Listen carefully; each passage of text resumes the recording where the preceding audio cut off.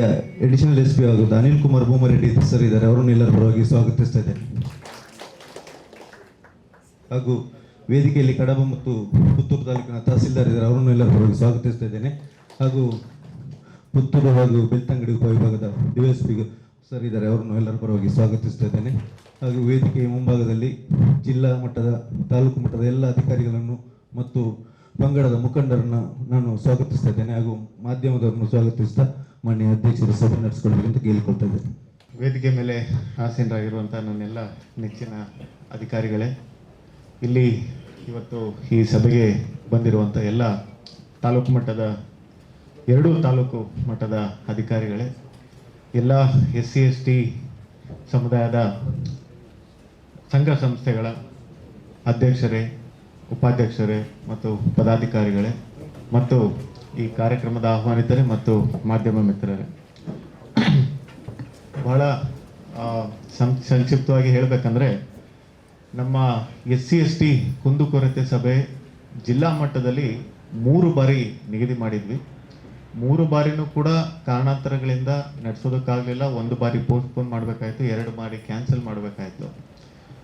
ಕಳೆದ ಬಾರಿ ಬಹುಶಃ 10 ದಿನದಿಂದ ನಾವು ಕರೆದಾಗ ಮಾನ್ಯ ಸಚಿವರು ತಾಲೂಕು ಮಟ್ಟದ ಒಂದು ಫ್ಲಡ್ ರಿಲೇಟೆಡ್ ಅಂದರೆ ಎಲ್ಲ ಒಂದು ಕುಂದುಕೊರತೆಯನ್ನು ನಡೆಸಬೇಕು ಅಂತ ಹಿಂದಿನ ದಿನ ನಮಗೆ ತಿಳಿಸಿದ್ರಿಂದ ಕಾರಣಾಂತರದಿಂದ ನಾನು ಸಚಿವರನ್ನ ಜೊತೆ ಬರಬೇಕಾಯಿತು. ಆದರೆ ಅಲ್ಲಿ DC ಅವರೇ ಇರಬೇಕು ಅಂತ ಇದು ಹೇಳಿದಾಗ ಅದನ್ನು ಮತ್ತೆ ಪೋಸ್ಟ್ಪೋನ್ ಮಾಡಬೇಕಾಯಿತು. ಬಟ್ ಆ ದಿನ ನಡೆಸಿದಾಗಲೂ ಕೂಡ ಭಾಳಷ್ಟು ಜನಕ್ಕೆ ಕೇಳಿದಾಗ ಒಂದು ಸಭೆ ಕರೆದಿದ್ದೀರಿ ಮುಂದುವರಿಸ್ಬೋದು ಅಂತ ಒಂದು ಗುಂಪು ಹೇಳಿತ್ತು, ಮತ್ತೊಂದು ಗುಂಪು ಬೇಡ DC ಅವರೇ ಇದ್ದು ಅಂತ ಹೇಳಿದಾಗ ಮತ್ತು ಅದೇ ದಿನ ಭಾಳಷ್ಟು ಜನ ತಮ್ಮಿಂದನು ಪುತ್ತೂರು, ಕಡಬ, ಸುಳ್ಯ, ಬೆಳ್ತಂಗಡಿ ಈ ಕಡೆಯಿಂದ ಮುಖಂಡರೆಲ್ಲ ಮಾಡಿ ಜಿಲ್ಲಾ ಮಟ್ಟದಲ್ಲಿ ಬಂದರೆ ನಾವು ಇಷ್ಟು ತಾಲೂಕಿನ ಮುಖಂಡರು ಬರ್ತೀವಿ, ಕೆಲವರು ಸುಳ್ಯ, ಕಡಬ ಮತ್ತು ಇವನ್ ಪುತ್ತೂರು ಭಾಗದಿಂದ ನೀವು ಬರಬೇಕಂದ್ರೆ ಇಡೀ ದಿನ ನಿಮ್ಮ ಒಂದು ಕೆಲಸನ ಬಿಟ್ಟು ಅಲ್ಲಿಗೆ ಬಂದು 2 ಗಂಟೆ 2.5 ಗಂಟೆ ಬಸ್ಸಿನಲ್ಲಿ ಪ್ರಯಾಣ ಮಾಡಿ ಅಲ್ಲಿಗೆ ಬಂದು ಮಾಡಿದಾಗಲೂ 2-3 ಗಂಟೆ ನಮಗೆ ಅವಕಾಶ ಸಿಗುತ್ತೆ. ಒಬ್ಬರಿಗೆ ಬಹುಶಃ 1 ನಿಮಿಷ 2 ನಿಮಿಷ 3 ನಿಮಿಷ ಈ ಥರ ಸಿಗ್ತದೆ. ನಮ್ಮೆಲ್ಲರಿಗೂ ನಮ್ಮ ಕೋರಿಕೆ ಮತ್ತು ನಮ್ಮ ಸಲಹೆಗಳನ್ನ ಕೊಡೋದಕ್ಕೆ ಅಷ್ಟು ಸಮಯಾವಕಾಶ ಸಿಗೋದಿಲ್ಲ. ನೀವು ತಾಲೂಕು ಮಟ್ಟದಲ್ಲಿ ಮಾಡಿದ್ರೆ ನಮಗೆ ಹೆಚ್ಚು ಸಮಯಾವಕಾಶ ಆಗುತ್ತೆ ಅಂತ ಭಾಳ ಒಂದು ಒಳ್ಳೆ ಸಲಹೆಗಳನ್ನ ತಾವೆಲ್ಲರನ್ನು ಸೇರಿ ಕೊಟ್ರಿ. ಅಂದರೆ ನೀವು ಹೇಳೋದಕ್ಕಿಂತ ಮುಂಚೆ ತಮ್ಮ ಹೆಸರು ಮತ್ತು ಒಂದು ಸಣ್ಣ ಪರಿಚಯ ಮಾಡಿಕೊಟ್ಟು ತಾವೆಲ್ಲರೂ, ಯಾಕಂದರೆ ಭಾಳ ಜನರು ನನ್ನ ಅಷ್ಟು ಗುರುತಿಲ್ಲ, ಸ್ವಲ್ಪ ಜನರದಷ್ಟೇ ಇದಿರೋದು. ತಾವು ಇಶ್ಯೂ ಹೇಳೋದಕ್ಕಿಂತ ಮುಂಚೆ ತಮ್ಮ ಒಂದು ಸಣ್ಣ ಪರಿಚಯ ಮಾಡಿಕೊಂಡು ನಂತರ ತಮ್ಮ ಇಶ್ಯೂಸ್ನ ಹೇಳಿದ್ರೆ ನನಗೂ ಕೂಡ ಅದೊಂದು ನೆನಪಿಟ್ಕೊಳ್ಳೋದಕ್ಕೆ ಇದಾಗುತ್ತೆ. ಸೊ ಆಗಲೇ ಸ್ವಲ್ಪ ತಡವಾಗಿ ಬಂದೇ ಆಗಿತ್ತು, ಇನ್ನೂ ಹೆಚ್ಚು ಸಮಯ ವ್ಯರ್ಥ ಮಾಡೋದು ಬೇಡ. ತಾವು ತಮ್ಮ ಒಬ್ಬೊಬ್ಬರೇ ಮೇ ಬಿ ಫಸ್ಟ್ ಲೈನಿಂದ ಸ್ಟಾರ್ಟ್ ಮಾಡಿ ಅದೇ ರೀತಿ ಮೈಕ್ನ ಹಿಂದೆ ಕೊಡ್ತಾ ಹೋಗಿ ಶುರು ಮಾಡ್ಬೋದು. ಧನ್ಯವಾದಗಳು. ಕೂತ್ಕೊಂಡೆ ಹೇಳ್ಬೋದು ಆರಾಮಾಗಿ. ಹೊಸ ಕೃಷಿ ಇತ್ತು ಮೊದಲು, ಇವಾಗ ಅಡಿಕೆ ಕೃಷಿ ಇದೆ. ಅದು ಸರ್ವೆ ನಂಬರ್ 147 ಸರ್ವೆ ನಂಬರಲ್ಲಿ ಅದು ಇವಾಗ ಮೊನ್ನೆ VA ವಾಪಸ್ ವಿಸಿಟ್ ಮಾಡಿ ಅದು ಅರಣ್ಯ ಭಾಗ ಅಂತ ಹೇಳ್ತಿದ್ದಾರೆ. ವಾಪಸ್ ಫಾರೆಸ್ಟ್ನವರಿದ್ದಾರೆ. RFO ನಾನು ಆಲ್ರೆಡಿ ಸಂಧ್ಯಾ ಮ್ಯಾಮ್ ಪಂಜಬಲೆ ಎಷ್ಟೋ ಸಾರಿ ನಾವು ಹೇಳಿದ್ರು. ವೇಟ್ ಮಾಡಿ, ಇದು ಸರ್ವೆ ನಂಬರ್ ಬಗ್ಗೆ ತಮಗೆ ಮಾಹಿತಿ ಇದೆಯಮ್ಮ? ಯಾವ ಗ್ರಾಮ ಮತ್ತೆ ಸರ್ವೆ ನಂಬರ್ ಹೇಳಿಪ್ಪ ಮತ್ತೊಂದು ಸರಿ. 147 ಆಲ್ರೆಡಿ ಬಲ್ಯ ಗ್ರಾಮ. ಬಲ್ಯ ಗ್ರಾಮ 147 ಸರ್ವೆ ನಂಬರ್. ಅದರಲ್ಲಿ ನಿಮ್ಮ ಫಾರೆಸ್ಟ್ ಬರ್ತಾ ಇದೆಯೋ ಇಲ್ಲೋ ದಯವಿಟ್ಟು ಚೆಕ್ ಮಾಡಿ ನನಗೆ ಮಧ್ಯಾಹ್ನದ ಅಷ್ಟೊತ್ತಿಗೆ ಹೇಳಿ. ಕೂತ್ಕೊಳ್ಳಿ. ನನ್ನ ಹೆಸರು ಚಂದ್ರಾಸ್ ಅಂತೇಳಿ. ನಾನು ನನ್ನ ಇಬ್ಬರು ಮಕ್ಕಳ ಶಾಲೆಗೆ ಹೋಗ್ತಾ ಇದ್ದೇನೆ. ಅವರಿಗೆ ನಾನು ಜಾತಿ ಪ್ರಮಾಣ ಪತ್ರಕ್ಕೆ ಅರ್ಜಿ ಸಲ್ಲಿಸಿದ್ದೇನೆ. ಮೊನ್ನೆ SIR ಅಲ್ಲಿ ಅಂಗನವಾಡಿ ಕಾರ್ಯಕರ್ತೆಯರು ಒಂದು ಜಾತಿ ಪ್ರಮಾಣ ತಂದು ಕೊಟ್ಟಿದ್ದಾರೆ. ಅದು ಕಂಟಿನ್ಯೂ ಆಗ್ತಾ ಅಲ್ಲ, ನಾವು ಬೇರೆ ಮಾಡಬೇಕು. ಯಾವ ಜಾತಿ? ಪರಿಶಿಷ್ಟ ಜಾತಿ ಯಾವಾಗಲೂ ಲೈಫ್ ಟೈಮ್ ಇದ್ದಲ್ಲ, ಅದರಲ್ಲಿ ಏನು ಸಮಸ್ಯೆ ಇದೆ? ಅದರಲ್ಲಿ ಈಗ ಒಳ ಮೀಸಲಾತಿ ಕೇಳ್ತಾ ಇದ್ದೀರಿ. ನಿಮ್ದು ಯಾವ್ದು ಬರುತ್ತೆ ಒಳ ಮೀಸಲಾತಿದು? ಪ್ರವರ್ಗ B ಬರುತ್ತೆ. ಅದನ್ನ ಅರ್ಜಿ ಹಾಕಿ ನಾವು ABC ಅಂತ ಏನಿದೆ ನಿಮ್ಮ ಅಫಿಡವಿಟ್ ಬೇಸಿಸ್ ಮೇಲೆ ಅಫಿಡವಿಟ್ ತಗೊಂಡು ಕೊಡ್ತಾ ಇದ್ದೀರಿ. ನಾವು ಹೇಳ್ತೀವಿ ಹೇಗೆ ಇದು ಅಂತ. ದಯವಿಟ್ಟು ಒಂದು ಅರ್ಜಿ ಹಾಕಿ, ಆ ಅರ್ಜಿ ಜೊತೆಗೆ ನಿಮ್ಮ ಒಳ ಮೀಸಲಾತಿದು ನೀವು ಯಾವ್ದು ಬರ್ತೀರಿ ಅಂತ ಒಂದು ಅಫಿಡವಿಟ್ ಕೊಡ್ಬೇಕಾಗ್ತದೆ. ಆ ಅಫಿಡವಿಟ್ ಮೇಲೆ ಪ್ರವರ್ಗ A B C ಅಂತ ನಮೂದು ಮಾಡಿ ಹೊಸದಾಗಿ ಕೊಡ್ತೀವಿ. ಆಯ್ತಾ? ಓಕೆ. ನನ್ನ ಅಮ್ಮವ್ರಲ್ಲಿ ನಾನು ದ್ರಾವಿಡ ಸಮಾಜ ಸೇವಾ ಸಂಘದ ಮಾಜಿ ಜಿಲ್ಲಾಧ್ಯಕ್ಷ. ನಮ್ಮ ಜಾತಿ ಪ್ರಾಬ್ಲಮ್ ಇದೆ, ಇವರು ಮಾತಾಡ್ತಾರೆ. ವೇದಿಕೆಯಲ್ಲಿ ಎಲ್ಲ ಜಿಲ್ಲಾಧಿಕಾರಿ ಹಾಗೂ ಜಿಲ್ಲಾ ಅಧಿಕಾರಿಗಳು ನನ್ನ ಹೆಸರು ಮಾಮನ್ ಅಂತೇಳಿ ನಾನು ಚಿಕ್ಕಬಳ್ಳೂರು ಗ್ರಾಮದ ನಿವಾಸಿ ಆಗಿರ್ತೇನೆ. ಪುತ್ತೂರು ತಾಲೂಕಿನಲ್ಲಿ ಸುಮಾರು ಅಂದಾಜು 25,000 ಜನಸಂಖ್ಯೆ ಜಾಸ್ತಿ ಆದಿಜಾವ ಜಾತಿಯವರು ಇರ್ತಾರೆ. ಇತ್ತೀಚಿನ ಸರ್ಕಾರದ ಆದೇಶ ಅದರಲ್ಲಿ ನಮಗೆ ಒಳ ಮೀಸಲಾತಿಯನ್ನು ನೀಡಿ ಸುಮಾರು 3 ಪಂಗಡಗಳು ABC ಅಂತೇಳಿ ಮಾಡಿದ್ದಾರೆ ಸರ್. ಇದರಲ್ಲಿ ನಮ್ಮ ಆದಿ ದ್ರಾವಿಡ ಜಾತಿಯನ್ನು ಆದಿ ದ್ರಾವಿಡ ಜಾತಿಯನ್ನು ಸಂಪೂರ್ಣವಾಗಿ ಕಡೆಗಣಿಸಿ ಈ ABC 3 ವರ್ಗ ಮಾಡಿದ ಈ ಆಯೋಗದಲ್ಲಿ ಮಾಡಿದ ತೊಂದರೆಯನ್ನು ನಾನು ತಮ್ಮ ಗಮನಕ್ಕೆ ತರಬಯಸ್ತೇನೆ. ಇದಕ್ಕೆ ನಮ್ಮ ಪೂರಕವಾಗಿ ತಮಗೆ ನಮ್ಮ ಜಿಲ್ಲಾಧ್ಯಕ್ಷರು ನಾವು ಒಂದು ಮನವಿಯನ್ನು ಕೊಡ್ತಿದ್ದೇವೆ. ಈ ಮನವಿಗೆ ತಾವು ಪರಿಶೀಲಿಸಿ ಪೂರಕವಾಗಿ ನೀವು ನಮಗೆ ಸರ್ಕಾರಕ್ಕೆ ನಮಗೆ ಅನುಕೂಲವಾಗುವ ರೀತಿಯಲ್ಲಿ ಪ್ರವರ್ಗ ABC ಇದಾದ್ಮೇಲೆ ಈಗ ಹೇಳ್ತೀನಿ ದಯವಿಟ್ಟು. ಈಗ ABC ಅಂತ ಮಾಡಾದ್ಮೇಲೆ ಬಹಳಷ್ಟು ಸಂಘ ಸಂಸ್ಥೆಗಳು ಅವ್ರ ಪರವಾಗಿ ನಮ್ದು ಇದರಲ್ಲಿ ಬರೋದಿಲ್ಲ, ಇದರಲ್ಲಿ ಬರಬೇಕು, ನಮ್ದು ಈ ರೀತಿ ಅಂತ ಬಹಳಷ್ಟು ಮನವಿಗಳು ನಮಗೆ ಬಂದಿದೆ. ನಾವು ಅದನ್ನೆಲ್ಲ ಪೂರ್ವವಾಗಿ ಪರಿಶೀಲಿಸಿ ನಾವು ಸರ್ಕಾರಕ್ಕೆ ಫಾರ್ವರ್ಡ್ ಕೂಡ ಮಾಡ್ತಾ ಇದೀವಿ. ತಮ್ಮದೇ ನಾವು ಅಲ್ಲಿದೆ ತಾವು ಇವಾಗಲೇ ಕೊಟ್ಟರು ಆಯ್ತು ಅಥವಾ ನನ್ನ ಆಫೀಸಿಗೆ ಕಳಿಸಿರಾಯ್ತು, ನಾವು ಸರ್ಕಾರಕ್ಕೆ ಕಳಿಸ್ಕೊಡ್ತೀವಿ. ನಾವು ಸಂಪೂರ್ಣವಾಗಿ ಅದರ ಬಗ್ಗೆ ಒಂದು ಮನವಿಯನ್ನು ತಮಗೆ ಸಲ್ಲಿಸ್ತೇವೆ. ಪೊಲೀಸ್ ವರಿಷ್ಠಾಧಿಕಾರಿ ಸಲ್ಲಿಸ್ತೇವೆ, ಅವರು ಕೂಡ ಮತ್ತು ತಹಶೀಲ್ದಾರಿಗೂ ಸಲ್ಲಿಸ್ತೇವೆ. ಅದನ್ನು ಈ ದಿನವೇ ಸಭೆಯಲ್ಲಿ ಸಹ ಕೊಡ್ತಿದ್ದೇವೆ ಸರ್. ಅದಕ್ಕೆ ನೀವು ಪೂರಕವಾಗಿ ಸ್ಪಂದಿಸಿ ಕಳಿಸ್ಕೊಡ್ತೀವಿ. ಅದನ್ನೇ ಹೇಳ್ತಾ ಇದ್ದೀವಿ. ಈ ಸರ್ಕಾರ ಮೊನ್ನೆ ಇತ್ತೀಚಿನ ಆದೇಶದಲ್ಲಿ ನಮಗೆ ಅದರಲ್ಲಿ ಜಾತಿ ಸರ್ಟಿಫಿಕೇಟ್ ಆದಿ ದ್ರಾವಿಡ ಜಾತಿ ಸರ್ಟಿಫಿಕೇಟ್ಗೆ ಒಂದು ಅಫಿಡವಿಟ್ ಕೊಡ್ಬೇಕಂತ ಈಗ ನಮ್ಮ ನಾಡ ಕಚೇರಿಗಳಲ್ಲಿ ಇನ್ಸಿಸ್ಟ್ ಮಾಡ್ತಾರೆ. ಈ ಸರ್ಕಾರದ ಸುತ್ತೋಲೆಯಲ್ಲಿ ಆದೇಶದಲ್ಲಿ ಯಾವುದೇ ಜಾತಿಯ ಆದಿ ದ್ರಾವಿಡ ಜಾತಿಯವರು ಪ್ರವರ್ಗ B ಯಲ್ಲಿ ಅವ್ರು ಕೇಳಿದ್ರೆ ಕೊಡಿ ಅಂತ ಹೇಳ್ತಾರೆ ಹೊರತು ಅವರು ಅಫಿಡವಿಟ್ ಕೊಟ್ಟು ನೀವು ಅವರಿಗೆ ಜಾತಿ ದೃಢಪತ್ರ ನೀಡಬೇಕಂದ್ರೆ ಎಲ್ಲಿ ಹೇಳಿಲ್ಲ ಸರ್, ಉಲ್ಲೇಖ ಇಲ್ಲ ಸರ್. ಅಫಿಡವಿಟ್ ಕೊಡೋದ್ರಿಂದ ಏನ್ ತೊಂದರೆ ಇದೆ ಸರ್? ದಯಮಾಡಿ ಹೇಳ್ತಾರೆ ಸರ್. ಒಂದು ಅಫಿಡವಿಟ್ ಮಾಡಬೇಕಾದ್ರೆ ನಾವು ಪುತ್ತೂರಿನಿಂದ ಉಪ್ಪಿನಂಗಡಿ ನಾಡಗಟ್ಟೆಗೆ ಹೋಗ್ಬೇಕಾದ್ರೆ ಅಫಿಡವಿಟ್ಗೆ 112 ರೂಪಾಯಿ ತಗೊಳ್ತಾರೆ. ಫಾರ್ಮ್ಗೆ ಅಫಿಡವಿಟ್ಗೆ 100 ರೂಪಾಯಿ, ಸ್ಟಾಂಪ್ ಪೇಪರ್ಗೆ 112 ರೂಪಾಯಿ, 112 ರೂಪಾಯಿ ಅಫಿಡವಿಟ್ ಕೇಳ್ತಿದ್ರು. 112 ರೂಪಾಯಿ ಅಫಿಡವಿಟ್ಗೆ ನಾವು ಸ್ಟಾಂಪ್ ಪೇಪರ್ ಕಟ್ಟಬೇಕು ಸರ್. ಅದನ್ನು ಟೈಪ್ ಮಾಡಲಿಕ್ಕೆ 70 ರೂಪಾಯಿ ಕಟ್ಟಬೇಕು ಸರ್. ಅದನ್ನು ನೋಟ್ರಿ ಮಾಡಲಿಕ್ಕೆ 50-60 ರೂಪಾಯಿ ತಗೊಳ್ತಾರೆ ಸರ್. 100 ರೂಪಾಯಿ ಮಾಡ್ತಾರೆ. ಕಡಿಮೆಯಿಂದ ಒಂದು ಮನೆಯಲ್ಲಿ ಒಬ್ಬ ಹುಡುಗನಿಗೆ ನಾವು ಜಾತಿ ಸರ್ಟಿಫಿಕೇಟ್ ಮಾಡಬೇಕಾದ್ರೆ 250ರಿಂದ 300 ರೂಪಾಯಿವರೆಗೆ ಖರ್ಚು ತಗೊಳ್ತದೆ. ಅದನ್ನು ನಾವು ಅದು ಅಲ್ಲದೆ ಆ ಹುಡುಗನ ತಂದೆ ನಾಡ ಕಚೇರಿಗೆ ಒಂದೇ ದಿವಸ ಹೋದ್ರೆ ಅದು ಆಗುದಿಲ್ಲ ಸರ್. ಅಲ್ಲಿ ಕ್ಯೂ ಇರ್ತದೆ, ಟೋಕನ್ ಸಿಸ್ಟಮ್ ಇರ್ತದೆ. ಅಲ್ಲಿ ದಿನಕ್ಕೆ 30 ಟೋಕನ್ ಕೊಡ್ತಾರೆ, 40-50 ಜನ ಬರ್ತಾರೆ. ಮರುದಿವಸ ಹೋಗ್ಬೇಕು ಕೆಲಸ ಬಿಟ್ಟು, ಅವನ ಕೆಲಸವೂ ಹೋಯ್ತು, ಇಲ್ಲಿ ಸರ್ಟಿಫಿಕೇಟ್ ಅವನ ಖರ್ಚಿಗೂ ಹೋಯ್ತು. ಇದನ್ನು ತಾವು ದಯಮಾಡಿ ಈ ಅಫಿಡವಿಟ್ ಬಗ್ಗೆ ಒಂದು ಕ್ಲಿಯರ್ ನಮಗೆ ಕಟ್ಟಡ ಮಾಡಿ ಅದನ್ನು ನಮಗೆ ಮನ್ನಾ ಮಾಡಿಸ್ಬೇಕಂತ ಅಂತ ಕೇಳ್ತೇನೆ. ಹಿಂದೆ ನಾವು ಸರ್ಟಿಫಿಕೇಟ್ ಕೂಡ ಯಾವುದೇ ಅಫಿಡವಿಟ್ ಇರಲಿಲ್ಲ. ಕೇವಲ ಒಂದು ಅರ್ಜಿ ಕೊಟ್ಟರೆ ನಮಗೆ 2-3 ದಿವಸದಲ್ಲಿ ಸರ್ಟಿಫಿಕೇಟ್ ಸಿಗ್ತಿತ್ತು, ಯಾವುದೇ ಖರ್ಚು ಇರಲಿಲ್ಲ.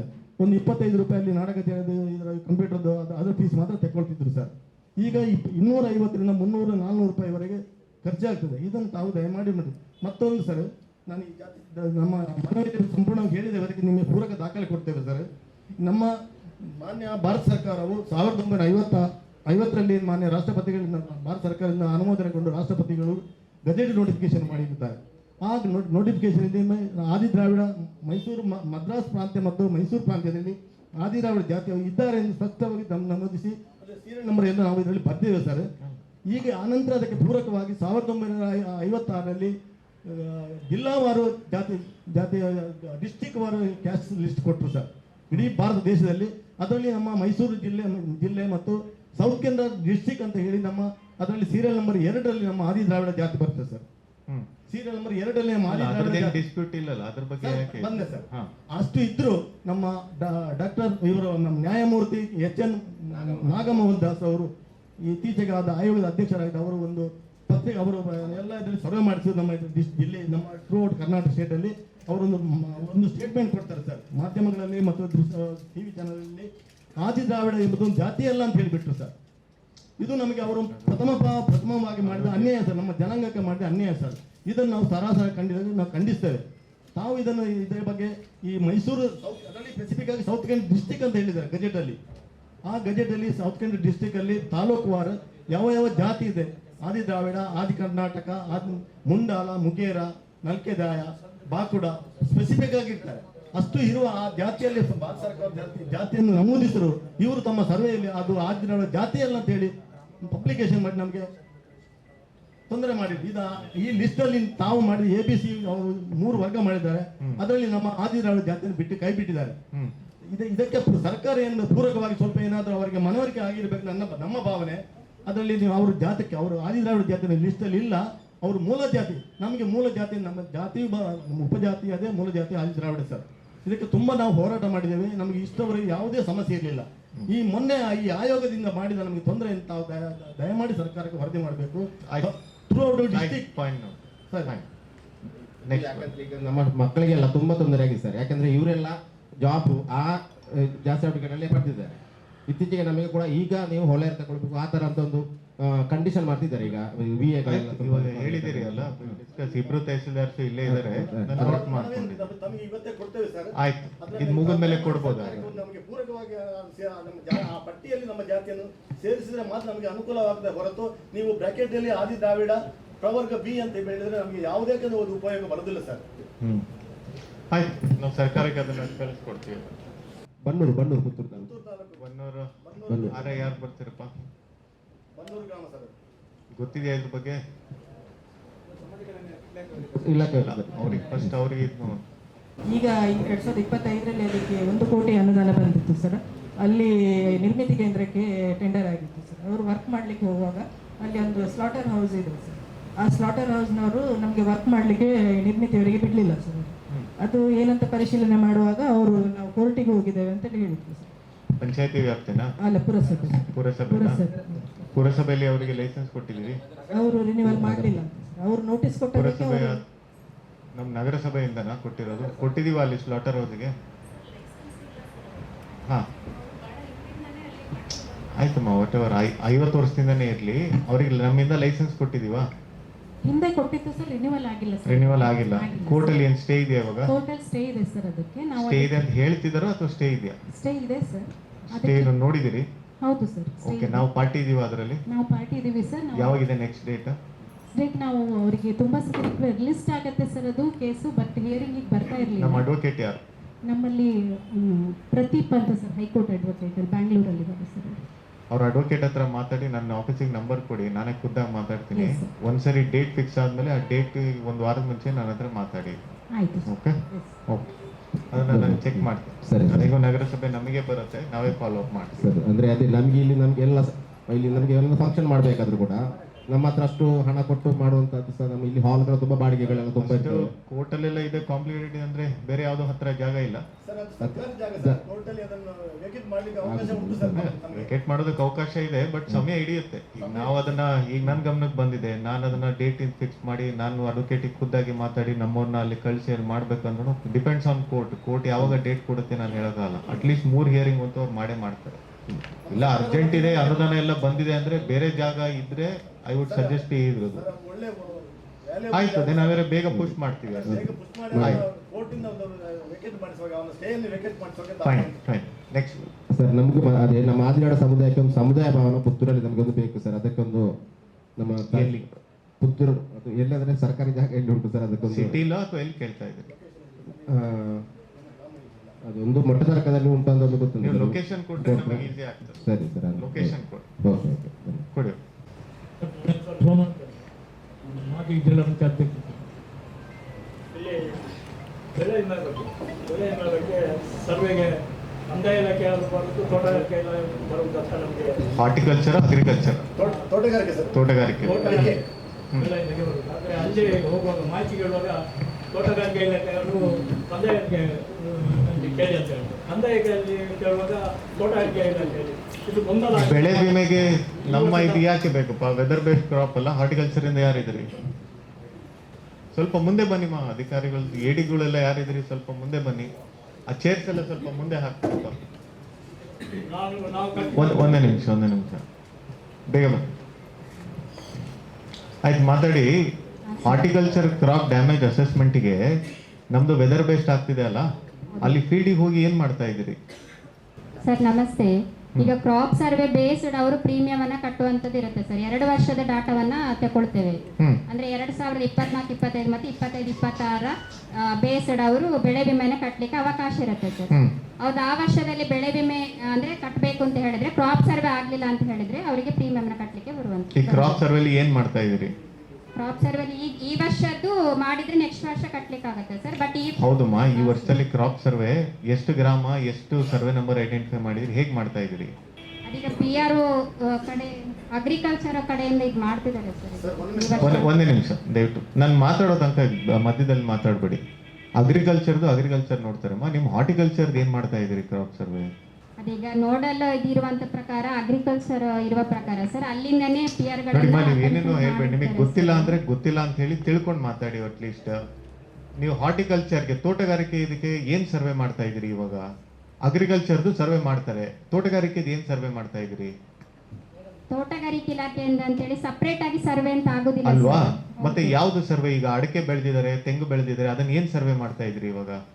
ಅದೇ ಬೆಳೆ ಸಮೀಕ್ಷೆ ಅಂತ ಇದೆ. ಬೆಳೆ ಸಮೀಕ್ಷೆ ನಿಮಗೆ ಯಾಕೆ ಬರುತ್ತಮ್ಮ? ನೀವು ಬೇರೆಯವ್ರಿಗೆ ಹೇಳ್ದಂಗೆ ನನಗೆ ಹೇಳೋದಕ್ಕೆ ಹೋಗ್ಬೇಡಿ. ಅದೇ ಸರ್, ತೋಟಗಾರಿಕೆ ನಮ್ಗೆ ಇಲಾಖೆಗೆ ಬಂದಿದೆ ಬೆಳೆ ಸರ್. ಸಮೀಕ್ಷೆ ಯಾಕೆ ಬರುತ್ತೆ? ಬರಲ್ಲ ಸರ್. ಮತ್ತೆ ಯಾಕೆ ತೋಟಗಾರಿಕೆ ಮಾಡಿಸ್ತಾ ಇದ್ದೀರಿ? ಅಲ್ಲ, ನಾವು ಅದೇ ಮಾಡ್ತಿಲ್ಲ ಸರ್. ಅಂದ್ರೆ ಅವರದ್ದು ಕ್ರಾಪ್ ಸರ್ವೆ ಪ್ರಕಾರ ಇದ್ರ ಕಟ್ಲಿಕ್ಕೆ ಆಗ್ತಾ ಇಲ್ಲ ಅಂತ ಹೇಳಿ ನಮ್ಮ ಆಫೀಸಿಗೆ ಬಂದಿದ್ರು ಸರ್ ಅವರು.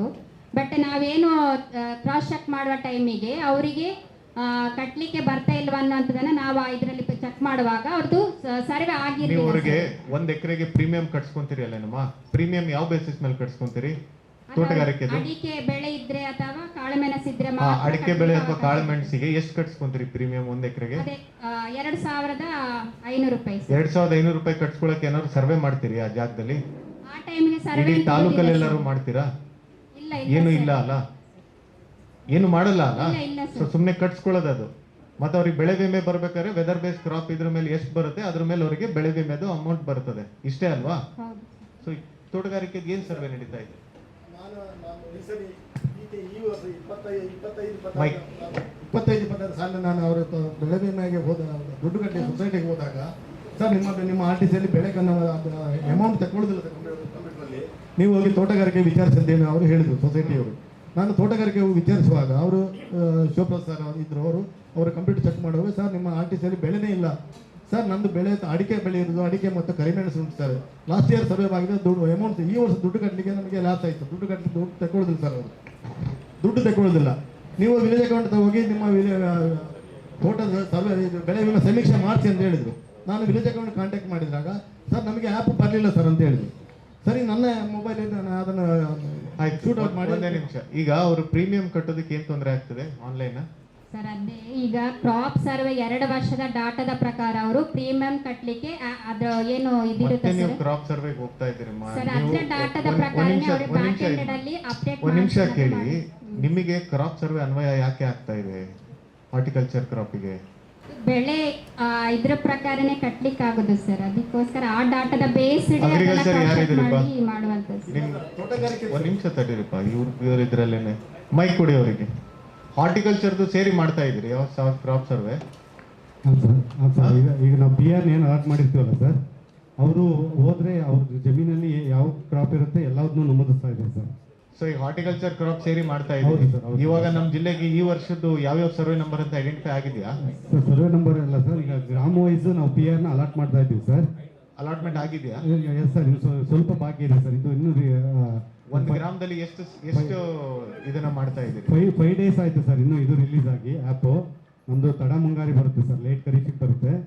ಈಗಿನ ಕಡಬದಲ್ಲಿ 42 ವಿಲೇಜ್ಗೆ 40. ಇವತ್ತಿನ ಮಟ್ಟಿಗೆ ಈಗ ಬರೀ ಪುತ್ತೂರು ಕಡಬಾನೇ ತಗೊಳ್ಳಿ. ಪುತ್ತೂರು ಕಡಬದಲ್ಲಿ ಹಾರ್ಟಿಕಲ್ಚರ್ದು ಪ್ರೀಮಿಯಂ ಕಟ್ಟೋದಕ್ಕೆ ಏನ್ ಸಮಸ್ಯೆ ಆಗ್ತಿದೆ ಸರ್? ಅಲ್ಲಿ ಸಂರಕ್ಷಣೆ ಏನು ಪೋರ್ಟಲಲ್ಲಿ ಇರುತ್ತಲ್ಲ ಸರ್, ಅದರಲ್ಲಿ ಈಗ ಅವರು ನೋಂದಣಿ ಮಾಡಬೇಕು ಅಂತಂದರೆ ಕ್ರಾಪ್ ಇನ್ಶೂರೆನ್ಸ್ನ, ಅದು ಸರ್ ಮೇಡಮ್ ಹೇಳಿದಂಗೆ ಲಾಸ್ಟ್ 2 years ಕ್ರಾಪ್ ಸರ್ವೆ ಆಗಿರಬೇಕು ಸರ್, ಅವಾಗ ಅಲ್ಲಿ ಶೋ ಆಗುತ್ತೆ ಸರ್. ಇಲ್ಲ ಅಂದರೆ ಅಲ್ಲಿ ಶೋ ಆಗ್ತಾ ಇಲ್ಲ sir. Last year crop survey ನಮ್ಮಲ್ಲಿ ಆಗಿದೆ ಸರ್, ಆಗಿದೆ. ಅದು ಶೋ ಆಗ್ತಾ ಇಲ್ಲ. ಅಂದರೆ ಯಾರು ಮಾಡ್ಕೊಂಡಿರಲ್ಲ ಸರ್, ಅವ್ರದ್ದು ಅಲ್ಲಿ ಶೋ ಆಗ್ತಿಲ್ಲ. ಆಯ್ತು, ಶೋ ಆಗ್ತಾ ಇಲ್ಲ. ಈಗ ಅಂತ ಕೇಸಲ್ಲಿ ಏನ್ ಮಾಡ್ಬೇಕು?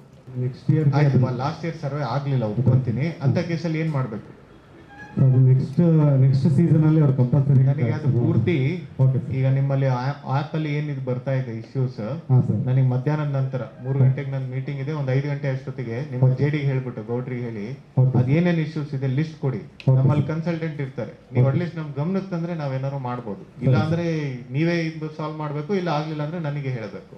ಈಗ ಲಾಸ್ಟ್ ಟೈಮ್ ಆ್ಯಪ್ ಅಲ್ಲಿ ಇದನ್ನ ಬರ್ತಾ ಇಲ್ಲ ಅಂದ್ರೆ ಏನ್ ಮಾಡ್ಬೇಕು ಅಂತ ಹೇಳಿದ್ದಾರೆ ಅಟ್ಲೀಸ್ಟ್ ನಿಮ್ ಕಮಿಷನರ್ ಅಥವಾ ಇದ್ರಲ್ಲಿ. ಸರ್ ಅವ್ರು ಹೇಳಿದ ಒಂದು ಪ್ರಾಬ್ಲಮ್ ಸರ್. ಆಕ್ಚುಲಿ ನಾನೊಬ್ಬ ಕೃಷಿಕ ಸರ್.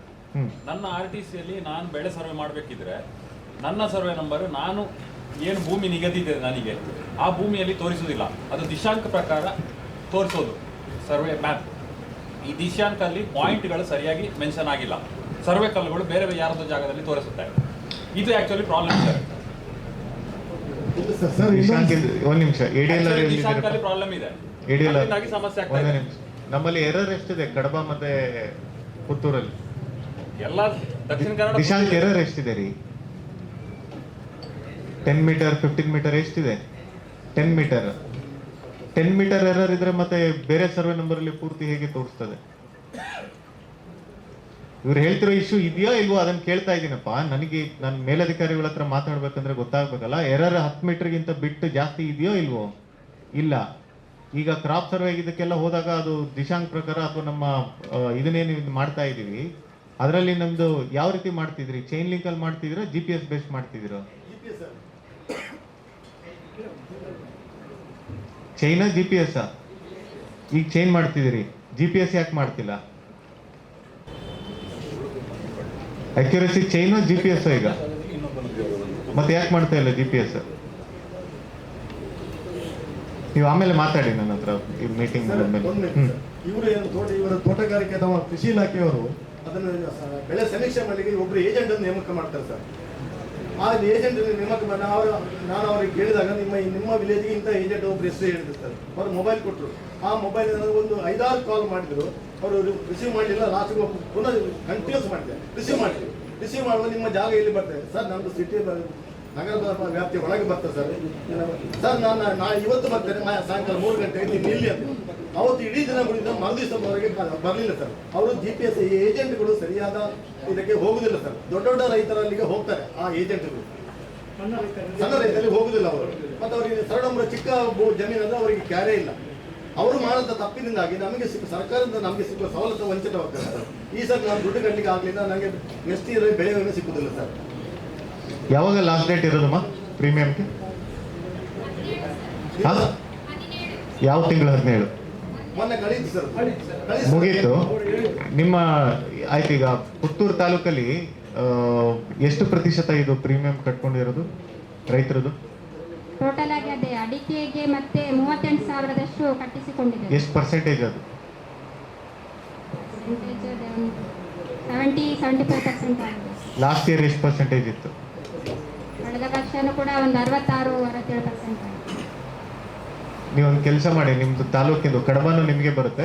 ಹೌದು ಸರ್. ಕಡಬ ಮತ್ತೆ ಪುತ್ತೂರದು ಟೋಟಲ್ ರೈತರದು, ಆ ರೈತರಲ್ಲಿ ಲಾಸ್ಟ್ ಇಯರ್ ಎಷ್ಟು ಜನ ಪ್ರೀಮಿಯಂ ಕಟ್ಟಿದ್ರು, ಈ ಸರಿ ರೈತರು ಎಷ್ಟು ಜನ ಪ್ರೀಮಿಯಂ ಕಟ್ಟಿದ್ರು? ಬರೀ ನಿಮ್ಮ ಕಾಳುಮೆಣಸು ಮತ್ತೆ ಹಾರ್ಟಿಕಲ್ಚರ್ ಏನೇ ಕ್ರಾಪ್ ಇದ್ರೆ ಅದು ಮಾತ್ರ, ಬೇರೆದ್ ನೀವು ಮಾಡಬೇಡಿ ಆಯ್ತಾ? ಮಾಡಿಕೊಡಿ. ನಾನು ಇದನ್ನ ಒಂದ್ಸರಿ ಚೆಕ್ ಮಾಡ್ತೀನಿ ಇದು ಯಾಕೆ ಇದರಲ್ಲಿ ಆಗ್ತಿಲ್ಲ ಅಂತ. ನಾನು ನೆಕ್ಸ್ಟ್ ವೀಕ್ ಅಷ್ಟೊತ್ತಿಗೆ ಲೆಟ್ ಮಿ ಫೈಂಡ್. ನೆಕ್ಸ್ಟ್ 92ರಲ್ಲಿ ಅಕ್ವತ್ತರ ವಿತರಣೆ ಆಗಿದೆ ನಮ್ಮ ತಾಲೂಕು. ಇಲ್ಲಿ 94ಕ್ಕೆ ಕಡತಕ್ಕೆ ಸೇರಿದೆ. ಕಡತ ಸೇರ್ಪಡೆ ಆಗಿದ್ದು 94ಕ್ಕೆ. 92ಕ್ಕೆ ಅಕ್ವತ್ತರ ವಿತರಣೆ ಆಗಿದೆ. ಆಗ ಅಲ್ಲಿ ಏನಾಗಿ ಈಗ ಆರ್ಟಿಸಿ ತೆಗೆಯುವಾಗ ಗೊಂದಲ ಆಗಿದೆ. ಅಲ್ಲಿ ಕಡತಕ್ಕೆ ಸೇರಿದ್ದರಿಂದ ಆರ್ಟಿಸಿ ಕೊಡಲಿಕ್ಕೆ ಬರುವುದಿಲ್ಲ ಅಂತ ತಾಲೂಕು ಅಧಿಕಾರಿಗಳು ಹೇಳ್ತಾರೆ. ಅದಕ್ಕೆ ಒಂದು ಸಮಸ್ಯೆ ಇಲ್ಲಿ ಒಂದು ಪರಿಹಾರ ಮಾಡಿಕೊಡ್ಬೇಕು ಸರ್. ತುಂಬಾ ಜನರಿಗೆ ಆಗಿದೆ. 92ರಲ್ಲಿ ಅಕ್ವತ್ತರ ವಿತರಣೆ ಆಗಿದೆ. ಪುತ್ತೂರು ಕಡಬನ? ಪುತ್ತೂರು ಸರ್, ಪುತ್ತೂರು ತಾಲೂಕು. ಯಾವ ಗ್ರಾಮದ? ಇಲ್ಲಿ ಹಿರೇಬಂಡಾಡಿ ಗ್ರಾಮ ಸರ್. ಹಿರೇಬಂಡಾಡಿ ಗ್ರಾಮದ್ದು ಆರೆ ಯಾರಿಗೆ ಬರುತ್ತಪ್ಪ? ಅವರಿಗೆ ಗೊತ್ತುಂಟು, ಲೆಟರ್ ಕೂಡ ಒಂದೇ ನಿಮಿಷ. ಆರೆ ಯಾರಿಗೆ ಬಂದಿರ್ತದೆ? ನೀವೆಲ್ಲ ಆರೆ ಮುಂದೆ ಬಂದ್ಬಿಡ್ರಿ, ನಿಮ್ಗಳದೇ ಜಾಸ್ತಿ ಕೆಲಸ ಇರೋದು. ಅಲ್ಲ ಚಂದ್ರನಾಯ್ಕ ನಿಮಗೆ ಉಪನಾಯಕ ಮಾಡಿದ್ರಲ್ಲ, ನಿಮ್ಮ ಮಾಹಿತಿ ಇದೆ. 3 ಜನ ಆರೆ ಮುಂದೆ ಬಂದ್ಬಿಡಿ. ಇವ್ರು ಹೇಳ್ತಿರೋದು ಕೊಡೋದಕ್ಕೆ ಏನಕ್ಕೆ ಆಗ್ತಿಲ್ಲ, ಗೊತ್ತಿದೆಯಾ ಇಲ್ವೋ? ಗೊತ್ತಿಲ್ಲ ಅಂದ್ರೆ ಮಾಹಿತಿ ತಗೊಳ್ಳಿ, ಕೇಳಿ. ಮಾಹಿತಿ ತಗೊಂಡು ಮೀಟಿಂಗ್ ಮುಗಿಯೋದ್ರೊಳಗಡೆ ನನಗೆ ಹೇಳಿ ಯಾಕೆ ಕೊಡಕ್ ಆಗ್ತಿಲ್ಲ, ದಾಖಲೆ ಇದ್ರದ್ದು ಅಥವಾ ಏನಕ್ಕೆ ಇದು ಅಂತ ರೀಸನ್ ಹೇಳಿ ಫಸ್ಟ್ ಆಗಿ. ನಾನು ಚೆಕ್ ಮಾಡ್ತೇನೆ. ಈಗ ಈ ಕಡೆ ಪಾಸ್ ಮಾಡಿ. ಸರ್, ನನ್ನ ಹೆಸರು ಕೊರಗಪ್ಪ ಈಶ್ವರಮಂಗಲ. ಪರಿಶಿಷ್ಟ ಜಾತಿಯಲ್ಲಿ ಈಗ ಒಳ ಮೀಸಲಾತಿಯ ಪ್ರಕಾರ ಜಾತಿ ಪ್ರಮಾಣ ಪತ್ರ ಕೊಡುವಾಗ ಮೊಗೇರ್ ಅಂತ ನಮ್ಮ ಜಾತಿ ಬರ್ತದೆ. ಮೊಗೇರಿಗೆ ಜಾತಿ ಪ್ರಮಾಣ ಪತ್ರಕ್ಕೆ ನಾವು ಅರ್ಜಿ ಸಲ್ಲಿಸಿದಾಗ ತಾಲೂಕು ಕಚೇರಿಯಲ್ಲಿ ಅಫಿಡವಿಟ್ ಕೇಳ್ತಾರೆ. ನಿಜವಾಗಿ ಅದು ಸುಳ್ಯ ತಾಲೂಕಲ್ಲಿಲ್ಲ, ಕಡಬ ತಾಲೂಕಲ್ಲಿಲ್ಲ, ಬೆಳ್ತಂಗಡಿ ತಾಲೂಕು ಎಲ್ಲಿ ಕೂಡ ಕೇಳ್ತಿಲ್ಲ. ಆದರೆ ಪುತ್ತೂರು ತಾಲೂಕಲ್ಲಿ ಮಾತ್ರ ಅಫಿಡವಿಟ್ ಕೇಳ್ತಾ ಇದ್ದಾರೆ. ಅದು ಯಾಕೆ ಸರ್? ಸುಳ್ಯದಲ್ಲೂ ಕೇಳ್ತಿದ್ದಾರೆ, ಯಾಕೆ ಕೇಳ್ತಿಲ್ಲ? ಇಲ್ಲ, ಕಡಬದಲ್ಲಿ ಕೂಡ ಇಲ್ಲ ಸರ್. ಸುಳ್ಯದಲ್ಲಿ ನಿನ್ನೆ ಇದು ಹೋದಾಗ ಕೇಳ್ತಿದ್ರಲ್ಲ, ಅಫಿಡವಿಟ್ ತಗೊಂಡೇನೆ ಕೊಟ್ಟಿದ್ದೀವಿ ಅಂತ. ಹಾಗೆ ಕೇಳಿದಿರಿ ಅಫಿಡವಿಟ್ ಯಾಕೆ ಬೇಕು ಅಂತ. ನಾವು ವೆರಿಫೈ ಮಾಡ್ತೀವಿ, ಏನಾದ್ರು ಮೀಟಿಂಗ್ ಅಲ್ಲಿ ಹೇಳಿದಾರ ಯಾವ್ದು ಇದು ಅಂತ. ಅವಶ್ಯಕತೆ ಇಲ್ಲ ಅಂದ್ರೆ ಅಫಿಡವಿಟ್ ನ ತೆಗೆಸ್ತೀವಿ. ಇಲ್ಲ, ಇದು ನಮ್ಮ ಒಳ ಮೀಸಲಾತಿ ಅಧಿಸೂಚನೆಯ ಪ್ರಕಾರ ಮುಗಿರಿದಕ್ಕೆ ಪ್ರವರ್ಗ ಬಿ ಅಲ್ಲಿ ಬರ್ತದೆ. ಅದಕ್ಕೆ ಯಾಕೆ ಅಫಿಡವಿಟ್ ಸರ್? ಈಗ ಅದನ್ನೇ ಮಾತಾಡಿದ್ರು, ಮತ್ತೆ ಅದೇ ವಿಷಯದಲ್ಲಿ ಇದೆ. ಈಗ ನಾವು ನೋಟ್ ಮಾಡ್ಕೊಂಡಿದೀನಿ, ಅಫಿಡವಿಟ್ ಬೇಡ ಅಂತ ಹೇಳಿ ನಮ್ಮ ಬೇಡಿಕೆ. ಅಲ್ಲ ಆಯ್ತು, ಅದೇ ಬೇಡಿಕೆ ನೋಟ್ ಮಾಡ್ಕೊಂಡಿದೀನಿ. ವಿಲ್ ಸಿ, ನಾನೇ ಡೈರೆಕ್ಟ್ ನಿರ್ದೇಶನ ನೀಡ್ತೀವಿ. ನೆಕ್ಸ್ಟ್, ನಾನೊಂದು 20 ವರ್ಷಕ್ಕಿಂತ ಮುಂಚೆ ಅರ್ಜಿ ಕೊಡ್ತಾನೆ ಇದೆ ಸರ್, ನಮಗೆ ಅದು ಆಗಿಲ್ಲ ಮನೆ ಕಟ್ಟಲಿಕ್ಕೆ. ಯಾವ ಗ್ರಾಮ ನಿಮ್ದು? ಆರ್ಯಪ್ಪ ಸರ್. ಇದರಲ್ಲಿ ನಿವೇಶನ ರೈತರು, ಮನೆ ಇದು ರೈತರು ಅಂತ ಏನಾದ್ರು ಇದೆಯಾ ಪಟ್ಟಿಲ್ ಅವ್ರದ್ದು? ಚೆಕ್ ಮಾಡಿ ಅವ್ರದ್ದು ಇದರಲ್ಲಿ ಕೊಟ್ಟಿದ್ದಾರೆ, ನಾವು ಇದು ಮಾಡ್ತೀವಿ. ಈಗ ನೋಡಿ, ಎಲ್ಲ ಇದಕ್ಕೂ ಕೂಡ ನಾವು ಇವಾಗ ಏನು ಸರ್ಕಾರದಿಂದ ಎಲ್ಲ ಪ್ರತಿಯೊಬ್ಬರಿಗೂ ಕೂಡ ನಿವೇಶನ ಕೊಡಬೇಕು. ನಿವೇಶನ ಕೊಟ್ಟಾದ್ಮೇಲೆ ಮನೆಗೆ ಸಹಾಯಧನ ಕೊಡಬೇಕು ಅಂತ ಬಂದಿದೆ. ನಮ್ಮ ಜಿಲ್ಲೆಗೆ 50,000ದಷ್ಟು ಇವಾಗ ಟಾರ್ಗೆಟ್ ಬಂದಿದೆ, ಇಡೀ ಜಿಲ್ಲೆದು ಸೇರಿ. ಅದರಲ್ಲೂ SC/ST ಅವರದ್ದು ಯಾವ್ದು ಕುಟುಂಬದಿದೆ ಅದನ್ನ ಪ್ರಥಮ ಆದ್ಯತೆ ಮೇಲೆ ಮಾಡಬೇಕು ಅಂತಿದೆ. ನಮ್ಮ ಗೌರ್ಮೆಂಟ್ ಲ್ಯಾಂಡ್ ಅಲ್ಲದೆ DC ಮನ್ನಾ ಲ್ಯಾಂಡನ್ನು ಕೂಡ ಹಿಂದೆ ಎಷ್ಟು ಇದೆ ಅದನ್ನು ಕೂಡ ಒಟ್ಟುಗೂಡಿಸಿ ನಾವು ಕೊಡ್ತಾ ಇದ್ದೀವಿ. ಯಾವ ಒಂದು SC/ST ಸಮುದಾಯದ ಮನೆ ನಿವೇಶನ ರೈತರು ಮತ್ತೆ ಮನೆ ರೈತರು ಅಂತ ಏನು ನಮ್ಮಲ್ಲಿ ಇದ್ದಾರೆ, ಅವರೆಲ್ಲರದೂ ಕೂಡ ಪ್ರಥಮ ಆದ್ಯತೆಯಲ್ಲಿ ಇನ್ನು ಬರುವ ತಿಂಗಳಲ್ಲಿ ನಾವು ಮಾಡಿ ಕೊಡ್ತಾ ಇದ್ದೀವಿ. ಅಫ್ಕೋರ್ಸ್ ನಾವು ಪಂಚಾಯತಿಗೆ ಹ್ಯಾಂಡ್ ಓವರ್ ಮಾಡ್ತೀವಿ. ಪಂಚಾಯತಿ ಗ್ರಾಮ ಸಭೆಯಲ್ಲಿ ಎಲ್ಲರನ್ನೂ ಆಯ್ಕೆ ಮಾಡಿ RGHL ಮೂಲಕ ಕೊಡ್ತಾರೆ. ತಮ್ದು ಇವಾಗ ಏನು ಕೊಟ್ಟಿದ್ರಿ ನಾನು ನೋಟ್ ಮಾಡ್ಕೊಂಡಿದ್ದೀನಿ, ಇವರು ಚೆಕ್ ಮಾಡಿ. ಆಯ್ತಾ? Thank you. ನೆಕ್ಸ್ಟ್ ಇವರ ಮಗಳು ಮೊರಾರ್ಜಿ ದೇಸಾಯಿ ಪದವಿ ಪೂರ್ವ ಕಾಲೇಜು ಬಲ್ನಾಡು, ಇಲ್ಲಿಗೆ ಸೇರ್ಪಡೆಯಾಗಿ ಅಲ್ಲಿಂದ ಬಿಟ್ಟು ಉಪ್ಪಿನಂಗಡಿ ಪದವಿ ಪೂರ್ವ ಕಾಲೇಜಿಗೆ ಸೇರಿದ್ದಾಳೆ. ಅವಳ ವರ್ಗಾವಣಾ ಪ್ರಮಾಣ ಪತ್ರಕ್ಕೆ ಇವರು ಅರ್ಜಿ ಸಲ್ಲಿಸಿದ್ದಾರೆ. ನೋಡಿಮ್ಮ, ವರ್ಗಾವಣೆ ಪ್ರಮಾಣ ಪತ್ರ ಅದು ಯಾವುದೇ ಒಂದು ಇದಿಲ್ಲದೆ ನಾವೇನು ಫೀಸ್ ತೊಗೊಳಲ್ಲ, ಏನಿಲ್ಲ. ಯಾಕೆ ಕೊಡೋದಿಲ್ಲ ವರ್ಗಾವಣೆ? ಮಾಹಿತಿ ಇಲ್ಲ ಸರ್. ಹಾಗೆ ಜಿಲ್ಲಾ ಈಗ ಮಾಹಿತಿ ಕೊಡ್ತೀನಿ. ಸಂಜೆ ಅಷ್ಟೊತ್ತಿಗೆ ವರ್ಗಾವಣೆ ಪ್ರಮಾಣ ಪತ್ರ ಇಶ್ಯೂ ಆಗಿ ನನಗೆ ಕೊಡಬೇಕು. ಆಯ್ತು, ಪ್ರಿನ್ಸಿಪಾಲ್ಗೆ ಹೇಳಿ ಇವರು ಸರ್ ಕಾಲ್ ಮಾಡಿ ಹೇಳಿ. ಇವಾಗ 3-4 ಸತ ಹೋದ್ರು, ಅವರು ಸತಾಯಿಸ್ತಾ ಇದ್ದಾರೆ. ನೀವು ಬರಬಾರ್ದು. ಕೊಡಿಸ್ತೀವಿ. ನಾನು ಹೇಳಿದ್ಮೇಲೆ ಮುಗೀತು. ವರ್ಗಾವಣೆ ಪ್ರಮಾಣ ಪತ್ರ ಈವನ್ ಫೀಸ್ ಕೊಡಬೇಕು ಅಂತಿದ್ರು ಕೊಡ್ಲೇಬೇಕು. ಇದರಲ್ಲಿ ಯಾರು ಕೊಡಕ್ಕಾಗಲ್ಲ ಅಂತಿಲ್ಲ, ನಾವು ಕೊಡಿಸ್ತೀವಿ. ಸನ್ಮಾನ್ಯ ಸಭಾಧ್ಯಕ್ಷರೇ, ನಾನು ರಾಮ ಮೇನಲ್ ಅಂತೇಳಿ ನೆಟ್ಟಣಿಗೆ 300 ಗ್ರಾಮ ಪಂಚಾಯತ್ನ ಮಾಜಿ ಅಧ್ಯಕ್ಷ ಸರ್. ನಮ್ಮ ಆದಿದ್ರಾವಿಡ ಸಮುದಾಯದ ನಾಯಕರು ಈಗಾಗಲೇ ಮಾತಾಡಿದರು. ಇದಕ್ಕೆ ಪೂರಕವಾಗಿ ಒಂದು ವಿಷಯವನ್ನು ನಾನು ಪ್ರಸ್ತಾಪ ಮಾಡ್ತೇನೆ ಸರ್. ನಮ್ಮ ಆದಿದ್ರಾವಿಡ ಸಮಾಜದಲ್ಲಿ ಉಪಜಾತಿಗಳಂತೇಳಿ ಸುಮಾರು, ಅದರಲ್ಲಿ ಕೆಲವು ಉಪಜಾತಿಗಳನ್ನು ತೋರಿಸ್ತಾ ಇದ್ರು. ಅದು ಬಹುಶಃ ಇದರಿಂದ ನಿಷೇಧಿತ ಪದಗಳಾಗಿತ್ತು. ಇದನ್ನು ತೆಗೆದು ನಮಗೆ ಆದಿದ್ರಾವಿಡ ಅಂತಲೇ ಕೊಡಬೇಕಂತೇಳಿ ನಮ್ಮ ನಾಯಕರು ಈ ಹಿಂದೆ ಹೋರಾಟ ಮಾಡಿದ್ರು. ಅದರಲ್ಲಿ ಮುಂಚೂಣಿಯಲ್ಲಿ ಇದ್ದವರು ನಮ್ಮ ಸೋಮನಾಥನ ಅವರು ಮತ್ತೆ ಮೋಹನ್ ನೆಲ್ಲಿಗುಡ್ಡಿ ಅವರು. ಆ ನಂತರ ನಮ್ಮ ಹೋರಾಟದ ಪ್ರತಿಫಲವಾಗಿ ಪರಿಷ್ಠ ಜಾತಿ ಆದಿದ್ರಾವಿಡ ಅಂತಲೇ ಬಂತು ನಮಗೆ. ಇದೀಗ ಮತ್ತೆ ಅದನ್ನು ಪರಿಷ್ಕೃತ ಜಾತಿ ಸರ್ಟಿಫಿಕೇಟ್ನಲ್ಲಿ ಮತ್ತೆ ನಮ್ಮ ನಿಷೇಧಿತ ಪದ ಬರ್ತದೆ ಎಂಬ ಒಂದು ಗೊಂದಲ ನಮಗೆ ಇದೆ ಸರ್. ಬಹುಶಃ ಉದಾಹರಣೆಗೆ ಹೊಳೆಯ ಅಂತ ತೋರಿಸ್ತದೆ ಅದರಲ್ಲಿ ಅಂತ.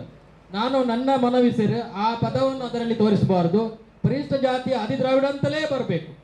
ಮತ್ತೆ ಕೆಟಗರಿ A, B ಅದು ಬರುವುದಕ್ಕೆ ನಮ್ಮ ಏನು ತೊಂದರೆ ಇಲ್ಲ. ಆ ನಿಷೇಧಿತ ಪದ ಮಾತ್ರ ಅದರಲ್ಲಿ ಬರಬಾರದು ಮತ್ತೆ ಅಂತ ಹೇಳಿ ನಾನು ನಿಮ್ಮಲ್ಲಿ ಮನವಿಯನ್ನು ಮಾಡ್ತಾ ಇದ್ದೇನೆ. ಬರಲೇಬೇಕು, ಯಾಕಂದ್ರೆ ಒಳ ಮೀಸಲಾತಿ ಮತ್ತೆ ಸಿಗೋದಿಲ್ಲ. ಅಲ್ಲ ಸರ್, ಉಪಜಾತಿ ಆದಿದ್ರಾವಿಡ ಅಂತಲೇ ಅಲ್ಲ ನಮ್ಮ ಕೂಡ ನಾನು ನೋಡಿದೆ. ಕೆಲವೊಂದು SC/ST ಗೆ ಹೇಗೆ ನಾವು ಕೊಡ್ತಾ ಇದೀವಿ, ಈಗ SRD ಕೂಡ ಕೊಟ್ಟಿದೀವಿ. ನಾನು ನೋಡಿದ್ದು ಪರಿಶಿಷ್ಟ ಜಾತಿ ಆದಿದ್ರಾವಿಡ ಪ್ರವರ್ಗ B ಅಂತ 3 ಈ ರೀತಿ ಬರ್ತಾ ಇದೆ. ನಿನ್ನೆ ಸುಳ್ಯದಲ್ಲೂ ನಾನು ಚೆಕ್ ಮಾಡಿದೆ.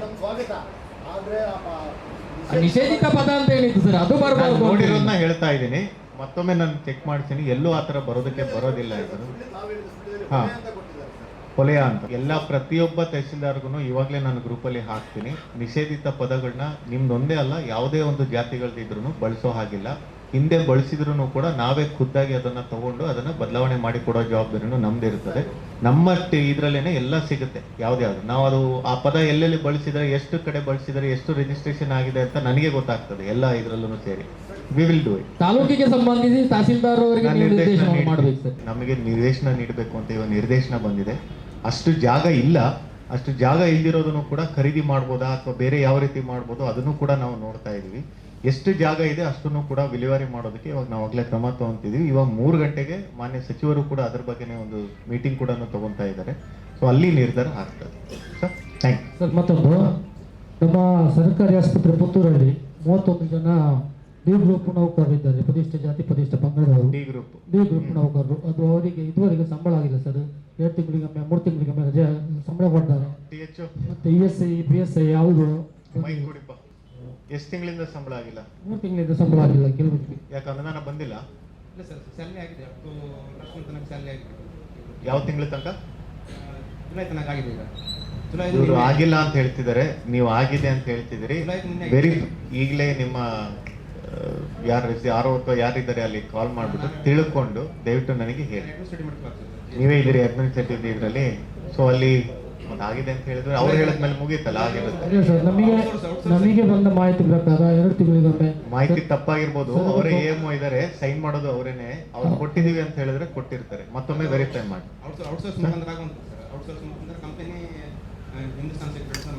ಜುಲೈ ತನಕ ಆಗಿದ್ಯಾ? ಯಾರಿಗೆ ಎಂತಾರು ಆಗಿದೆ? ಓಕೆ, ಆಯ್ತು. ಲೇಟ್ ಆಗುತ್ತೆ ಅಷ್ಟೇ ಸರ್. ನಾರ್ಮಲಿ ನೋಡಿಪ್ಪ, ನಮಗೆ ಇದು ಗೊತ್ತು. ನಮಗೆ 3 ತಿಂಗಳಿಗೆ ಒಮ್ಮೆ ಈ ತರದಕ್ಕೆಲ್ಲ ನಾವು ರಿಲೀಸ್ ಮಾಡುವಂಥದ್ದು. ಯಾಕಂದ್ರೆ ಸರ್ಕಾರದಿಂದ ಬಂದಂಗೆ ನಾವು ಮಾಡ್ತೀವಿ. ನಾವು ಯಾವಾಗಲೂ ಒತ್ತು ಕೊಡುವಂಥದ್ದು ಅಟ್ಲೀಸ್ಟ್ ಗ್ರೂಪ್ ಡಿ ಗ್ರೂಪ್ ಸಿಗೆಲ್ಲ ಪ್ರತಿ ತಿಂಗಳು ಆಗ್ಬೇಕು ಅಂತ. ಬಟ್ ಕಾರಣಾಂತರಗಳಿಂದ ಪ್ರತಿ ತಿಂಗಳು ಆಗೋದಿಲ್ಲ. ಇದು ನಮ್ಮೆಲ್ಲರಿಗೂ ಗೊತ್ತು ಆಯ್ತು. ಬಟ್ ಆದಷ್ಟು ಬೇಗ ಯಾವಾಗ ಅನುದಾನ ರಿಲೀಸ್ ಆಗ್ತದೆ ಇಮಿಡಿಯೇಟ್ ಆಗಿ ಕೊಡಿಸೋ ಜವಾಬ್ದಾರಿ ಅಂತೂ ನಮ್ದು. ಅದನ್ನ ಇದು ಮಾಡಿ. Thank you sir. ಇನ್ನೊಂದು, ದರ್ಪೇಜ್ ಸರ್ಕಲ್ಗೆ ಡಬ್ಲ್ಯೂ ವೃತ್ತಕ್ಕೆ ಬಾಬಾ ಸಾಹೇಬ್ ಅಂಬೇಡ್ಕರ್ ಅವರ ಹೆಸರು ಇಡಬೇಕಂತ ಹೇಳಿ ಕಳೆದ 2019ರಿಂದ ನಾವು ಹೋರಾಟ ಮಾಡ್ತಿದ್ದೇವೆ, ಮನವಿ ಕೊಡ್ತಿದ್ದೇವೆ. ಇದುವರೆಗೆ ಅದು ಏನಾಗಿಲ್ಲ ಸರ್. ಯಾವ್ದು ಗೊತ್ತಿಲ್ಲ. ಯಾವ ಜಾಗ ಇದು? ಜಾಗ ಇಲ್ಲಿ ದರ್ಪೇಜ್ ಸರ್, ದರ್ಪೇಜ್ ಸರ್ಕಲ್ ಅಂತೇಳಿ ನಗರಸಭೆ ಆಗುತ್ತೆ ಸರ್. ಇದು 2015ರಲ್ಲಿ ದರ್ಪೇಜ್ ಸರ್ಕಲ್ಗೆ ಅಂಬೇಡ್ಕರ್ ವೃತ್ತ ಅಂತ ಹೆಸರಿಡಬೇಕು ಅಂತ ಒಂದು ಪ್ರಸ್ತಾವನೆ ಬಂದಿತ್ತು ಸರ್. ಅದಕ್ಕೆ ನಿರ್ಣಯ ಕೂಡ ಮಾಡಿದ್ದಾರೆ ಸರ್. 2018ರಲ್ಲಿ ನಿರ್ಣಯ ಆಗಿ ಮತ್ತೆ ಪುನಃ ಇನ್ನೊಮ್ಮೆ 2021ರಲ್ಲೂ ಸಹ ಮತ್ತೆ ನಿರ್ಣಯ ಮಾಡಬೇಕು ಅಂತ ಅಲ್ಲಿ ಮೊದಲು ತಹಶೀಲ್ದಾರ್ ಚೆಲ್ಮತ್ತಾರು ಕೋಚಣ್ಣ ರೈ ಅವರ ಹೆಸರಿಡಬೇಕು ಅಂತ ಬಿರುಮಲೆ ಅಭಿವೃದ್ಧಿ ಸಮಿತಿಯವರು ಒಂದು ಮನವಿ ಕೊಡ್ತಾರೆ ಸರ್. ಅದಕ್ಕೆ ಆಬ್ಜೆಕ್ಷನ್ ಕಾಲ್ ಆಗುತ್ತೆ. ಅದೇ ಟೈಮಲ್ಲಿ ಈ ಥರ ಅದೇ ಸರ್ಕಲ್ಗೆ ಅಂಬೇಡ್ಕರ್ ವೃತ್ತ ಅಂತ ಹೆಸರಿಡಬೇಕು ಅಂತ ಸಹ ಒಂದು ಪ್ರಸ್ತಾವನೆ ಬರುತ್ತೆ. ಯಾವ್ದು ನಿರ್ಧಾರ ಆಯ್ತು? ಇಲ್ಲ ಸರ್, ಅದಕ್ಕೆ ಕೋಚಣ್ಣ ರೈ ಅವರ ಹೆಸರನ್ನೇ ಇಡಬೇಕು ಅಂತ ಹೇಳಿ ಅವರು ಹೈಕೋರ್ಟ್ಗೆ ಅಪೀಲ್ ಮಾಡಿದ್ದಾರೆ ಸರ್. ಸ್ಟೇ ಇದೆಯಾ? ಸ್ಟೇ ಇಲ್ಲ ಸರ್, ಬಟ್ ಅದು ಹಿಯರಿಂಗಿಗೆ ಬರ್ತಾ ಇಲ್ಲ ಸರ್. ಸ್ಟೇ ಇಲ್ಲ ಅಂದ್ರೆ ನೀವೇ ತಲೆ ಕೆಡಿಸ್ಕೊಂತೀರಿ. ಹಾಂ ಸರ್. ನೀವೇನ್ ನಿರ್ಧಾರ ಮಾಡ್ಬೇಕು ಅದನ್ನ ನಿರ್ಧಾರ ಮಾಡಿ ಕಳಿಸಿ ಅಲ್ಲ. ಸ್ಟೇ ಇಲ್ಲ ಅಂದ್ರೆ ಅಲ್ಲಿ ಕೋರ್ಟಿಂದ ನಡೆಯೋ ತನಕ ಕಾಯ್ತಾ ಕೂರ್ತೀರಿ. ಅಬ್ಜೆಕ್ಷನ್ಸ್ ರಿಸೀವ್ ಆಗಿದೆ ಸರ್. ಆಯ್ತಮ್ಮ, ಅಬ್ಜೆಕ್ಷನ್ಸ್ ಅಂದ ತಕ್ಷಣ ಅದು ಮಾಡಬಾರ್ದು ಅಂತ ಇಲ್ಲ. ನೀವು ಅಬ್ಜೆಕ್ಷನ್ಸ್ ನ ನೋಡಿ ಯಾವ್ದು ಇದೆ.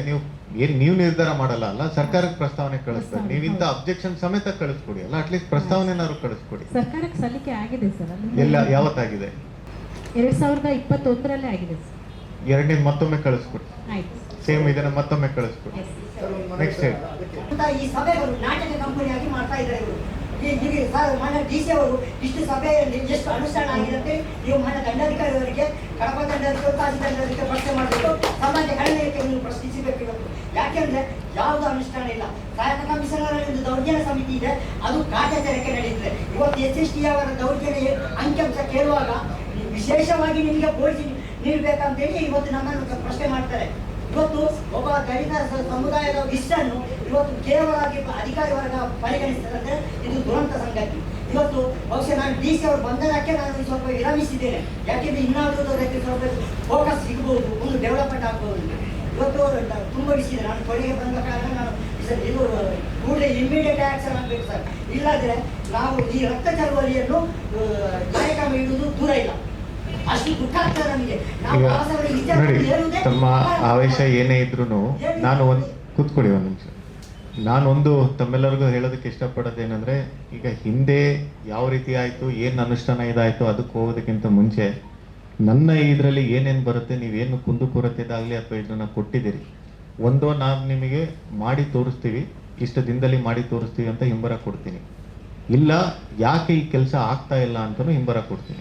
ಒಂದು ನಿಮಿಷ ನಾನು ಮಾತಾಡೋ ತನಕ ವೆಯ್ಟ್ ಮಾಡಿ. ಇಷ್ಟೋ ತನಕ ಮಾಡಿದ್ದೀನಿ. ಸೊ ನಾನು ಎಲ್ಲೇ ಇದು ಹೋದ್ರೂ ಜಿಲ್ಲಾಧಿಕಾರಿ ಅನ್ನೋ ಒಂದು ಪದವಿ ಏನಿದೆ ಅದಕ್ಕೆ ತಾವೆಲ್ಲ ಏನು ಬೆಲೆ ಕೊಟ್ಟು ಇದು ಮಾಡ್ತೀರಿ, ಅದೇ ಬೆಲೆನ ನಾನು ಉಳಿಸ್ಕೊಳ್ಳೋ ಜವಾಬ್ದಾರಿ ನಮ್ಮದು. ಈಗ ಹಿಂದೆ ಬಗ್ಗೆ ನಾನು ಮಾತಾಡಕ್ ಹೋಗಲ್ಲ, ಏನು ಕಷ್ಟ ಇದೆ ಅಂತ ನನಗೂ ಗೊತ್ತಿಲ್ಲ, ತಾವೊಂದು ಹೇಳ್ತಾ ಇದ್ರಿ ಇದರಲ್ಲಿ. ಬಟ್ ನಾನೊಂದು ಹೇಳೋದು, ಇವತ್ತು ಏನೇನು ಪ್ರಸ್ತಾಪ ಇದು ಬರುತ್ತೆ ಅದಕ್ಕೆ ಭಾಳ ಸೀರಿಯಸ್ ಆಗಿ ಇವಾಗ ಅಡಿಷನಲ್ SP ಅವರು ಇದ್ದಾರೆ, ಎಲ್ಲ ಇಡೀ ಜಿಲ್ಲಾಡಳಿತ ಜಿಲ್ಲಾ ಪೊಲೀಸ್ ಎಲ್ಲ ಇದ್ದಾರೆ, ಭಾಳ ಸೀರಿಯಸ್ ಆಗಿ ತಗೊಂಡು ಇದನ್ನ ಎಷ್ಟು ಬೇಗ ನಾವು ಕೂಲಂಕುಷವಾಗಿ ಪರಿಹಾರ ಮಾಡ್ಬೋದು, ಯಾವ ರೀತಿ ಮಾಡ್ಬೋದು, ಅದಕ್ಕೆ ನಾನು ಎಲ್ಲರಿಗೂ ನಿರ್ದೇಶನ ಕೂಡ ಇಲ್ಲೇ ನಿಮ್ಮ ಮುಂದೆನೆ ಕೊಡ್ತಾ ಇದ್ದೀನಿ ಏನು ಮಾಡಬೇಕು ಅಂತ. ಒಂದು ನಾನು ಹೇಳೋದು ಇಷ್ಟೇನೆ, ಕೆಲಸ ಯಾವುದಾಗುತ್ತೆ ಅದನ್ನ ಮಾಡಿ ತೋರಿಸ್ತೀವಿ, ಮಾಡ್ತಾ ಇದ್ರೆ ಇಷ್ಟ ದಿನದಲ್ಲಿ ಆಗುತ್ತೆ ಅಂತಾನೆ ಹಿಂಬರ ಕೊಡ್ತೀವಿ. ಮಾಡೋಕ್ಕಾಗಲಿಲ್ಲ ಅಂದರೆ ಯಾವ ಕಾರಣಕ್ಕೆ ಮಾಡೋಕ್ಕಾಗ್ತಿಲ್ಲ ಅಂತ ನಿಮ್ಮ ಮುಂದೆ ಇಡ್ತೀವಿ. ಆ ಕಾರಣ ಒಪ್ಪೋದು ಬಿಡೋದು ನಿಮಗೆ ಬಿಟ್ಟಿತ್ತು, ಅದನ್ನು ನಾವು ಒಪ್ಪಿ ಅಂತ ಹೇಳ್ತಿಲ್ಲ, ಬಟ್ ಕಾರಣ ಮಾತ್ರ ನಿಮಗೆ ಕೊಡ್ತೀವಿ. ಸರ್ ಮೇಡಮ್ ಅವರು ಹೇಳಿದ್ದು 29ಕ್ಕೆ ಅರ್ಜಿ ಬಂದಿದೆ ಅಂತೇಳಿ, ನಾವು 2017ರಲ್ಲಿ ಅರ್ಜಿ ಕೊಟ್ಟಿದ್ದೇವೆ. ನೋಡಿ 50 ಅಬ್ಜೆಕ್ಷನ್ ಬರಲಿ, ನಾವು ಏನೇ ಕೆಲಸ ಮಾಡಿದ್ರು ಅಬ್ಜೆಕ್ಷನ್ ಬರುತ್ತೆ. ಆ ಅಬ್ಜೆಕ್ಷನ್ ಎಲ್ಲ ತಗೋಬೇಕು ಅಂತಿಲ್ಲ, ಕೆಲವೊಂದು ಜೆನ್ಯೂನ್ ಇರ್ಬೋದು, ಕೆಲವೊಂದು ಅವ್ರು ಹೇಳ್ದಂಗೆ ಬೇರೆ ಒಂದು ರೀತಿ ಇದ್ರಲ್ಲೂ ಇರ್ಬೋದು. ಅಬ್ಜೆಕ್ಷನ್ ಸಮೇತನೇ ಪ್ರಸ್ತಾವನೆ ಕಳಿಸ್ತೀವಿ ಸರ್ಕಾರಕ್ಕೆ. ಈಗ ಒಂದ್ಸರಿ ಹೋಗಿದೆ ಅಂತ ಹೇಳ್ತಾರೆ, ಮತ್ತೊಮ್ಮೆ ಕಳಿಸಿ, ಆಯ್ತಾ? ನೆಕ್ಸ್ಟ್ ದಯವಿಟ್ಟು ನಿಮ್ಮಲ್ಲಿ ಒಂದು ಮನವಿ, ನಮ್ಮ ಪುತ್ತೂರು ತಾಲೂಕಲ್ಲಿ ಯಾರ್ದು ಬಾಬಾ ಸಾಹೇಬ್ ಅಂಬೇಡ್ಕರ್ ಯಾವ್ದು ಇಲ್ಲಿ ಹೆಸರಿಲ್ಲ, ಅಂಬೇಡ್ಕರ್ ಭವನ ಹೇಗಿಲ್ಲ, ಒಂದು ರಸ್ತೆಗಿಲ್ಲ, ಯಾವುದಿಲ್ಲ ಸರ್. ದಯವಿಟ್ಟು ಬಾಬಾ ಸಾಹೇಬ್ ಅಂಬೇಡ್ಕರ್ ಹೆಸರು ಬೇಕು ಪುತ್ತೂರು. ನಿಮ್ಮಿಂದ ಆಗಿ ಆಗ್ಬೇಕು, ಅದೇ ಸರ್. ಸರ್ ನಮಸ್ತೆ, ನನ್ನ ಹೆಸರು ಲಕ್ಷ್ಮಿ ಈಗ ಸುಬ್ರಹ್ಮಣ್ಯ ದಿನಬಂದಿದ್ದೇನೆ, ಕಡಬ ತಾಲೂಕು. ಸೋಷಲ್ ಆಡಿಟ್ ನರೇಗಾ ಸ್ಕೀಮ್ ಹೋಯ್ತಲ್ಲ ಈಗ BBG ರಾಮ್ಜಿ ಸೇಮ್ ಆಡಿಟ್ ಎಲ್ಲ ಹಾಗೆ ಶಿಫ್ಟ್ ಆಗ್ತೀರಿ ಅವರೇ ಮಾಡ್ತಿದ್ದಾರೆ? ಓಕೆ ಸರ್, ನಾನು ಸುಬ್ರಹ್ಮಣ್ಯದ 2 ಆದಿದ್ರಾವಿಡ ಸಮುದಾಯಕ್ಕೆ ಸಂಬಂಧಪಟ್ಟ 2 ಕುಟುಂಬಗಳಿವೆ. ಸಾಧಾರಣ 10 ವರ್ಷ ಆಯಿತು ಅವರು ವಾಸಿಸುವಂಥ ದೇವಸ್ಥಾನದ ಜಾಗದಲ್ಲಿ ಇದ್ದಾರೆ. ಅವರು ಏನೇ ಸರ್ಕಾರದ ಸೌಲಭ್ಯಗಳು ಅವರಿಗೆ ದೊರೀತಾ ಇಲ್ಲ ಸರ್. ಅದು ಅವರ ಎಡ ಸೈಡ್ಗೆ ಸರ್ಕಾರಿ ಭೂಮಿ ಇದೆ, ಅವರಿಗೆ ಅದನ್ನು ಕೊಡ್ಬೋದಾ? ತುಂಬಾ ಬಡವರು ಸರ್.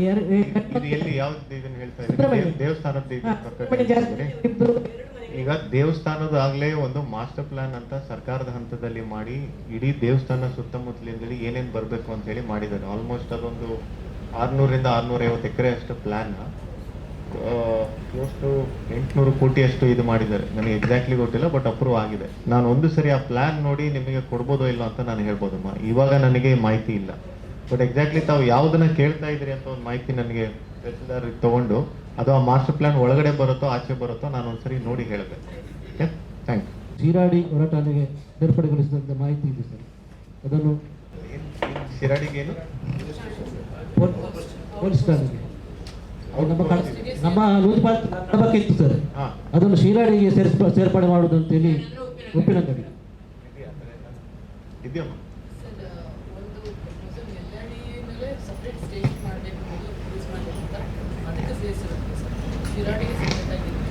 ಇಲ್ಲ ಅಂತ ಹೇಳ್ತಿದ್ದಾರೆ, ಸೊ ಇಲ್ಲ ಅಂತಾನೆ ತಗೊಳ್ಳೋದು.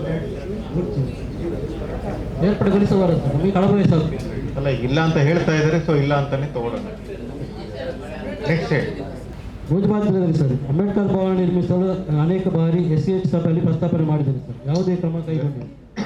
ದಯವಿಟ್ಟು ಓದ್ಬೇಡಿ, ನಿಮಗೆ ಇಶ್ಯೂ ಗೊತ್ತಿರುತ್ತೆ ಹಾಗೆ ಹೇಳಿ. ಅಂಬೇಡ್ಕರ್ ಭವನ ಯಾವುದು, ಸಿಟಿದ ಯಾವ ಗ್ರಾಮದ್ದು, ಎಲ್ಲಿ ಹೇಳ್ತೀವಿ?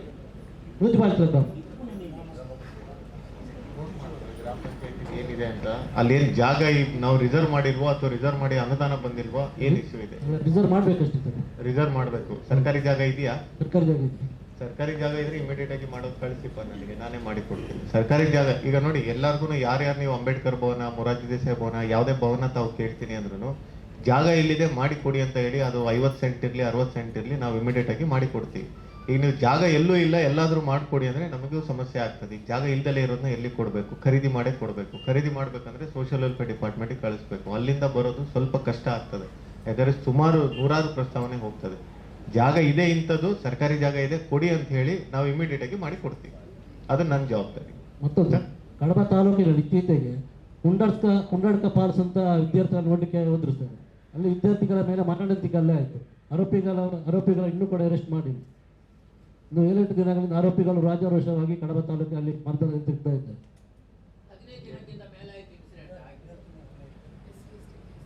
ಅದರಲ್ಲಿ ಒಬ್ಬ SC ಹುಡುಗ ಇದ್ದಾನೆ ಸರ್. ಒಂದು ಫಾಲ್ಸಲ್ಲಿ 4 ಜನ ಸ್ಕೂಲ್ ಹುಡುಗರು ಮತ್ತು ಒಂದು ಲೇಡಿ ಹುಡುಗಿನೋ ಅವ್ರ ಜೊತೆಗೆ ಒಂದು 10ನೇ ಕ್ಲಾಸ್ ಹುಡುಗಿ ಹೋಗ್ತಾರೆ ಸರ್. ಅದರಲ್ಲಿ ಅವ್ರನ್ನ ಎಲ್ಲರನ್ನೂ ಹೊಡೆದಿರ್ತಾರೆ ಸರ್, ಪೇರೆಂಟ್ಸ್, ಹುಡುಗಿ ಪೇರೆಂಟ್ಸು. ಯಾಕೆ ನೀವು ಅವ್ರ ಜೊತೆ ಹೋಗಿದ್ದೀರಿ ಅಂತ ಹೇಳಿ ಎಲ್ಲರನ್ನೂ ಹೊಡೆದಿರ್ತಾರೆ. ಅದಕ್ಕೆ ಆಕ್ಚುಲಿ 3ನೇ ತಾರೀಕು ಪೇರೆಂಟ್ಸ್ ಎಲ್ಲ ಬೇಡ, ತಂದೆ ಮತ್ತು ಬೇರೆ ಪೇರೆಂಟ್ಸ್ ಅಲ್ಲ, ನಿಜವಾಗಿ ಬಜರಂಗ ದಳದ ಕಾರ್ಯಕರ್ತರು ಅಲ್ಲ, ತಂದೆ ಮತ್ತು ಬೇರೆ ಕೆಲವರು ಇನ್ನೂ ಸ್ವಲ್ಪ ಜನ ಎಲ್ಲ ಸೇರಿ ಹಾಗೆ ಹೇಳಿ. ಮಾಡಿದ್ದಾರೆ ಸರ್. ಹಾಗೆ ಅವರು ಏನಾಗುತ್ತೆ 3ನೇ ತಾರೀಕು ಇನ್ಸಿಡೆಂಟ್ ಆಗುತ್ತೆ ಸರ್. ಇಬ್ರು ಯಾರು ಕಂಪ್ಲೇಂಟ್ ಕೊಡೋಕೆ ಬರೋದಿಲ್ಲ. ನಮಗೆ ಇದ್ರಲ್ಲಿ ಗೊತ್ತಾದ್ಮೇಲೆ ಕಂಪ್ಲೇಂಟು 10ನೇ ತಾರೀಕು ರಿಜಿಸ್ಟರ್ ಆಗುತ್ತೆ ಸರ್ ನಮ್ಮಲ್ಲಿ, ನಮ್ಮ ಕಡಬ ಸ್ಟೇಷನಲ್ಲಿ. ಮತ್ತು ಅದಕ್ಕೆ ನಾವು ಆವತ್ತಿನ ದಿನ ಕಂಪ್ಲೇಂಟ್ ರಿಜಿಸ್ಟರ್ ಆಗಿರೋ ದಿನ ಮಾರನೇ ದಿನ ನಮಗೆ ಮಹಜರ್ ಮಾಡಲಿಕ್ಕೂ ಹೋಗಿದ್ದೆ ಸರ್. ಮಹಜರ್ ಆಗಿದೆ ಅಲ್ಲಿ ನಂತರ ಅಲ್ಲಿ ಆವಾಗ ಅವರು ಅಬ್ಸ್ಕಾಂಡ್ ಆಗಿದ್ರು, ನಾನು ಇದು ಮಾಡಿದೆ. ಬಟ್ ಆದ್ರೂ ಯಾವುದೇ ಸೆಕ್ಷನ್ ಅದರಲ್ಲಿ ಬಂದಿರೋದು 7 ವರ್ಷಕ್ಕೆ ಮೇಲಿಲ್ಲ ಸರ್. ಹಾಗಾಗಿ ಮತ್ತೆ ಆಮೇಲೆ DCRಗೆ ಟ್ರಾನ್ಸ್ಫರ್ ಆಗಿದೆ ಸರ್ ಕೇಸ್. ಅದು DCRಗೆ ಆಗಿದೆಯಾ? DCRಗೆ ನಮ್ಮಿಂದ ಅದು ಸೋಷಿಯಲ್ ವೆಲ್ಫೇರ್ ಇದರಲ್ಲಿ ಇದಕ್ಕೆ ಬಂದಿದೆಯಾ? DCR ಆದೇಶ ನನ್ನ ಹತ್ರ ಪ್ರತಿ ಇದೆ. ಕೊಡಬೇಕು ಇಮಿಡಿಯೇಟ್ ಆಗಿ. ಫಸ್ಟ್ FIR ಆದ ತಕ್ಷಣ ಕೊಡಬೇಕಿದಲ್ಲ. ಅಟ್ರಾಸಿಟಿಗೆ DCRಗೆ ಟ್ರಾನ್ಸ್ಫರ್ ಆಗಿದೆ. ಈಗೆಲ್ಲ ಅಟ್ರಾಸಿಟೀಸ್ DCRಗೆ ಹೋಗ್ತದೆಪ್ಪ, ಅದನ್ನ ಸೆಪರೇಟ್. 12ನೇ ತಾರೀಕಿಗೆ DCRಗೆ ಟ್ರಾನ್ಸ್ಫರ್ ಆಗಿದೆ. ಆಯ್ತು, ಈಗ ಗೊತ್ತಾಯ್ತಲ್ಲಮ್ಮ, ನೋಟ್ ಮಾಡ್ಕೊಳ್ಳಿ. ಈಗ ನೋಡಿ, ಎನಿ SC/ST ಅಟ್ರಾಸಿಟೀಸ್ ಇದು ಮಾಡ್ಬೇಕಾದ್ರೆ ನಿಮ್ ಕೆಲಸ ಇರೋದು ಒಂದು FIR ಆಗಿದೆಯೋ ಇಲ್ಲೋ ನೋಡ್ಕೊಳ್ಳೋದು. FIR ಆದ ತಕ್ಷಣ ಅವ್ರಿಗೆ ಏನು ನಾವು ಅನುದಾನ ಬಿಡುಗಡೆ ಮಾಡಬೇಕು. ಮೊದಲನೇ ಹಂತ, 2ನೇ ಹಂತ, 3ನೇ ಹಂತ, 4ನೇ ಹಂತ. ಮೊದಲನೇ ಹಂತದಂತೂ ಇಮಿಡಿಯೇಟ್ ಆಗಿ ಮಾಡಬೇಕು. ಸೊ 3ನೇ ತಾರೀಕು ಆಗಿದೆ ಅಂತಾರೆ, 10ನೇ ತಾರೀಕು FIR ಆಗಿದೆ. ಇವತ್ತಾಗಲೇ 21 ಇನ್ನೂ ಆಗಿಲ್ಲ ಅಂದ್ರೆ ಅನುದಾನದ ವಿಷಯ ನಾವು ಕೇಳ್ತಾ ಇಲ್ಲ, ಆರೋಪಿಗಳ ಅರೆಸ್ಟ್ ಆಗಿಲ್ಲ ಅಂತ ಕೇಳಿ. ಅನುದಾನದ ಸೆಕೆಂಡ್ ಈಗ ಅದನ್ನೇ ಕೆಲವೊಂದು ಸೆಕ್ಷನ್ಸ್ ಈಗ ಕೇಳಿ, ಇಲ್ಲಿ ನಾನು ಹೇಳ್ತಾ ಇದ್ದೀನಿ ಅಲ್ಲ ಯಾಕೆ ಆಗಿಲ್ಲ ಅಂತ.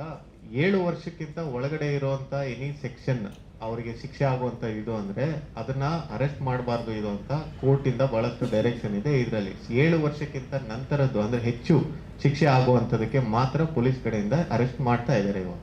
ಸೊ ಇದೆಲ್ಲನೂ ಅದಕ್ಕೆ FIR ಹಂತದಲ್ಲಿ ಮಾಡಿ ಚಾರ್ಜ್ ಶೀಟ್ ಬೇಗ ಮಾಡಬೇಕು ಅಂತ ಏನ್ ಮಾಡ್ತಾರೆ ಅದು ಪ್ರೋಸೆಸ್ ಆಗ್ತದೆ. ಕೇಸ್ ಆದ ತಕ್ಷಣ ಎಲ್ಲ ಅಟ್ರಾಸಿಟಿ ಕೇಸ್ ಅರೆಸ್ಟ್ ಮಾಡುವಂಥದ್ದು ಬರೋದಿಲ್ಲ. ಕಾಗ್ನಿಸಬಲ್, ನಾನ್ ಕಾಗ್ನಿಸಬಲ್ ಬೇರೆ ಇರ್ತದೆ, ಬೇಲೆಬಲ್, ನಾನ್ ಬೇಲೆಬಲ್ ಬೇರೆ ಇರ್ತದೆ. ಎಲ್ಲ ಕಾಂಪೌಂಡೇಬಲ್ ಮತ್ತೆ ನಾನ್ ಕಾಂಪೌಂಡೇಬಲ್ ಬೇರೆ ನಮ್ದು ಇದು ಬರುತ್ತೆ. ಎಲ್ಲ ಈ ಸಮೇತ ಮಾಡಿ ಇದು ಕೊಡ್ತಾರೆ. 7 ವರ್ಷದ ಒಳಗಡೆ, 7 ವರ್ಷದ ನಂತರ ಇದ್ರ ಬೇಸಿಸ್ ಮೇಲೆ ಆಗ್ತದೆ ಅಂತ.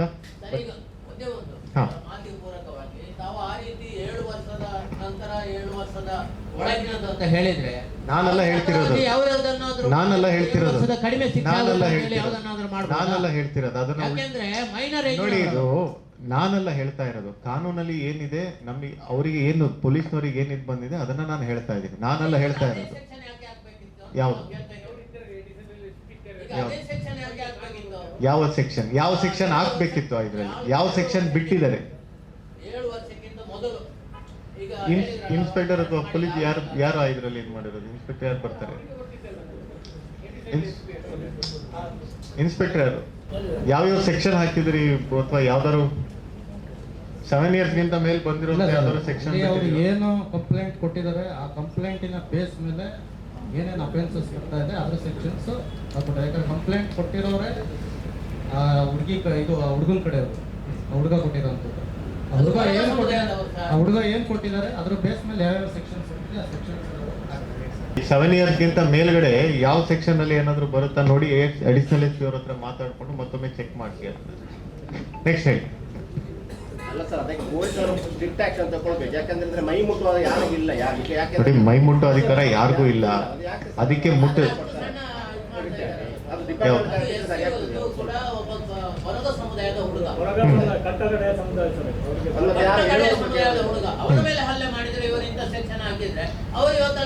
ಯಾವ ಸೆಕ್ಷನ್ ಹಾಕ್ಬೇಕಿತ್ತು ಹೇಳಿ ನೀವೇ.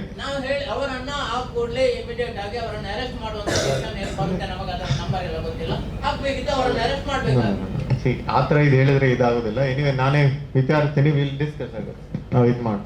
ನೆಕ್ಸ್ಟ್ ಹೇಳಿ. ನಮಗೆ ಈ ಒಂದು DC ಮೀಟಿಂಗ್ ಅನ್ನು ನಮ್ಮ ಕರೆದಲ್ಲಿ ಒಳ್ಳೇದಾಯ್ತು. ಆದ್ರೂ ನಮ್ದು ಕಡಬ ತಾಲೂಕನ್ನು ಒಂದು ಇದು ಏನು ಮೀಸಲಾತಿ ಕ್ಷೇತ್ರ ಕಡಬ ಸುಳ್ಯ ತಾಲೂಕು, ನಾವು ಸುಳ್ಯ ತಾಲೂಕನ್ನು ತಾವು ಸಪರೇಟ್ ಮಾಡ್ಬೇಕಂತ ನಮ್ದೊಂದು ಅನಿಸಿಕೆ.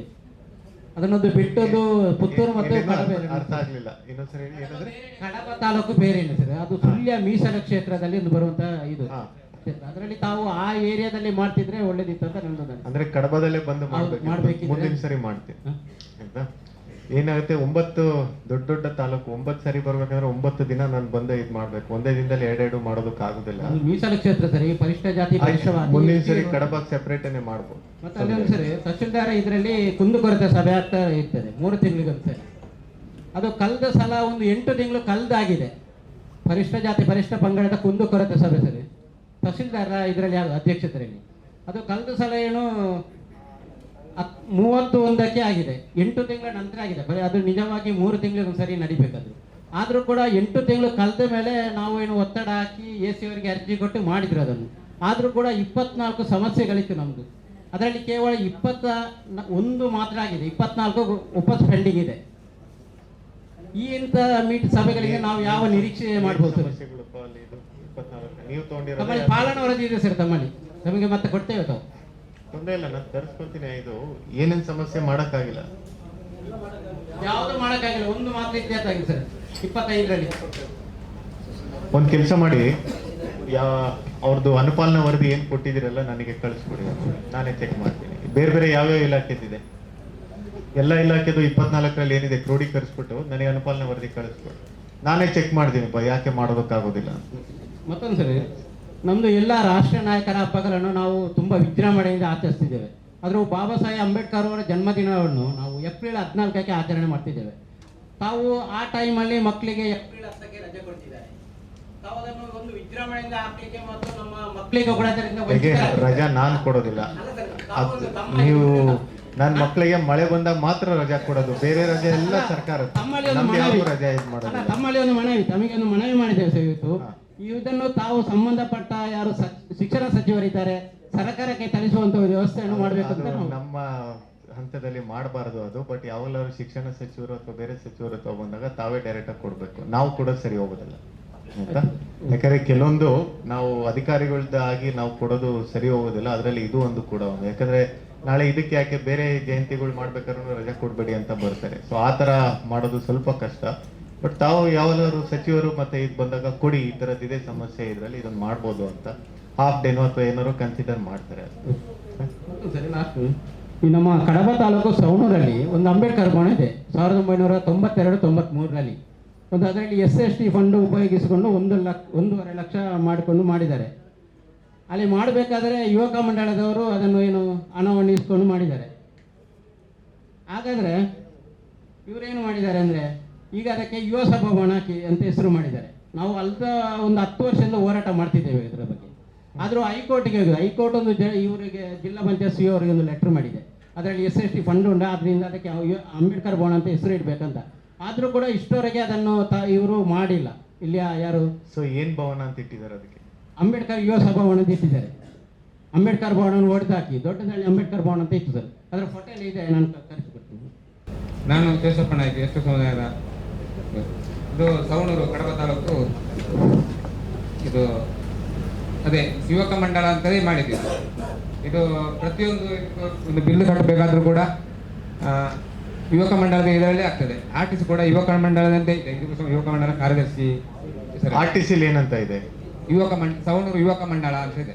ಇಲ್ಲಿ ಸಂಬಂಧಪಟ್ಟ ದಾಖಲೆಗಳು ಅನುದಾನ SST ಫಂಡ್ ಅದು ಇಲ್ಲ ಅನುದಾನ SST ಫಂಡಿಂದ ಬರಲೇ ಇಲ್ಲ ಸರ್. ಅದಕ್ಕೆ ಕೂಡ ಇದಕ್ಕೆ ದಾಖಲಾತಿ ಉಂಟು. ಸಮಾಜ ಕಲ್ಯಾಣ ಇಲಾಖೆಯಿಂದ 1 ರೂಪಾಯಿ ಕೂಡ ಇದು ಬರಲಿಲ್ಲ. ಹಿಂದೆ ಜಿಲ್ಲಾ ಪಂಚಾಯತ್ ಒಂದು 20,000 ಬಂದಿದೆ. ಮತ್ತೆ ಬೆಳಂದೂರು ಗ್ರಾಮ ಮಂಡಲದಿಂದ ಒಂದು 7,000 ರೂಪಾಯಿ ಬಂದಿದೆ. ಅದಕ್ಕೆ ಕೂಡ ದಾಖಲೆ ಇದೆ. ನಾವು ಮಾಹಿತಿ ಹಕ್ಕಿನಿಂದ ಇದಕ್ಕೆಲ್ಲ ದಾಖಲೆಯನ್ನು ತಯಾರು ಮಾಡಿಟ್ಟಿದ್ದೇವೆ. ನಾವು ಜಿಲ್ಲಾಧಿಕಾರಿ ಗಮನಕ್ಕೆ ಒಂದು ಮನವಿ ಸ್ವೀಕರಿಸಬೇಕಂತ ಕೇಳ್ಕೊಳ್ತೇವೆ. ಆಧಾರ್ ಕಾರ್ಡ್ ತಿದ್ದುಪಡಿಗೆ ಒಂದು ಬರ್ತ್ ಸರ್ಟಿಫಿಕೇಟ್ ಇಲ್ಲದ್ರೆ SSLC ಮಾರ್ಕ್ಸ್ ಕಾರ್ಡ್ ಬೇಕಂತ ಹೇಳ್ತಾರೆ. ಹಾಗಾಗಿ ಈಗ ಆಧಾರ್ ಕಾರ್ಡ್ ತಿದ್ದುಪಡಿಗೆ ಶಾಲೆಗೆ ಹೋಗದವರು SSLC marks card birth certificate ಯೋಗು ಇಲ್ಲ. ಹಾಗಾದ್ರೆ ಅದಕ್ಕೆ ಪರಿಹಾರ ಇಲ್ಲ. ಈಗ ಬರ್ತ್ ಸರ್ಟಿಫಿಕೇಟ್ ಅವಾಗ ಮಾಡಿಸಿಲ್ಲ ಅಂದ್ರೆ ಬರ್ತ್ ಸರ್ಟಿಫಿಕೇಟ್ ಮಾಡಿಸೋದಕ್ಕೆ ಬಹಳ ಒಂದು ಉದ್ದ ಪ್ರೊಸೀಜರ್ ಇದೆ. ಅದನ್ನ ನಾನು ಇಲ್ಲಿ ಹೇಳೋದಕ್ಕೂ ಬರೋದಿಲ್ಲ. ಕೆಲವೊಂದು ಈಗ ನಂದೇ ಈಗ ಒಂದು ತೊಗೊಂಡ್ರೆ ನಂದು ಅಕಸ್ಮಾತ್ ಇವತ್ತಿಗೆ ಬರ್ತ್ ಸರ್ಟಿಫಿಕೇಟ್ ಇಲ್ಲ ಅಂದ್ರೆ ನಾನು ಎಲ್ಲಿ ಹುಟ್ಟಿದ್ದೀನಿ ಅಂತ ಗೊತ್ತಿದ್ರು ಕೂಡ ನಾನೊಂದು ಅಫಿಡವಿಟ್ ಮಾಡಿಸಿ ಸಿವಿಲ್ ಕೋರ್ಟಿಗೆ ಹೋಗಿ ಅದನ್ನ ಅಲ್ಲಿಂದ ಬಂದು ಅರ್ಬನ್ ಲೋಕಲ್ ಬಾಡಿನೋ ಅಥವಾ ಇದು ಮಾಡೋದು ಅದು ಉದ್ದ ಪ್ರೊಸೀಜರ್ ಇದೆ. ಅದನ್ನ ಮಾಡಿ ಅಂತ ಎಲ್ಲರಿಗೂ ಹೇಳಕ್ಕಾಗಲ್ಲ. ಈಗ ಅಂತ ಕೇಸಲ್ಲಿ ಬೇರೆ ಏನಿದೆ ಅವಕಾಶ ಅದರಲ್ಲಿ? ಯಾಕಂದ್ರೆ ಆಧಾರ್ ಅನ್ನೋದು ಏನ್ ಮಾಡುತ್ತೆ, ಅದು ಗೌರ್ಮೆಂಟ್ ಆಫ್ ಇಂಡಿಯಾ ತಿದ್ದು ಬರೋದು. ಅವರು ಏನು ಚೆಕ್ ಲಿಸ್ಟ್ ಇದು ಕೊಡ್ತಾರೆ, ಆ ಚೆಕ್ ಲಿಸ್ಟ್ ಪ್ರಕಾರನೇ ನಾವು ಮಾಡೋದಕ್ಕಾಗೋದು. ಬಟ್ ಅಂತ ಒಂದು ಇದರಲ್ಲಿ ಯಾವ್ದಿದೆ, ನಮ್ಮ ಒಂದು ಅರ್ಜಿ ಹಾಕಿರೋದು ನನಗೆ ಕಳಿಸ್ಕೊಡಿ, ಅಥವಾ ಅದನ್ನ ಅರ್ಜಿ ಹಾಕಿರೋದು ತಗೊಳ್ಳಿ, ಲೆಟ್ ಮಿ ಸಿ ಚೆಕ್ ಮಾಡ್ತೀನಿ. ಯಾಕಂದ್ರೆ ಅದು ಯಾವ ದಾಖಲೆ ಕೊಡಬೇಕು ಅಂತ ನಾವು ನಿರ್ಧಾರ ಮಾಡೋದಿಲ್ಲ. ಬೇರೆ ನಮ್ಮ ಕರ್ನಾಟಕ ಸರ್ಕಾರದಾದ್ರೆ ನಾವು ನಿರ್ಧಾರ ಮಾಡಿ ಇದು ಕೊಡುವಂಥದ್ದು. ಇದು ಕೇಂದ್ರ ಸರ್ಕಾರದಾಗಿರೋದ್ರಿಂದ ಅವ್ರು ಏನು ಕೇಳ್ತಾರೆ ಅದನ್ನೇ ನಾವು ಎಂಟ್ರಿ ಮಾಡಬೇಕಾಗ್ತದೆ. ಬಟ್ ಕಳಿಸ್ಕೊಡಿ, ಏನಾದರೂ ಒಂದು ಬೇರೆ ಯಾವುದು ವಿಧಾನ ಇದೆ ನಾವು ಚೆಕ್ ಮಾಡ್ಬೋದು. ನಮಸ್ತೆ ಸರ್, ನನ್ನ ಹೆಸರು ಗಣೇಶ್ ಕಾರಗಾಡ್ ಅಂತೇಳಿ. ನಾನು ಪರಿಶಿಷ್ಟ ಜಾತಿ ಮತ್ತು ಪಂಗಡದವರ ಪರವಾಗಿ ಕೆಲವು ಬೇಡಿಕೆಗಳನ್ನು ಇದ್ದಕ್ಕೆ ಇಲ್ಲಿ ಇಚ್ಛೆ ಮಾಡ್ತೇನೆ ಸರ್. ಬೇಡಿಕೆ ರೆಡಿ ಮಾಡಿದ್ದೇನೆ ಸರ್. ಒಂದು, ಈಗಾಗಲೇ ನೋಂದಾಯಿತ ಕಟ್ಟಡ ಕಾರ್ಮಿಕರಲ್ಲಿ ನೋಂದಾಯಿತ ಕಾರ್ಮಿಕರು ಈ ಮಳೆಗಾಲದಲ್ಲಿ ಅಂದರೆ ಜುಲೈ, ಆಗಸ್ಟ್, ಸೆಪ್ಟೆಂಬರ್, ಅಕ್ಟೋಬರ್ ಈ 4 ತಿಂಗಳಲ್ಲಿ ಕಾರ್ಮಿಕರಿಗೆ ಕೆಲಸ ಕಡಿಮೆ ಇರ್ತದೆ. ಆ ಟೈಮಲ್ಲಿ ಅವರಿಗೆ ಜೀವನಕ್ಕೆ ತುಂಬ ಕಷ್ಟ ಆಗ್ತದೆ. ಅದಕ್ಕೆ ಇದು ಕಾರ್ಮಿಕ ಇಲಾಖೆಯಿಂದ ಅವರಿಗೆ ಒಂದು ಸಹಾಯಧನವಾಗಿ ಪ್ರತಿ ನೋಂದಾಯಿತ ಕಾರ್ಮಿಕರಿಗೆ ತಲಾ ಒಂದು 10,000 ರೂಪಾಯಿಗೆ ತಿಂಗಳಿಗೆ ಒಂದು ಸರ್ಕಾರದಿಂದ ನೀಡುವ ಹಾಗೆ ಮಾಡಿದರೆ ಅವರ ಒಂದು ಜೀವನಕ್ಕೆ ಅನುಕೂಲ ಆಗ್ಬೋದು.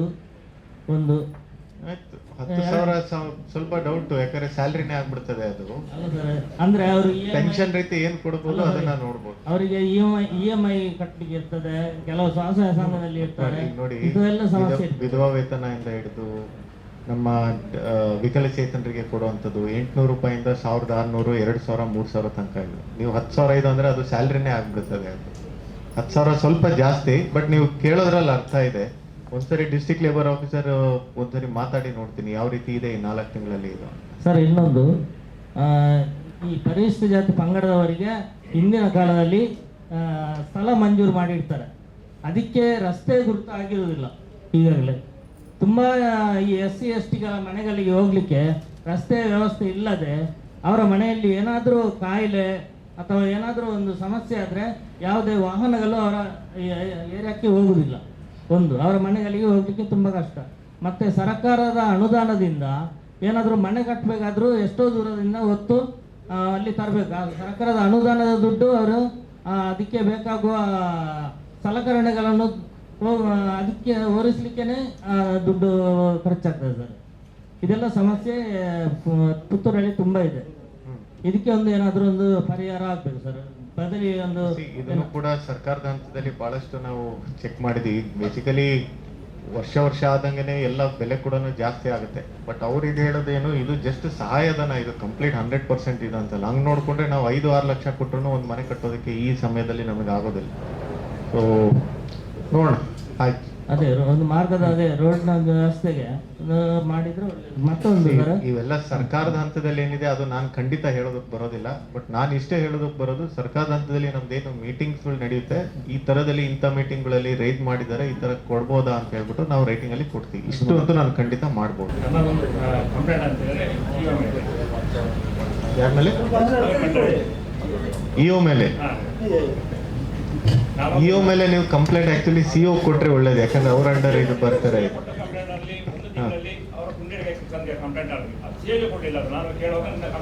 ಏನ್ ಕೊಟ್ಟಿಲ್ಲ? ಕಂಪ್ಲೇಂಟ್ ಕೊಟ್ಟ ಲೆಟರ್ CO ಕೊಡ್ಬೇಕಲ್ಲ, ರಿಜಿಸ್ಟ್ರೇಷನ್ ಮಾಡಿದಂತ ಪೋಸ್ಟ್ ಆಫೀಸ್ ರಿಜಿಸ್ಟರ್ ಮಾಡ್ಕೊಳ್ತೀವಿ. ಒಂದು ತಿಂಗಳವರೆಗೆ ನೀವು ಸ್ವಲ್ಪ ಮೈಕ್ ಹತ್ರ ಇಟ್ಕೊಂಡ್ರೆ ನನಗೆ ಕೇಳಿಸಿಲ್ಲ. ಅಂದ್ರೆ ಮುಟ್ಟಿಸ್ಲೇ ಅಲ್ಲ. ಆನಂದ್ ಕುಮಾರ್ ಇದ್ರಲ್ಲಿ ಮಂಗಳೂರಿನಲ್ಲಿ ಜಿಲ್ಲಾ ಪಂಚಾಯತ್, ನಾನು ಲೆಟರ್ ಕೊಟ್ಟ ಅಂತ ಹೇಳ್ತಾರೆ, ನನಗೆ ಬರಲಿಲ್ಲ ಅಂತ ಹೇಳ್ತಾರೆ. ರಿಜಿಸ್ಟ್ರೇಷನ್ ಮಾಡಿದ್ದನ್ನು ಪೋಸ್ಟ್ ಆಫೀಸ್ ತೋರಿಸಿ ಬಂದಿ ಸರ್ ನಿಮಗೆ ಅಂತೇಳಿ 1 ತಿಂಗಳು ಮುಂಚೆ ಅದನ್ನ ಯಾರು ಕೊಟ್ಟಿಲ್ಲ. ಅವರ ಕೊಡಿ, ಏನ್ ಲೆಟರ್ ಕಾಪಿ ಇದೆ ನನಗೆ ಕೊಡಿ, ಕಳಿಸ್ಕೊಡಿ, ಅವ್ರ ಕೈಲಿ ಕೊಡಿ. ನೆಕ್ಸ್ಟ್ ಹೇಳಿ ಸರ್. ನಮಸ್ತೆ, ನನ್ನ ಹೆಸರು ಅಣ್ಣಪ್ಪ ಅಂತೇಳಿ, ದಲಿತ ಸೇವಾ ಸಮಿತಿಯ ಪುತ್ತೂರು ತಾಲೂಕು ಅಧ್ಯಕ್ಷರು. ಅದೇ ರೀತಿ ಕಾರ್ಮಿಕ ಮುಖಂಡ ಸರ್. ಸರ್, ನಮ್ಮಲ್ಲಿ ಈಗ ಏನಾಗಿ ಪುತ್ತೂರು ತಾಲೂಕಲ್ಲಿ ಇಲ್ಲಿ SC STಗೆ ಸರ್, ನಮ್ಮ ಮೊದಲೆಲ್ಲ ತಾಲೂಕು ಕಚೇರಿಯಿಂದ NOC ಕೊಡ್ತಿದ್ರು ಸರ್ ಈ ಬ್ಯಾಂಕ್ಗಳಿಗೆ.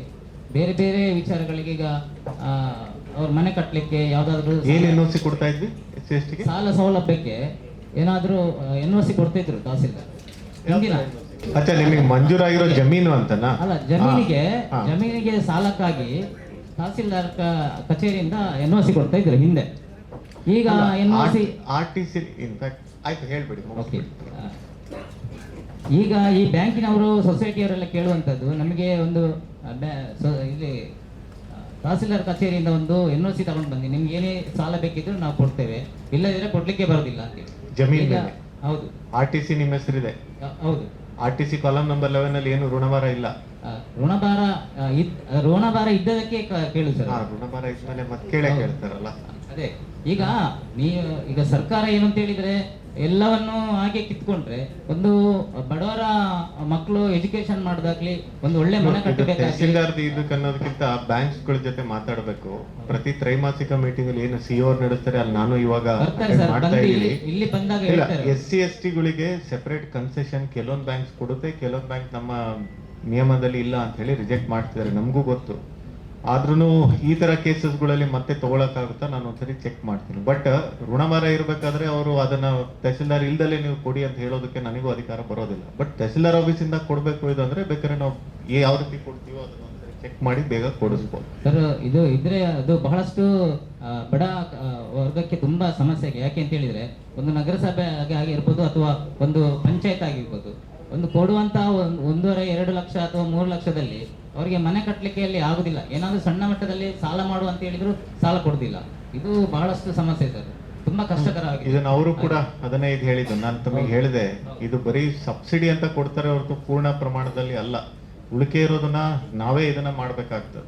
ಸೊ 1,75,000 ತನಕ ಏನ್ ಕೊಡ್ತಾರೆ ದಟ್ ಇಸ್ ದ ಮ್ಯಾಕ್ಸಿಮಮ್. ಮತ್ತೆ ಇಲ್ಲಿ ಬಪ್ಪಳಿಗೆ ಸಿಂಗಾಣಿಯಲ್ಲಿ ಸರ್ ಒಂದು 2021-22ರಲ್ಲಿ ಒಂದು 4 ಕುಟುಂಬ ಇದಕ್ಕೆ ಆಗಿದೆ ಸರ್, ಅರ್ಜಿ ಹಾಕಿದ್ರು ಜಾಗಕ್ಕೆ. ಅದರಲ್ಲಿ ಈಗಾಗಲೇ 4-6 ವರ್ಷ ಆಗಿದೆ, ಅದು ಇನ್ನೂ ಕೊಡ್ಲಿಲ್ಲ. ಇನ್ನು ಸರ್ಕಾರ ಇದು ಇನ್ನು ಹಂತದಲ್ಲೇ 94C ನಿವೇಶನಕ್ಕೆ 94C ಇದೆ. 94C ಇನ್ನೂ ಅದರಲ್ಲೇ ಇದೆ. ನಗರಸಭೆಗೆ ಹಸ್ತಾಂತರ ಆಗಿದೆ ಅದು? ಇಲ್ಲ ಸರ್, ಆಗ್ಲಿಲ್ಲ. ಅದರ ಬಗ್ಗೆ ಅದು 1992ರಲ್ಲಿ ಆಗಿದೆ ಅಂತ ಹೇಳಿ ತಾಲೂಕು ಕಚೇರಿ ಹೇಳಿದೆ. ಅದಕ್ಕೂ ನಾನೇ ನೋಡ್ತೀನಿ, ಇದಕ್ಕೂ ನಾನೇ ನೋಡ್ತೀನಿ. ಎರಡನ್ನು ನಮ್ಮ ಮ್ಯೂಟೇಷನ್ ಆಗಿದೆ ಅಂತ ಹೇಳ್ತಾರೆ. RTC ಚೆಕ್ ಮಾಡಿ ಇದು ನಮ್ಮ ಡಾಕ್ಯುಮೆಂಟ್ಸ್ ಅಲ್ಲಿ ಏನಿದೆ ನೋಡಿ. ಹಸ್ತಾಂತರ ಆಗಿಲ್ಲ ಅಂದ್ರೆ ಮತ್ತೊಮ್ಮೆ ಅದನ್ನ ಕ್ವಿಟ್ ಮಾಡಿ ಹಸ್ತಾಂತರ ಪಡ್ಕೊಳ್ಳಿ. ಅದು ಸರ್ ತುಂಬಾ ಈ ಪುರಂಬೋಕ್ ಬರ್ತಾ ಇದೆ. ಮತ್ ಪುರಸಭೆಗೆ ಹೇಗೆ ಕಾದಿರಿಸ್ತೀರಿ? ಪುರಂಬೋಕ್ ಅಂದ್ರೆ ಪುರಂಬೋಕ್ ವಿರಹಿತಗೊಳಿಸ್ಬೇಕು. ಮತ್ತೆ ನೀವು ಕಳಿಸ್ಕೊಡಿ ಅದಕ್ಕಾರ ಪ್ರಪೋಸಲ್. ಪುರಂಬೋಕ್ನೆಲ್ಲ ಡೈರೆಕ್ಟ್ ಆಗಿ ಕೊಡೋದಕ್ಕೆ ಬರಲ್ಲ, ನಾಳೆ ಅವ್ರಿಗೆ ಸಮಸ್ಯೆ ಆಗ್ತದೆ, ಏನು ಸಿಗೋದಿಲ್ಲ. ಅದು ನೀವು ಪುರಂಬೋಕ್ನ ಮನೆ ನಿವೇಶನಕ್ಕೆ ಆಗ್ಲಿ ಇದು ಅಂತ ಹೇಳ್ಬಿಟ್ಟು ವಿರಹಿತಗೊಳಿಸೋದಕ್ಕೆ ನನಗೆ ಕಳಿಸ್ಕೊಡಿ, ನಾನು ಚೆಕ್ ಮಾಡ್ತೀನಿ. ಗುಡಿಸಲು ಹಾಕೊಂಡು ಜೀವನ ಮಾಡ್ತಿದ್ದಾರೆ ಸರ್. ಇಂಥ ಮಳೆಗೆ ಯಾವ ರೀತಿ ಅವರು ಜೀವನ ಮಾಡ್ಬೇಕು ಅಂತ ಹೇಳಿ ತುಂಬಾ ವರ್ಷದಿಂದ ಇದೇ ರೀತಿ ಆಟ ಆಡಿಸ್ತಿದ್ದಾರೆ. ಮತ್ತೆ ಸರ್ ಅದೇ ಜಾಗದಲ್ಲಿ ಅದೇ ಬಪ್ಪಳಿಗೆ ಸಿಂಗಾಣಿ ಅಂತ ಎನ್ನುವ ಜಾಗದಲ್ಲಿ ಒಬ್ಬರು ಮಹಿಳೆ, ಮೋಸ್ಟ್ಲಿ ಅವರ ಹೆಸರು ನನಗೆ ಮರ್ತೋಯ್ತು, ಅಲ್ಲಿ ಒಂದೇ ಸೈಟಲ್ಲಿ ಸರ್, ಒಂದೇ ಇದರಲ್ಲಿ ಒಂದು ಸೈಟು ಒಂದು ಬೇರೆ ಒಂದು SC ಅವರಿಂದ ಅದನ್ನು ನಾನು ನಿನ್ಗೆ ಇಷ್ಟು ಹಣ ಕೊಡ್ತೇನೆ ನೀನು ನನಗೆ ಕೊಡು ಅಂತೇಳಿ 5,000 ಕೊಟ್ಟು ಅವರನ್ನು ಓಡಿಸಿದ್ದಾರೆ. ಪಾಪ ಅವ್ರು ಇದ್ದಾರೆ ಅಲ್ಲಿ. ಅದನ್ನು ಒಂದು ಪರ್ಚೇಸ್ ಮಾಡಿದ್ದಾರೆ 5,000ಕ್ಕೆ ಕೇವಲ.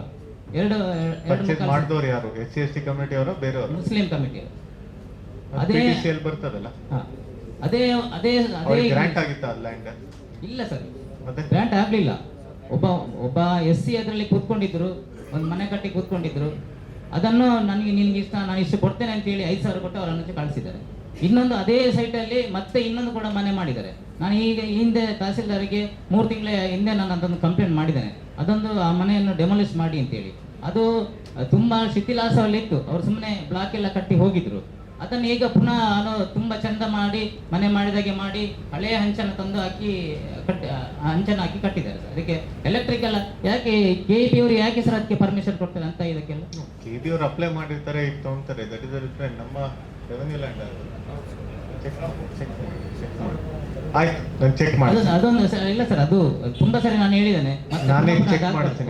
ನಾನು ತಂದಿದ್ದೀರಿ ಇವಾಗ, ನಾನೇ ಖುದ್ದಾಗಿ ನೋಡಿ. ಅದೇ ಸ್ಥಳದಲ್ಲಿ ಒಂದು ಗೋಮಾಳ ಜಾಗದಲ್ಲಿ ಸರ್ ನಮ್ಮ ಪುತ್ತೂರು ನಗರಸಭೆಯ ಪೌರ ಕಾರ್ಮಿಕರು ಅಲ್ಲಿ ಒಂದು ಶೆಡ್ ನಿರ್ಮಿಸ್ಲಿಕ್ಕೆ ಅಂತೇಳಿ ಅಲ್ಲಿ ಒಂದು ತುಂಬಾ ಮಣ್ಣಿತ್ತು, ಅದನ್ನು JCB ಅಲ್ಲಿ ಕ್ಲಿಯರ್ ಮಾಡಿ ಅಲ್ಲಿ ಮನೆ ಅದೊಂದು ಶೆಡ್ ಹಾಕಿದ್ರು ಸರ್.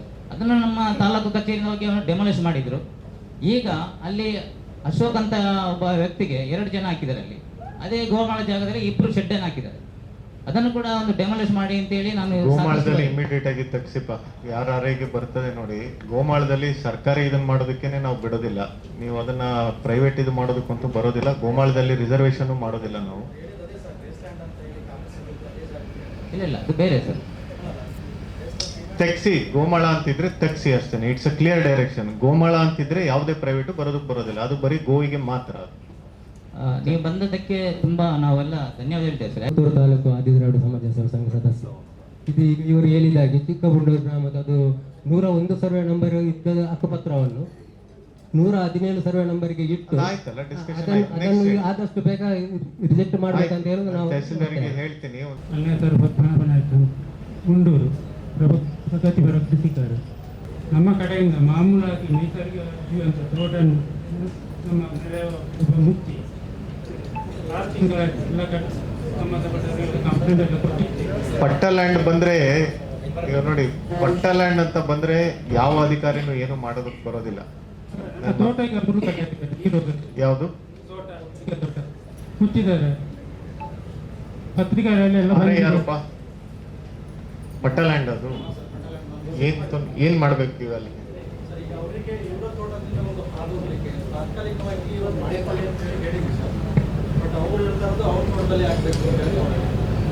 ಹಾಗೆ ಇದ್ರೆ ಕಷ್ಟ ಆಗ್ತದೆ.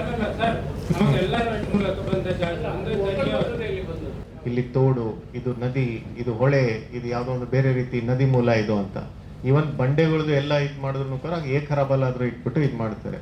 ಬಟ್ ನಮ್ಮಲ್ಲಿ ಖರಾಬ್ ಕಾನ್ಸೆಪ್ಟೇನೇ ಇಲ್ಲ. ಈಗ ಒಂದು ತೋಡು ಅಂತ ನಾವು ಇದು ಮಾಡಿದ್ರೆ ಆ ತೋಡಿಂದ ಎಷ್ಟು ಡೈಮೆನ್ಷನ್ ಅಂತಾನು ಗೊತ್ತಾಗೋದಿಲ್ಲ. ಈಗ ನೀವು ಪುತ್ತೂರು ಸಿಟಿನೇ ನೋಡಿ, ತೋಡು ಅಂತ ಏನ್ ತೋರಿಸ್ತೀವಿ, ಇದು ದಾಖಲೆ ಏನಿದೆ FMB ಇದೆ ಅಂತ ಮಾಡಿದ್ರೆ ಯಾವ FMBಲೂ ಈ ತೋಡಿಂದು ಬಿಡ್ತು ಅಥವಾ ಏನು ತೋರಿಸೋದಿಲ್ಲ. ಇದು ಸಮಸ್ಯೆ ಇದ್ದೇ ಇದೆ. ಆದ್ರೂ ಕೂಡ ಇಂಥ ಸಮಸ್ಯೆ ಎಲ್ಲ ಇದು ಬಂದಾಗ ನಾವು ಅವರಿಗೆ ಆಕ್ಸೆಸ್ ರೀತಿ ಏನ್ ಇದು ಮಾಡಬೇಕು, ಬೇರೆ ರೀತಿ ನಮ್ದು ಇದರಲ್ಲಿದೆ, BNSS ಅಡಿಯಲ್ಲಿ ಪ್ರಾವಿಷನ್ ಇದೆ, AC ಕೋರ್ಟಲ್ಲಿ ಇದಿರುತ್ತೆ, ನಾವು ಅವ್ರಿಗೆ ಗೈಡ್ ಮಾಡ್ತೀವಿ. ಅದ್ರ ಪ್ರಕಾರ ಅವ್ರು ಮಾಡಿದ್ರೆ ಮಾಡ್ಬೋದು. ನೀವೊಂದ್ಸರಿ ಅದನ್ನ ಮಂಗಳೂರಿಗೆ ಬರ್ತಾ ಅದೊಂದು ಫೈಲ್ ತಗೊಂಬನ್ನಿ.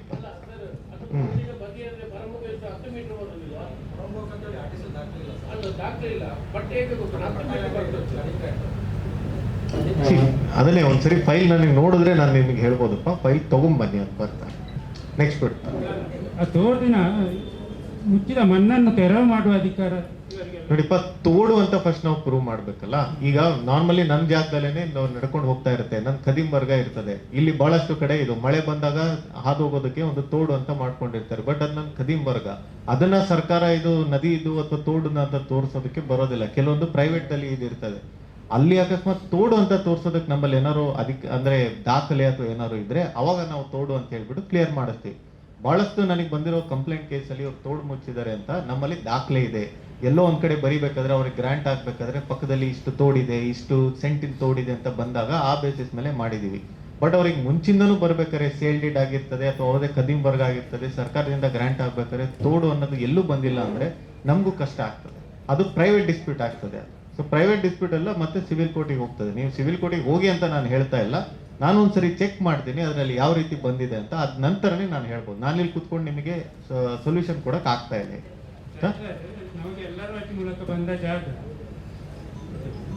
ಸರಿ, ಏನ್ ಮಾಡ್ಬೇಕು ಅಂತ ಹೇಳ್ತಿದ್ದೀರಿ?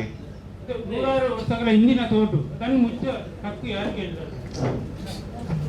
ನಾನು ನೋಡಿಪ್ಪ, ಪದೇ ಪದೇ ಅದನ್ನೇ ಹೇಳ್ತಾ ಇದ್ದೀನಿ. It is not days. ಅದು 100 ವರ್ಷದಿಂದ ಇದ್ರೂ ಅದು ನನ್ನ ಲ್ಯಾಂಡ್ ಅಲ್ಲಿ ಇದ್ರೆ, ನನ್ನ ಜಮೀನಲ್ಲಿ ಇದ್ರೆ ಅದು ಸರ್ಕಾರಿ ತೋಡು ಅಂತ ಬರೋದಿಲ್ಲ. ಸರ್ಕಾರಿ ತೋಡು ಬೇರೆ ಆಗ್ತದೆ, ನನ್ನ ಜಮೀನಲ್ಲಿರೋ ತೋಡು ಬೇರೆ ಆಗ್ತದೆ. ನಾನು ಒಂದ್ಸರಿ ನೋಡಿ ಅದನ್ನ ಹೇಳ್ತೀನಿ, ಅವ್ರಿಗೆ ನಿರ್ದೇಶನ ನೀಡ್ತೀನಿ. ನೆಕ್ಸ್ಟ್ ಕೊಡಿ. ಅಲ್ಲಿ ನೀವು ನಿರಂತರ ನೀರು ಹೋಗ್ತಾ ಇರುವುದು ಅದು ಹೋಟೆಲ್ಗಳು. ಇವರು ಒಂದು ಹೋಟೆಲ್ ಮಾಲೀಕರಿಗೆ ಡೈರೆಕ್ಷನ್ ಮಾಡಲ್ಲ. ಅಲ್ಲಿ ಆ ಮಕ್ಕಳ ಹಿಂದೆ ಅದೇ ಹಿಂದಿನ ಭಾಗದಲ್ಲಿ ಚರಂಡಿ ಇದೆ, ಅದೊಂದು ದುರಸ್ತಿ ಮಾಡ್ಲಿಕ್ಕೆ ಗ್ರಾಮ ಪಂಚಾಯತಿ ಈಗ ಅಲ್ಲಿ ದುರಸ್ತಿ ಬೇಕಂದ್ರೆ ಅಲ್ಲಿ ಗ್ರಾಮ ಪಂಚಾಯತಿ ಇಲ್ವಾ? ದುರಸ್ತಿ ಬೇಕಂದ್ರೆ ಕೇಳಿ, ನಾನೇ ಯಾವ್ದಾದ್ರು ಅನುದಾನದಲ್ಲಿ ಕೊಡ್ತೀನಿ. ಒಂದು ಎರಡನೇದು, ಹೋಟೆಲ್ ಇಂದ ಏನಾದ್ರು ನೇರವಾಗಿ ಅದನ್ನ ಬಿಡ್ತಿದ್ದಾರೆ ಅಂದ್ರೆ ಅದನ್ನ ನೀವು ಪಿಟ್ ಮಾಡಿಸ್ಲೇಬೇಕು. ಹೋಟೆಲ್ನವರಿಂದ ಟ್ವಿನ್ ಪಿಟ್ ಅಥವಾ ಸಿಂಗಲ್ ಪಿಟ್ ಏನಾದ್ರು ಒಂದು ಮಾಡಿಸ್ಬೇಕಲ್ಲ. UGD ಪ್ರಪೋಸಲ್ ಯಾವಾಗ ಬರುತ್ತೋ ಯಾರಿಗಪ್ಪ, ಅಲ್ಲಿ ತನಕ ಹೋಟೆಲ್ನವ್ರು ಒಂದು ಫಿಟ್ ಮಾಡ್ಕೋಬೇಕಲ್ಲ, ಅವರೇ ಜಾಗದಲ್ಲಿ ಫಿಟ್ ಮಾಡಿಸಿ ಅಷ್ಟೇ. ನೇರವಾಗಿ ಡ್ರೈನೇಜ್ ಅಂತ ಬಿಡೋ ಆಗಿಲ್ಲ. ನೋಟಿಸ್ ಆದ್ರೂ ಕೊಡಿ, ನೋಟಿಸ್ ಕೊಡೋದಕ್ಕೆ ಹೇಳಿ, ನೋಟಿಸ್ ಕೊಡ್ಸಿ. ಆತರ ಎಷ್ಟು ಹೋಟೆಲ್ ಇದಾವೆ ಅಲ್ಲಿ? ಆಯ್ತು, ಇದು ಮಕ್ಕಳ ವಿಚಾರದಲ್ಲಿ ನಾವು ಬಹಳ ಕೇರ್ಫುಲ್ ಆಗಿ ಇದನ್ನ ಮಾಡ್ಬೇಕು. ಅಲ್ಲಿ ನಿಲ್ತಾ ಇದೆ, ಅಲ್ಲಿ ತ್ಯಾಜ್ಯ ಹೋಟೆಲ್ ಇಂದ ಬರ್ತಿದೆ ಅಂದ್ರೆ ಫಸ್ಟ್ ಹೋಟೆಲ್ನವ್ರ ಮೇಲೆ ಕ್ರಮ. ಅಲ್ಲಿ ಡ್ರೈನೇಜ್ ಅವಶ್ಯಕತೆ ಇದ್ರೆ ಅದನ್ನ ನಾವೇ ಯಾವ್ದಾದ್ರು ಅನುದಾನದಲ್ಲಿ ಮಾಡಿಸ್ಕೊಡ್ತೀವಿ, ತೊಂದರೆ ಇಲ್ಲ. ಈಗ ಸ್ಥಳೀಯ ಸಂಸ್ಥೆಯಿಂದ ಅನುದಾನ ಭರಿಸಿಕೊಂಡು ಒಂದು ನಾವೇನ್ ಮಾಡುದು, ಹೊಸತ್ ಕ್ರಿಯೇಟ್ ಕೇಳುದಿಲ್ಲ, ಅದು ದುರಸ್ತಿ ಮಾಡಿ ಕೊಡ್ಬೋದು. ಈಗ ಇವತ್ತು ಮಾನ್ಯ IO ಸಾಹೇಬರು ಅಲ್ಲಿ ಆಡಳಿತಾಧಿಕಾರಿ ಆಗಿದ್ದಾರೆ. ಕಳೆದ ಸಭೆಗಳಲ್ಲಿ ಪ್ರಸ್ತಾಪ ಆಗಿದೆ, ಒಂದು ರಜೆ ಅದ ಮಧ್ಯದಲ್ಲಿ ಒಂದು ರಜೆ ಹೋಗಿದೆ, ವಾರ್ಷಿಕ ರಜೆ ಹೋಗಿದೆ. ಏನಾರು ಒಂದು ಸಮಸ್ಯೆಗೆ ಪರಿಹಾರ ಇದಕ್ಕೆ ಮಾಡಿ ಕೊಡ್ತೀವಿ. ಫಸ್ಟ್ ನೋಡ್ತೀನಿ ನಾನು ಕೂಡ ಹೇಗೆ NH ನವರ ಇಶ್ಯೂನೋ ಅಥವಾ ನೀವು ಹೇಳ್ದಂಗೆ ಹೋಟೆಲ್ ನೋಡ್ದಿದ್ದು ಅಂತ ಲೆಟ್ ಮಿ ಸಿ. ಆಯ್ತು, ನೆಕ್ಸ್ಟ್ ಇವತ್ತು ಯಾವುದು SST ಗುತ್ತಿಗೆದಾರರಿಗೆ ಈಗ ಗ್ರಾಮ ಪಂಚಾಯತಿಯಲ್ಲಿ ಶೇಕಡವಾರು 25% ಅನುಮತ, 15ನೇ ಹಣಕಾಸಿನಲ್ಲಿ ಶೇಕಡವಾರು ಅನುದಾನದಲ್ಲಿ ಪರಿಷ್ಠ ಜಾತಿ ವರ್ಗಗಳಿಗೆ ಕಾಮಗಾರಿ ಮಾಡಬೇಕಂತ ಸರ್ಕಾರದ ಹಿಂದಿನ ಸರ್ಕಾರದ್ದು ಡೈರೆಕ್ಷನ್ ಇದೆ. ಯಾವುದೇ ಪಂಚಾಯತಿಯಲ್ಲಿ ಇದು ಅನುಷ್ಠಾನ ಆಗ್ತಾ ಇಲ್ಲ. ಇವತ್ತು ಏನೋ ಒಂದು ಇದಿರ್ಬೇಕಲ್ಲ, PWD ಇದೀರಿ, AWD ಏನಿದೆಪ್ಪ SC ಇದಕ್ಕೆ ಮಿನಿಮಮ್ ಒಂದು ಇಷ್ಟು ಅಮೌಂಟ್ ಇದ್ರೆ ಮಾತ್ರನಾ ಅಥವಾ ಎಲ್ಲಾ ಕಾಮಗಾರಿಗಳನ್ನು ತಗೊಂಡು ಇದು ಮಾಡಬೇಕು? ನಮ್ಮಲ್ಲಿ ಟೆಂಡರ್ ಈ ಪ್ರೋಕಲ್ಲಿ ಆನ್ಲೈನ್ ಮಾಡಬೇಕಿದ್ರೆ ರ್ಯಾಂಡಮೈಸ್ ಮಾಡಿ ರಿಸರ್ವೇಶನ್ಸ್ ಎಲ್ಲ ಇದಾಗುತ್ತೆ ಸರ್. ಅದರಲ್ಲಿ ಅಂದ್ರೆ 1 ಲಕ್ಷ ಕಾಮಗಾರಿ ಇದ್ರೂ ಅಷ್ಟೇ 10 lakh number of works more than 4 works ಇದ್ರೆ number of 4 numbers tender call for ಮಾಡುವಾಗ 4 ಕಾಮಗಾರಿಗಿಂತ ಜಾಸ್ತಿ ಇದ್ರೆ ರ್ಯಾಂಡಮೈಸ್ ಆಗುತ್ತೆ ಸರ್. PRD AWD ಮಾಡ್ತಾ ಇದ್ರಿಪ್ಪ ರ್ಯಾಂಡಮೈಸೇಷನ್? ಆಗ್ತಾ ಇದೆ ಸರ್ ನಮ್ಮಲ್ಲಿ. ಅಲ್ಲ PRD ಈ ಗ್ರಾಮ ಪಂಚಾಯತ್ ಇದೆಲ್ಲ ನೀವೇ ಮಾಡ್ಸೋದಲ್ಲ? ಗ್ರಾಮ ಪಂಚಾಯತ್ ಇದನ್ನ ಗ್ರಾಮ ಪಂಚಾಯತಿಯಿಂದ ಮಾಡ್ತಾರೆ ಸರ್. ನಮ್ದು PRD ಇಂದ ಬರೋದನ್ನೆಲ್ಲ ನಾವು ಮಾಡ್ತಾ ಇದ್ದೇವೆ ಸರ್. ಈವನ್ ಈಗ ಕ್ಯಾಟಗರಿ 1 ಮತ್ತೆ 2A ಕೂಡ ಆ್ಯಡ್ ಆಗಿದೆ ಸರ್. ಅದ್ರ ಜೊತೆ SC 16.95%, ST 6.95%, ಕ್ಯಾಟಗರಿ 1 4%. ಅಲ್ಲ ಅದು ಗೊತ್ತಪ್ಪ, ನಿಮ್ಮ PRD ಇಂದ ಮಾಡ್ತಾ ಇದ್ದೀರಿ. ಗ್ರಾಮ ಪಂಚಾಯತಿ ವರ್ಕ್ಸ್ ಯಾರು ಎಕ್ಸಿಕ್ಯೂಟ್ ಮಾಡೋದು? ಗ್ರಾಮ ಪಂಚಾಯತಿಯಿಂದ ಅಗ್ರಿಮೆಂಟ್ ಆಗುತ್ತೆ ಸರ್ ಕಾಂಟ್ರಾಕ್ಟರ್ಗೆ. ಅವರೇ ಡೈರೆಕ್ಟ್ ಆಗಿ ಮಾಡ್ತಿದ್ದಾರೆ. ಈಗ ಗ್ರಾಮ ಪಂಚಾಯತಿ ಅವ್ರು ರ್ಯಾಂಡಮೈಸ್ ಮಾಡ್ಬೇಕಂದ್ರೆ ಯಾವ ವೆಬ್ಸೈಟ್ ಯೂಸ್ ಮಾಡ್ತಾರೆ ಅಥವಾ ಪೋರ್ಟಲ್ ಯೂಸ್ ಮಾಡ್ತಾರೆ? ಈ ಪ್ರೋಟಲ್ಲಿ ಮಾಡ್ಬೋದು ಸರ್, ಬಟ್ ಅವರು ಮ್ಯಾನ್ಯುವಲಿ ಮಾಡ್ತಾರೆ ಪಂಚಾಯತ್ ಅವರು. ಆಯ್ತು, ಒಂದ್ಸರಿ CO ಅವ್ರ ಗಮನಕ್ಕೆ ತರ್ತೀನಿ. ಯಾಕಂದ್ರೆ ಪಂಚಾಯತಿ ಇದು ಹೇಗೆ ಮಾಡ್ತಾರೆ ಇವಾಗ CO ಅವರೇ ನೋಡ್ಬೇಕಾಗುತ್ತೆ, ಅದು ನಮ್ದು ಇದ್ರದಲ್ಲ. ಬಟ್ ಅದು ಆಯ್ತು, ನಾನು CO ಅವ್ರ ಗಮನಕ್ಕೆ ತರ್ತೀನಿ ಇದನ್ನ. ನೆಕ್ಸ್ಟ್ ನಾನು ಬಂಟ್ವಾಳ ತಾಲೂಕು ಬಿಳಿಯೂರು ಗ್ರಾಮದ ಮಲ್ಲಾಟದಿಂದ ಬಂದಿದ್ದೇನೆ. ಇದು ಕಡಬ ಮತ್ತು ಪುತ್ತೂರು ತಾಲೂಕಿಗೆ ಸಂಬಂಧಪಟ್ಟಂಥ ಪರಿಶಿಷ್ಟ ಜಾತಿ ಕುಂದುಕೊರತೆಗಳ ಇದು ಮೊನ್ನೆ ಅಂದರೆ ಬಂಟ್ವಾಳ ತಾಲೂಕಿನಲ್ಲಿ ನಡೆಯುವಂಥ ಸಭೆಗೆ ನನಗೆ ಅನಿವಾರ್ಯ ಕಾರಣ ಆರೋಗ್ಯದಲ್ಲಿ ಏರುಪೇರಾದ ಕಾರಣ ನನಗೆ ಆ ಸಭೆಗೆ ಹಾಜರಾಗಲು ಆಗಲಿಲ್ಲ. ನನ್ನ ವಿಷಯ, ನನ್ನ ಮಗ 8ನೇ ತರಗತಿಯಲ್ಲಿ ಸರ್ಕಾರಿ ಪ್ರೌಢಶಾಲೆ ಬಿಳಿಯೂರು ಮಾಡುತ್ತಾರೆ. ಇಲ್ಲಿ ವ್ಯಾಸಂಗ ಮಾಡಿದ್ದು 8ನೇ ತರಗತಿಯಲ್ಲಿ national means cum merit scholarship NNMS exam 2023-24ರಲ್ಲಿ ಎಕ್ಸಾಮ್ ಬರೆದಿದ್ದಾನೆ. ಅದರಲ್ಲಿ ತೇರ್ಗಡೆಯಾಗಿದ್ದಾನೆ. ಹಾಗೆ ಅವರಿಗೆ ತಿಂಗಳಿಗೆ 1,000 ಅವರ ವಿದ್ಯಾಭ್ಯಾಸಕ್ಕಾಗಿ ಈ ಎಕ್ಸಾಮ್ ನಲ್ಲಿ ಪಾಸ್ ಆದವರಿಗೆ ಬರ್ತದೆ. ಅದು ಇಷ್ಟರವರೆಗೆ ಬರಲಿಲ್ಲ. ಇವಾಗ ಎಷ್ಟು ತಿಂಗಳಿಂದ ಬಂದಿಲ್ಲ? 3 ವರ್ಷದಿಂದ ಸರ್. ನಾನು 2 ವರ್ಷದಿಂದ ಬಂಟು ನಾ BO ಆಫೀಸಿಗೆ ಮತ್ತು ECO ನಲ್ಲಿಗೆ ಹೋಗಿದ್ದೆ. BO ಆಫೀಸ್ ನಿಮ್ಮಿಂದ ಯಾಕೆ ಬಂದಿಲ್ಲ? ಅದು ಬಂಟ್ವಾಳ ಅಲ್ಲ, ಬಂಟ್ವಾಳ ಆದ್ರೂ ಸರ್ ಜಿಲ್ಲೆಯಲ್ಲಿ ನಾವು ಜಿಲ್ಲೆಯಲ್ಲಿ ಪರಿಶಿಷ್ಟ ಜಾತಿಯವರಿಗೆ. ಒಂದ್ ನಿಮಿಷಪ್ಪ, ನೀವು ಬಂಟ್ವಾಳದಿಂದ ಬಂದು ಪುತ್ತೂರಿನವ್ರಿಗೆ ಕೇಳಿದ್ರೆ ಅವ್ರು ಏನ್ ಹೇಳ್ತಾರೆ ಪಾಪ? ಒಂದ್ ನಿಮಿಷ ತಡೀರಿ. ಪುತ್ತೂರಿನವ್ರದ್ದಾದ್ರೂ ಬಂದಿದ್ಯಾ? ಅದು 8ನೇ ತರಗತಿಯಲ್ಲಿ ಎಕ್ಸಾಮ್ ಕಟ್ಟಬೇಕಾಗ್ತದೆ. 8ನೇ ತರಗತಿ 9ನೇ ಕ್ಲಾಸಿಂದ 12ನೇ ಕ್ಲಾಸ್ ವರೆಗೆ ಸ್ಕಾಲರ್ಶಿಪ್ ಬರುತ್ತೆ. ಆ ಮಗು ಪಾಸ್ ಆದ್ಮೇಲೆ ಸರ್ಕಾರಿ ಶಾಲೆಗಳು ಓದ್ಬೇಕು ಅಥವಾ ಕಾಲೇಜಲ್ಲಿ ಓದ್ಬೇಕಾಗ್ತದೆ. ಅಲ್ಲಿ ಅದು ಏನಿದೆ ಸರ್ಕಾರಿ ಶಾಲೆ ಅಥವಾ ಸರ್ಕಾರಿ ಕಾಲೇಜ್ ಅನುದಾನಿತ ಪ್ರೌಢಶಾಲೆಗಳಲ್ಲಿ ಓದ್ಬೇಕಾಗ್ತದೆ. ಅಂದ್ರೆ ಮುಂದೆ ಹೋದಾಗ SLC ಪಾಸ್ ಆದ ನಂತರ ಕಾಲೇಜು, ಸರ್ಕಾರಿ ಕಾಲೇಜು ಅಥವಾ ಅನುದಾನಿತ ಕಾಲೇಜಲ್ಲಿ ಸೇರ್ಕೋಬೇಕಾಗ್ತದೆ. ಅಲ್ಲಿ ಸಂಬಂಧಪಟ್ಟಂತ ಶಾಲೆಯವರು ಒಂದು KYC ಮಾಡಿಸ್ಬೇಕಾಗ್ತದೆ. ಅದೆಲ್ಲ ಪ್ರೊಸೀಜರ್ ಓಕೆಪ್ಪ. ನನಗೂ ಇದು ನಾನು ಕೇಳ್ತಿರೋದು, ನಮ್ಮಲ್ಲಿ ಅನುದಾನ ಕಂತು ಪ್ರಕಾರ ರಿಲೀಸ್ ಆಗ್ತಿದ್ಯೋ ಇಲ್ವೋ? ವರ್ಷದ ಅದು DSAT ಇಂದ ಬರುತ್ತೆ ಸರ್. ಆಗ್ತಾ ಇದೆ. ಈ ಕಳೆದ ವರ್ಷ ಇಲ್ಲಿ ಪುತ್ತೂರು ತಾಲೂಕಲ್ಲಿ ಎಷ್ಟಾಗಿದೆ? ಎಷ್ಟು ಮಕ್ಕಳಿಗೆ ಆ ತರ? ಸುಮಾರು ಒಂದು 82 ಮಕ್ಕಳಿಗೆ. 82 ಮಕ್ಕಳು. ಆಯ್ತು, ನಿಮ್ದು ಇದನ್ನ ಕೊಡಿಪ್ಪ, ನಾನು ಬಂಟ್ವಾಳ BO ಹತ್ರ ಮಾತಾಡಿ ಚೆಕ್ ಮಾಡ್ತೀನಿ. ಈಗ ಅವರು ಹೇಳಿದ್ದು ಸರ್ ಅಂದ್ರೆ ಈ ಪರಿಶಿಷ್ಟ ಜಾತಿ ದಕ್ಷಿಣ ಕನ್ನಡ ಜಿಲ್ಲೆಯಲ್ಲಿ 9 ವಿದ್ಯಾರ್ಥಿಗಳಿಗೆ 3 ವರ್ಷದಿಂದ ಬರಲಿಲ್ಲ. ಅದನ್ನು ನಾನು ಕೇಳಿದೆ ಅವ್ರೀಗ. ನೀವು ಎಲ್ಲದನ್ನು ಸೇರಿಸಿ ನಿಮಗ್ ಬಂದಿಲ್ಲ ಅಂತ ಹೇಳಿ, ಬೇರೆಯವ್ರಿಗೆಲ್ಲ ಬಂದಿಲ್ಲ ಅಂತ ಹೇಳಿ, ನಿಮಗ್ ಬಂದಿಲ್ಲ ಅಂತ ಹೇಳಿ ಅದನ್ನ ನಾನು ಚೆಕ್ ಮಾಡ್ತೀನಿ. ಈಗ 82 ಪುತ್ತೂರು ತಾಲೂಕಲ್ಲೇ ಬಂದಿದೆ ಅಂತ ಹೇಳಿ. ಯಾರಿಗೆ ಬಂದಿಲ್ಲ ಸರ್? ಅದನ್ನೇ ಯಾವ್ದು?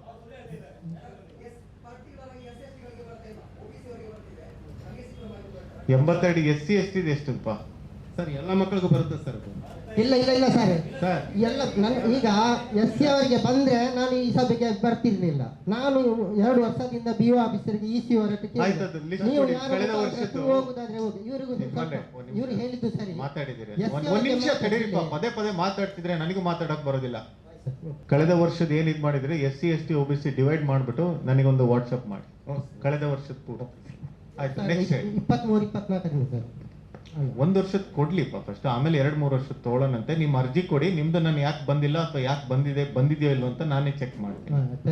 ನೆಕ್ಸ್ಟ್ ಕೊಡಿ. ನಮ್ಮ SC ಅಲ್ಲಿ ತುಂಬಾ ಪಂಗಡಗಳು ಮಾಡಿದ್ದಾರೆ ಈಗಾಗಲೇ. ಮೊದಲೆಲ್ಲ SC ST ಅಂತ ಇತ್ತು, ಈಗ SC ಅಲ್ಲಿ ತುಂಬಾ ನಮ್ಮ ಮುಖಂಡರು ತುಂಬಾ ಜನ ಮಾತಾಡಿದ್ದಾರೆ. ಆದ್ರೂ ಕೂಡ ನಮ್ಮ SC ಅವರಲ್ಲಿ ತುಂಬಾ ಪಂಗಡ ಮಾಡಿದ್ದಾರೆ. ಅದರಲ್ಲಿ ಕೂಡ ನನ್ನ ಹೆಸರು ಕಿಟ್ಟಾಗಿಲ್ಲ ಅಂತ ನಾನು ಈಗ ಮಂಗಳೂರು ಮತ್ತೆ ಕಾರ್ಕಳ ಎಲ್ಲ ಅಲ್ಲಿ ಆ ಕಡೆ ಎಲ್ಲ ನಲಿಕೆ ತಾಯ ಅಂತ ಉಂಟು. ಈ ಸುಳ್ಯ ಪುತ್ತೂರೆಲ್ಲ ಅದಿಲ ಅಂತೂ. ಈಗ ಅದಿಲಯ ನಲಿಕೆ ತಾಯ ಅದು 3 ಕೂಡ ಒಂದೇ. ಇದರಲ್ಲಿ 2-3 ಪಂಗಡ ಮಾಡಿದ್ದಾರೆ. ನಲಿಕೆ ತಾಯ ಬೇರೆ, ನಲಿಕೆ ತಾಯ ಅದಿಲಯ ಬೇರೆ, ನಲಿಕೆ ತಾಯ ಬೇರೆ. ಅದು ಎಲ್ಲ 3 ಪಂಗಡ ಕೂಡ ಅದು ಒಂದೇ. ಯಾಕೆಂದರೆ ನಾವು ಜಾತಿ ಪ್ರಮಾಣ ಪತ್ರ ಮಾಡುವಾಗ ನಲಿಕೆ ತಾಯ ಅದಿಲಯ ಬರ್ತದೆ, ಇದು ಬರ್ತದೆ, ಇದು ಪರವ ಪಂಪತದು ಅದು ಎಲ್ಲ ಬೇರೆ ಬರ್ತದೆ. ಆದ್ರೂ ಕೂಡ ನಮ್ಮಲ್ಲಿ ಇದು 3 ಪಂಗಡ ಮಾಡಿದೆ, ನಲಿಕೆತಾಯ ಅದಿಲ. ಈಗ ಪುತ್ತೂರು ಏನಿದೆ ಅರ್ಜಿ ಕೊಡಿ, ಈಗ ಪುತ್ತೂರು ಸುಳ್ಯದಲ್ಲಿ ಅರ್ಜಿ ಕೊಡಿ. ಆಯ್ತು, ಅರ್ಥ ಆಯ್ತು. ನಾವು ಫಾರ್ವರ್ಡ್ ಮಾಡ್ತೀವಿ, ಅರ್ಜಿ ಕೊಡಿ. Okay sir. ಈಗ ಪುತ್ತೂರು ಸುಳ್ಯದಲ್ಲಿ ನಮ್ಮ ಇಲ್ಲ ಅದಿಲ, ಮಂಗಳೂರೆಲ್ಲ ನಲಿಕೆತಾಯ ಕಾರ್ಕಳ ಆ ಕಡೆ ಎಲ್ಲ. ಹಾಗಾಗಿ ಅದನ್ನು ಒಂದೇ ಕಡೆ ಅದಿಲ ಅಂತ ಮಾಡ್ಬೇಕು. ಅದಿಲಯ ಅಂತ ನಲಿಕೆ ಅದು ಎಲ್ಲ ಒಂದೇ, ಅದಿಲಯ ಮತ್ತು ನಲಿಕೆತಾಯ ಒಂದೇ ಅಂತ ಮಾಡ್ಬೇಕಂತ ಕೇಳ್ಕೊಳ್ತೀನಿ. ನನ್ನ ಗಿರಿಧರ್ ನಾಯ್ಕ ಅಂತೇಳಿ, ಬಹುಶಃ ಮುಂಡೂರು ಒಂದು ಗ್ರಾಮದಲ್ಲಿ ಒಂದು 13 ಮನೆ ಪರಿಶಿಷ್ಟ ಪಂಗಡದ್ದು ಇದೆ. ಇತರದೊಂದು 4 ಮನೆ ಇದೆ. ಅದು ನಮ್ಮ ದಂಡಾಧಿಕಾರಿಗೆ ಗೊತ್ತು, ಸಮಾಜ ಕಲ್ಯಾಣ ಅಧಿಕಾರಿಗಳು ಭೇಟಿ ಕೊಟ್ಟಿದ್ದಾರೆ. ಬಹುಶಃ ಹಲವರು ಒಂದು 106 ವರ್ಷದಿಂದ ಅವರಿಗೆ ರಸ್ತೆ ಇಲ್ಲ ಅಂತೇಳಿ ಅದರಲ್ಲಿ ಅವರ ಪಾರ್ಟಿಯಲ್ಲಿ ಇದರಲ್ಲಿ ಮಾತಾಡಿ ಏನೆಲ್ಲ ಜಗಳಾಗಿ ಕೋರ್ಟ್ ಕೇಸ್ ಎಲ್ಲ ಆಯಿತು, ಅದೆಲ್ಲ ಮುಗಿಯಿತು. ಅದರಲ್ಲಿ 1-2 ಭಾಗದವರು ಅದು ಆಕ್ಚುಲಿ ಹೇಗೆ ಗೊತ್ತಂದ್ರೆ 1979ರಲ್ಲಿ ಒಕ್ಕಲ್ ಮೊತ್ತದಲ್ಲಿ ಸಿಕ್ಕಿತ್ತು. ಅದು ಬ್ರಾಹ್ಮಣರ ರಸ್ತೆ. ಸುನಂದ ಭಟ್ ಅಂತ, ವೈಫ್ ಆಫ್ ವಿಷ್ಣುಮೂರ್ತಿ ಭಟ್ ಅಂತ ಅವರ ಹತ್ರ ಇತ್ತು. ಒಕ್ಕಲ್ ಮೊತ್ತದ ಡಿಕ್ಲೇರೇಷನ್ ಅಂದ್ರೆ 1968-69ರಲ್ಲಿ ಭೂಮತ್ತದೆ ಊಡೋಡೆ ಅಂತೇನೆ. ಅಲ್ಲಿಗೆ ದಾರಿ ನೀರು ಹಕ್ಕೋದಿಲ್ಲ. ನಾನು 2017ಕ್ಕೆ ನಾನು ಬೆಳ್ತಂಗಡಿ ತಾಲೂಕಲ್ಲಿ ಮಾಡಿದೆ 18 ಮನೆಗಳಿಗೆ. ಅದು ಕೋರ್ಟ್ ಆದೇಶ ಬಂದು ಹೇಗೆ ಗೊತ್ತುಂಟ, ಅದು ನೀರು ಹಕ್ಕು ಯಾವುದು ಉಂಟು ಅದೇ ದಾರಿ ಕೊಡಬೇಕು, ಮನೆ ಎಲ್ಲಿಂಟು ಆ ಕೃಷಿ ಜಾಗದಲ್ಲಿ ಇದ್ದವರಿಗೆ ಅದೇ ಕೊಡಬೇಕು ಅಂತೇಳಿ ಅದು ಕೋರ್ಟಿಂದ ಆಯಿತು. ಇದೇ ಪ್ರಕಾರದ ಇಲ್ಲಿ ಸಹ ಆಗ್ತಾ ಉಂಟು. 106 ವರ್ಷದಿಂದ ಅವರಿಗೆ ಯಾರಿಗೆ 13 ಮನೆ ಉಂಟು. ಯಾರಿಗೆ ಗೊತ್ತಾಗಲಿ ನೋಡಿ, 13 ಮನೆ ಉಂಟು. ಅವರು ಶೋಚನೀಯ ವಿಷಯ ನೋಡಿದ್ದಾರೆ. ಮೊನ್ನೆ ಇತ್ತೀಚೆಗೆ ಅವರೊಂದು ಕಾಲ ಬಿಟ್ಟು ಎತ್ಕೊಂಡು ಹೋಗುವ ಪರಿಸ್ಥಿತಿ ಇತ್ತು. ನಿಮಗೆ ಕೊಟ್ಟಿದ್ದೇನೆ ಯಾವಾಗ ಗೊತ್ತುಂಟ, DC ಅವರಿಗೆ 21/1/2026 ನಾನು ಕೊಟ್ಟಿದ್ದೆ. ನಿಮ್ಮ ಗಮನಕ್ಕೆ ಬಂದಿದೆ. ಇವರೆಲ್ಲ ಬಂದು ನಿಮ್ಮ ಹತ್ರ ಮಾತಾಡಿದ್ದಾರೆ. ದಯವಿಟ್ಟು ಸರ್ ಇದರಲ್ಲಿ ಪ್ರಾಬ್ಲಮ್ ಇದೆ ನೋಡಿ.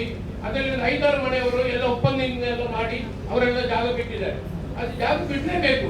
ಆದ್ರೆ ಈಗ 1-2 ಮನೆಯವರು ಅವರು ಬಿಡ್ತಾ ಇಲ್ಲ. 2 ಮನೆಯವರು ಬಿಡ್ತಾ ಇಲ್ಲ ಅಂತೇಳಿ ಅದಕ್ಕೆ ನಾನು ಸರ್ವೆ ಮಾಡಿದ್ದೇನೆ. ಮೊನ್ನೆ ಸರ್ವೆಯವರು ಬಂದಿದ್ದಾರೆ, ಮೇಡಮ್ ಸಹ ಬಂದಿದ್ದಾರೆ, 2-3 ಸಲ ಅಲ್ಲಿ ವಿಸಿಟ್ ಕೊಟ್ಟಿದ್ದಾರೆ. ನೋಡಿ ಸರ್, ಸರ್ವೆ ನಂಬರ್ 28/9B2 ಅದರಲ್ಲಿ ಹೋಗುದು ಎಷ್ಟು 1-1.5 ಸೆನ್ಸ್ ಹೋಗುದು. ಅವರಿಗೆ ಬೇಕಾದಷ್ಟು ಜಾಗ ಇದೆ, ಅವರಿಗೆ ಬೇಕಾದಷ್ಟು ಬೇರೆ ಒಕ್ಕಲ್ ಮೊತ್ತದಲ್ಲಿ ಸಿಕ್ಕಿದಲ್ಲಿ ಮನೆ ಕಟ್ಟಿ ಮಾರ್ಗ ಸೈಡಲ್ಲಿ ಅವರಿಗೆ ದಾರಿ ಇದೆ. ಪಾಪ ಇವರಿಗೆ ಒಂದು 13 ಮನೆಯವರಿಗೆ ಒಂದು ದಾರಿ ಇಲ್ಲ. ನಾನು ವೈಯಕ್ತಿಕವಾಗಿ ನಾನು ಹೇಳ್ತಿಲ್ಲ, ನನ್ನ ಮೆಂಬರ್ ಹಲವಾರು ವರ್ಷದಿಂದ ಇದು ಎಷ್ಟು ಒಂದು 20 ವರ್ಷದಿಂದ ಅವರು ಕೊಡ್ತಾ ಇದ್ದಾರೆ. ನನಗೊಂದು ಬಂದು 7-8-9 ತಿಂಗಳಾದಷ್ಟು ನೀವು ಬಂದ ತಕ್ಷಣ ನಾನು ನಿಮ್ಮ ಹತ್ರ ಭೇಟಿಯಾಗಿ ನಾನು ಕೊಟ್ಟಿದ್ದೇನೆ, ಹೀಗೆ ಉಂಟಂತೇಳಿ. ಆಗ್ತಾರೆ ಸರ್, NOC ಕೊಡ್ಲಿಕ್ಕೆ ಏನು ಕಾರಣ ಅಂತೇಳಿ ನಾನು ಕೇಳ್ತೇನೆ. ಯಾಕೆ ಗೊತ್ತಲ್ಲ ಸರ್, ನೋಡಿ 1978-77ರಲ್ಲಿ ಆಗಿನ ಪ್ರಧಾನಮಂತ್ರಿ ಇಂದಿರಾ ಗಾಂಧಿಯವರು ಇರುವಾಗ ಊಳೋಣೆ ಒಡೆ ಅಂತೇಳಿ ಕೊಟ್ಟರು, ಹೌದಾ? ಮತ್ತೆ ಒಂದು ಸಂಗತಿ ಈಸ್ಟ್ಮೆಂಟ್ ಪ್ರಕಾರ, ಈಸ್ಟ್ಮೆಂಟ್ ಅಂದ್ರೆ 18/81 ಯಾವುದೇ ಕಾರಣಕ್ಕೆ ಅವರಿಗೆ ಮನೆ ಬೇಕಂತಿಲ್ಲ, ಕೃಷಿ ತೋಟ ಇದ್ದವರಿಗೆ ಸಹ ದಾರಿ ಅವರ ಪಟ್ಟ ಜಾಗದಲ್ಲಿ ಕೊಡ್ಬೇಕಂತೇಳಿ ಈಸ್ಟ್ಮೆಂಟ್ ಪ್ರಕಾರ ಉಂಟು. ಅದು ನಾವು ನೋಡಿದ್ದೇವೆ. ನೀವು ಬೇಕಾದ್ರೆ ಎಲ್ಲಿ ಬೇಕಾದ್ರೆ ಸುಪ್ರೀಂ ಕೋರ್ಟ್ ಆದೇಶ ಬಂದು ನೋಡ್ಬೋದು. ಅದನ್ನು ಗೊತ್ತಾಗ್ತದೆ. ಇದರಲ್ಲಿ ಊಳೋಳೆ ಒಡೆ ಅಂತೇಳಿ ಯಾವುದೇ ಒಂದು ಹಕ್ಕುಪತ್ರದಲ್ಲಿ ಕಲರ್ ಇಟ್ಟು ಮೂಲ ಸೌಕರ್ಯ ಕೊಡಬೇಕು. ಭಾರತ ದೇಶದಲ್ಲಿ ಮೂಲಭೂತ ಸೌಕರ್ಯ ಅಂದರೆ ನೀರು, ವಿದ್ಯುತ್, ದಾರಿ, ಅದಕ್ಕೊಂದು ಮೂಲತಃ ಆದ್ಯತೆ ಉಂಟೇ ಉಂಟು. ಅದಕ್ಕೆ ಕೊಡಲೇಬೇಕಂತ ಹೇಳಿ 2017ರಲ್ಲಿ ಇಲ್ಲಿ ದಂಡಾಧಿಕಾರಿಯಾಗಿ ಕೃಷ್ಣಮೂರ್ತಿ ಅವರಿದ್ದರು, AC ಅವರು. ಅವರು ಖುದ್ದಾಗಿ ಒಂದು ಬೆಳ್ಳಾರಲ್ಲಿ ಮತ್ತು ಒಂದು ಬೆಳ್ತಂಗಡಿಯಲ್ಲಿ ಅಲ್ಲಿ ಅವರು ದಾರಿ ಮಾಡಿಕೊಟ್ಟಿದ್ದಾರೆ, ನೇರವಾಗಿ ಕೊಟ್ಟಿದ್ದಾರೆ. ಇದೇ ಒಕ್ಕಲು ಎಲ್ಲಿ ಅಂದರೆ ನಾನು ಬೆಳ್ಳಾರಲ್ಲಿ 35 ಮನೆಗಳಿಗೆ ಸರ್, ನಾನು ಮತ್ತು ಸಮಾಜ ಕಲ್ಯಾಣ ಅಫ್ಸರು ಮತ್ತು ನಮ್ಮ ಆದಾಯ ಜೊತೆ ನಾನು ಹೋಗಿದ್ದೀನಿ ಸರ್. ಅಲ್ಲಿ ಬರೀ ಕಾಲು ದಾರಿಗೆ ಹೋಗೋಕ್ಕೆ ಮಾತ್ರ ಇದೆ ಸರ್, ಯಾವುದು ವಾಹನಗಳು ಹೋಗಲ್ಲ ಮತ್ತು ಅವ್ರ ಗುಡಿ ತನಕ ಯಾವುದು 4 ಗಾಡಿಗಳು ಯಾವ ಹೋಗಲ್ಲ ಸರ್. ಹೀಗಾಗಿ ಖುದ್ದಾಗಿ ನೋಡಿದ್ದೀನಿ ಸರ್. ಅವು ಕೆಲವೊಂದು ಪಟ್ಟಾ ಜಮೀನುಗಳಿದ್ದಾವೆ ಸರ್, ಕೆಲವೊಂದು ಭೂನ್ಯಾಯ ಮಂಡಳಿಯಲ್ಲಿ ನಿರ್ಧಾರವಾದಂಥ ಜಮೀನುಗಳಿದ್ದಾವೆ ಸರ್. ಈಗಾಗಲೇ ನಾನು ಸರ್ವೆ ಮಾಡಿಸಿದ್ದೀನಿ ಸರ್. ಅವ್ರನ್ನ ಒಂದು ಅಕ್ಕಪಕ್ಕದ ಜಮೀನಿನ ಮಾಲೀಕರನ್ನ ಕರೆದು ಅದನ್ನು ಮಾತಾಡಿ ಆ ಪ್ರಸ್ತಾವನೆ ತಯಾರು ಮಾಡ್ತಾ ಇದ್ದೀನಿ. ಈಗ ಆದಷ್ಟು ತೀವ್ರವಾಗಿ ನಾನು ಪ್ರಸ್ತಾವನೆ ನಾನೊಂದು ಹೇಳ್ತೇನೆ. ಇದು 1900 ನೋಡಿ, ಇದು ಕೈಬರದ ಆರ್ಟಿಸ್ಟ್ ನಾನು ತೆಗೆದದ್ದು, ಹೌದಾ? ತುಕ್ರಪ್ಪ ನಾಯ್ಕ ಮತ್ತು ಕೃಷ್ಣಪ್ಪ ನಾಯ್ಕ ಅವರು. ಅದು ಯಾಕೆ ಗೊತ್ತಿಲ್ಲ, ಅದರಲ್ಲಿ ಯಾವುದೇ ಅವರದು ಪಟ್ಟ ಜಾಗ ಏನಲ್ಲ, ಒಕ್ಕಲ ಮಸೂದೆ ಜಾಗ. ಒಕ್ಕಲ ಮಸೂದೆ ಕೊಟ್ಟಲೇಬೇಕ, ದಾರಿಗೆ ಅದರಲ್ಲಿ ಬೇಕಲ್ಲ. ಒಂದು ವಾರದಲ್ಲಿ ಅದನ್ನೇನು ಪ್ರಸ್ತಾವನೆಯನ್ನು ನಾನು ಅಲ್ಲಿ ಒಂದು ನಿಮಿಷ ಸರಿ. ಈಗ ಪ್ರೈವೇಟ್ ಜಾಗದಲ್ಲಿ ಅವ್ರು ಮನವೊಲಿಸಿ ಸ್ವಲ್ಪ ಜಾಗ ಬಿಟ್ಟರೆ ರಸ್ತೆ ಮಾಡಿಕೊಡೋ ಜವಾಬ್ದಾರಿ ನಮ್ದಾಗ್ತದೆ. ಈಗ ಅಕಸ್ಮಾತ್ ಅಲ್ಲಿ ಅವರು ಪ್ರೈವೇಟ್ ಜಾಗ ಬಿಟ್ಕೊಡ್ತಾ ಇಲ್ಲ, ಜನರಿಗೆ ಅಲ್ಲಿ ಅವಶ್ಯಕತೆ ಇದೆ. ಎಷ್ಟು ಕುಟುಂಬಗಳಿದೆ ಒಳಗೆ? 13 ಇದೆ. ಒಂದು ನಿಮಿಷ, ಲ್ಯಾಂಡ್ ಅಕ್ವಿಷನ್ ಮಾಡೋದಕ್ಕೆ ಏನಾದ್ರು ಇದೆಯಾ ನೋಡಿ. ಅವಾಗ ಅವರು ಏನಿದಾದ್ರೂ ಇದೆಲ್ಲ ಸರ್ಕಾರದಿಂದಲೇ ನಾವು ಮಾಡಿ ಕೊಡ್ಬೋದು, ಅದು ಪರ್ಮನೆಂಟ್ ಸೊಲ್ಯೂಷನ್ ಆಗ್ತದೆ. ಈಗ ನೀವು ಹೇಳ್ದಂಗೆನೆ ಈಗ ನಮ್ಮಲ್ಲೂ ಬೇರೆ ಕಾನೂನು ಪ್ರಕಾರ ಮಾಡೋದಕ್ಕೆ ಬಿಡಿ ಅಂತ ಬಿಡಿಸಿದ್ರು ಅದು ಬರೀ ಟೆಂಪ್ರರಿ ಆಗ್ತದೆ. ಅವ್ರು ಕೋರ್ಟಿಗೆ ಹೋಗಿ ಸ್ಟೇ ತರ್ತಾರೆ, ಆಮೇಲೆ ಅದೇ ಮತ್ತೆ ಇದಾಗುತ್ತೆ. ಪರ್ಮನೆಂಟ್ ಸೊಲ್ಯೂಷನ್ ಅಂದ್ರೆ ಒಂದು ಅವ್ರ ಮನವೊಲಿಸೋದು, ಅವ್ರ ಮನವೊಲಿಸಿಕೆ ಆಗ್ಲಿಲ್ಲ ಅಂತ ಹೇಳಿದ್ರೆ ಲ್ಯಾಂಡ್ ಅಕ್ವಿಷನ್ ಮಾಡೋಗ್ತದೆ. ಎರಡನ್ನು ಚೆಕ್ ಮಾಡಿ ಎಷ್ಟು ಸೆಂಟ್ ಬೇಕಾಗ್ತದೆ, ಒಂದು ಅಟ್ಲೀಸ್ಟ್ ವಾಹನ ಹೋಗುವಷ್ಟು ದಾರಿ ಇದು ಹೋಗ್ಬೇಕಂದ್ರೆ ಎಷ್ಟು ಮಾಡ್ಬೋದು ನೋಡಿ, ಆಯ್ತಾ? ನಾನೊಂದು ಹೇಳ್ತೇನೆ ನೋಡಿ, ಮನವೊಲಿಸುವುದಂತೆ 2017ರಲ್ಲಿ ಬೆಳ್ತಂಗಡಿಯಲ್ಲಿ ಏನು ಕೋರ್ಟಿಂದಲೇ ಆದೇಶ ಬಂದಿದೆ. ಇದು ಯಾವುದು? ಭೂ ಒಕ್ಕಲ ಮಸೂದೆ ಜಾಗವೇ, ಬೇರೆ ಏನಿಲ್ಲ. ಬೆಳ್ಳಾರೆಯಲ್ಲಿ ಅದು ಸಹ ಒಂದು 35 ಮನೆಗಳಿಗೆ ಭೂ ಒಕ್ಕಲ ಮಸೂದೆಯಲ್ಲಿ ಜಾಗ ಸಿಕ್ಕಿದೆ. ಅದರಲ್ಲಿ ನಾವು ಏನು ಮಾಡಿದ್ರೆ ಕೋರ್ಟ್ ಆಯಿತು, ಅವರಿಗೆ ದಾರಿ ಕೊಡ್ಲೇಬೇಕು ಅಂತೀವಿ. ನೋಡಿ, ಅವರಿಗೆಲ್ಲ ನಾನು ನೋಟಿಸ್ ಕೊಟ್ಟಿದ್ದೀನಿ. ದಯವಿಟ್ಟು ನೀವು ಯಾವ್ದಕ್ಕೋ ಲಿಂಕ್ ಮಾಡ್ತಾ ಇದ್ರಿ. ಜಾಗ ಇದು ಮಾಡ್ಬೇಕು ಅನ್ನೋದಿದ್ರೆ 3 ಅಡಿ ಜಾಗ. ಈಗ ನಾನು AC ಆಗಿ ಎಲ್ಲ ಕೇಸಸ್ ಎಲ್ಲ ಮಾಡಿದೀವಿ, ಇವಾಗ್ಲೂ ಕೂಡ ಇದು ಮಾಡ್ತೀವಿ. ಈಸ್ಮೆಂಟ್ ರೈಟ್ ನೀವು ಅಂತ ನೀವೇನು ಹೇಳ್ತೀರಿ ಅಲ್ಲ, 3 ಅಡಿ ಜಾಗ ಏನು ಪರ್ಮನೆಂಟ್ ಇದ್ರಲ್ಲೇ ಇದ್ದಲೆ ನನ್ನ ಜಾಗದಲ್ಲಿ ಹೋಗೋದಕ್ಕೆ ಕೊಡಬೇಕು ಅಂತ ಇದು ಹೇಳ್ತೀವಿ. ಬಟ್ ಒಂದ್ಸರಿ ನಾನು ಅದನ್ನ ಕನ್ವರ್ಟ್ ಮಾಡಿ ಮನೆಗೆ ಏನಾದ್ರು ಕಟ್ಕೊಂತಿದ್ರೆ ಅದು ಈಸ್ಮೆಂಟ್ ರೈಟ್ ಅಡಿಯಲ್ಲಿ ಬರೋದಿಲ್ಲ, ನಿಮ್ಮ ಮಾಹಿತಿಗೆ. ಎರಡನೇದು, 3 ಅಡಿ ಜಾಗ ಈಗಾಗಲೇ ಇದೆ, ನಮಗೆ ಬೇಕಾಗಿರೋದು ವಾಹನಕ್ಕೆ ಕೊಡಬೇಕು ಅಂತ ಯಾವ ಕೋರ್ಟು ಯಾವ ಕಾನೂನು ಇದನ್ನು ಇದು ಹೇಳಲ್ಲ. ಓಡಾಡೋದಕ್ಕೆ ಕೊಡಬೇಕು ಅಂತಿದೆ 3 ಅಡಿ ಜಾಗ. 3 ಅಡಿಗಿಂತ ಜಾಸ್ತಿ ಬೇಕಂದ್ರೆ ಜಿಲ್ಲಾಧಿಕಾರಿಯಾಗಿ ನಾನು ಹೇಳ್ತಾ ಇದ್ದೀನಿ, ಅದು ಪರ್ಮನೆಂಟ್ ಆಗಿ ಮಾಡ್ಬೇಕಂದ್ರೆ ಲ್ಯಾಂಡ್ ಅಕ್ವಿಷನ್ ಒಂದೇ ವಿಚಾರಿಸ್ಲಿ. ಈಗ ಮತ್ತೊಂದ್ಸರಿ ಮಾತಾಡಲಿ, ಅವ್ರು ಒಪ್ಕೊಂಡಿಲ್ಲ ಅಂದ್ರೆ ಲ್ಯಾಂಡ್ ಅಕ್ವಿಷನ್ ಇಂದ ಪರ್ಮನೆಂಟ್ ಸೊಲ್ಯೂಷನ್ ಅಷ್ಟಕ್ಕೆ ಹೋಗೋಣ. ಓಕೆ, ನೆಕ್ಸ್ಟ್ ಹೇಳಿ ಸರ್. ಇರ್ದೆ ಗ್ರಾಮದಲ್ಲಿ ಅದರಲ್ಲಿ ಪರಿಶಿಷ್ಟ ಪಂಗಡದವರೆಗೂ ಅದೇ ಅಲ್ಲಿ ಸಹ ಒಂದು 9 ಮನೆ ಇತ್ತು. ಅದು ರಸ್ತೆ ಮಾಡಿ ರಸ್ತೆಗೆ ಒಂದು ಸೆಂಟ್ರಲ್ ಇದೆ, ಜಿಲ್ಲಾ ಪಂಚಾಯತ್ ಅದು ಜಿಲ್ಲಾ ಪಂಚಾಯತ್ ರಸ್ತೆ. ಆ ಜಿಲ್ಲಾ ಪಂಚಾಯತಿಯಿಂದ ಅಲ್ಲಿ ಒಂದು ಸ್ಟೇ ವೈರ್ ಇತ್ತು, ವಿದ್ಯುತ್ ಕಂಬದೊಂದು ಸ್ಟೇ ವೈರ್ ಇತ್ತು. ಅದು ಸ್ಟೇ ವೈರ್ ತೆಗೆಯುವಂತೇಳಿ ಅಲ್ಲಿ ಕೋರ್ಟ್ ಆದೇಶ ಉಂಟು, ಕೋರ್ಟ್ ಕೇಸ್ ಉಂಟು ಅಲ್ಲಿ. ಆದ್ದರಿಂದ ಜಿಲ್ಲಾ ಪಂಚಾಯತಿನ ರೋಡಿಂದ ನಡು ಸೆಂಟ್ರಿಂದ ಅವರ ಲ್ಯಾಂಡ್ ವೆಬ್ಸೈಟ್ಗೆ ಎಷ್ಟು ಮೀಟರ್ ಅಂತೇಳಿ ಅವರಿಗೆ ನಮಗೆ ಬೇಕಾಗುತ್ತೆ ನೋಡಿ. ಅದರಲ್ಲಿ ಆಕ್ಚುಲಿ ಇರುತ್ತೆ ಒಂದು 6 ಮೀಟರ್ ಸೈಜ್. ಆಕ್ಚುಲಿ ಜಿಲ್ಲಾ ಪಂಚಾಯತ್ ರಸ್ತೆ ಅಂದ್ರೆ ಅವರ ರೋಡ್ ಮಾರ್ಜಿನ್ ಎಷ್ಟು ಬರ್ತದೆ? 25 ಮೀಟರ್ ಬರ್ತದೆ ನನ್ನ ಅನುಭವದಿಂದ. ಈಗ ಒಂದು PWD ಇಂಜಿನಿಯರ್ ಹತ್ರ ಏನಂತಿದ್ದು ಎನ್ಕ್ವೈರಿ ಮಾಡ್ತಾರೆ, ಎಷ್ಟು ಮೀಟರ್ ಅಂತೇಳಿ. ಅಲ್ಲಿ ಅವರದ್ದು ಸ್ಟೇ ವೈರ್ ತೆಗೆದಿದ್ರೆ ಅದನ್ನು ಬದಲಾವಣೆ ಮಾಡಬೇಕು. ಅದು ತೆಗೆದಿದ್ದರೆ ಅಲ್ಲಿ ರಸ್ತೆ ಹೋಗ್ಲಿಕ್ಕೆ ಆಗುದಿಲ್ಲ. ಅದೇ ನಾನು ಹೇಳೋದು, ಒಂದು ಇರ್ತೆ ಗ್ರಾಮದಲ್ಲಿ ಪರಿಷ್ಠ ಅಂಗಡದವರು 9 ಮನೆ ಇತರ 2-3 ಮನೆ ಇತ್ತು. ಆದ್ರೆ ಅವರಿಗೆ ಸುಮಾರು ವರ್ಷದಲ್ಲಿ ಇವರಾಗಿದ್ದಾರೆ 132 ವರ್ಷ ರಸ್ತೆ ಇರಲಿಲ್ಲ. ನಮ್ಮ ಸಂಘಟನೆ ರೋಡ್ ಹಲವಾರು ವರ್ಷಗಳಿಂದ ಯಾಕೋ ತಾಲೂಕು ಪಂಚಾಯತಿಗೆ ಅಲ್ಲ ಸರ್. ಈಗ ಏನ್ ಮಾಡ್ತಾರೆ ಅಂತಂದ್ರೆ ಅಲ್ಲಿ ಒಬ್ಬರು ಹೇಳ್ತಾರೆ ಕೋರ್ಟಲ್ಲಿ ಅಲ್ಲೊಂದು ಸ್ಟೇ ವೈರ್ ತೆಗೆದ್ರೆ ನಡು ರಸ್ತೆ ನಾನು ಜಿಲ್ಲಾ ಪಂಚಾಯತ್ ರೋಡ್ ಆದ್ರೆ ಆ ಸ್ಟೇ ವೈರ್ಗೆ ಎಷ್ಟು ಮೀಟರ್ ಆಗ್ತದೆ ಅಂತೀನಿ. ಎಷ್ಟು ಮೀಟರ್ ವರೆಗೆ ಅವರಿಗೆ ಹೊರಮುಖ ಬರ್ತದೆ ಅಲ್ಲ ಅವರಿಗೆ ಅಧಿಕಾರ ಬರ್ತದೆ ಅಂತ ಹೇಳಿ ನಾನು ಕೇಳ್ತೇನೆ. PRD ಅವರು ಈಗ ಎಷ್ಟು 25 ಮೀಟರ್ ಎಷ್ಟಿದೆಪ್ಪ ZP ರೋಡ್ ಜಿಲ್ಲಾ ಪಂಚಾಯತ್ ರೋಡ್ ಹೌದು ರೋಡ್ ಮಾರ್ಜಿನ್ ಅಲ್ಲ ಸೆಂಟರ್ ಇಂದ ರೋಡ್ ಸೆಂಟರ್ ಇಂದ ಎಷ್ಟು 25 ಮೀಟರ್ ಇದೆ ಎಷ್ಟಿದೆ ಈಗ ವಿಲೇಜ್ ರೋಡ್ಗೆ ಲ್ಯಾಂಡ್ ವಿಡ್ತ್ ಸೆಂಟರ್ ಇಂದ 12.5 ಮೀಟರ್ಸ್ ಐದರ ಸೈಡ್. ವಿಲೇಜ್ ರೋಡ್ ಅಲ್ಲಪ್ಪ ಜಿಲ್ಲಾ ಪಂಚಾಯತಿ ರಸ್ತೆ ವಿಲೇಜ್ ರೋಡ್ ಅಂತಾನೆ ಬರೋದು ಸರ್. ವಿಲೇಜ್ ಅಂತಾನೆ ತಗೊಂತೀವಿ. ಜಡ್ಪಿ ರೋಡ್ ಅಂತ ಇಲ್ಲ sir. 12.5 metre land width 12.5 sir ಅದು. ಬಟ್ ರೋಡ್ ಮಾರ್ಜಿನ್ಗೆ ಅಂತೇಳಿ ಜಿಯೋ ಇಲ್ಲ ಸರ್. ರೋಡ್ ಮಾರ್ಜಿನ್ ಕೇಳ್ತಾ ಇಲ್ಲಪ್ಪ. ಸೆಂಟರ್ ಇಂದ ನ್ಯಾಷನಲ್ ಹೈವೇಗೆ 40 ಮೀಟರ್, ನಿಮ್ಮ ವಿಲೇಜ್ ರೋಡ್ಗೆ ಎಷ್ಟಿದೆ?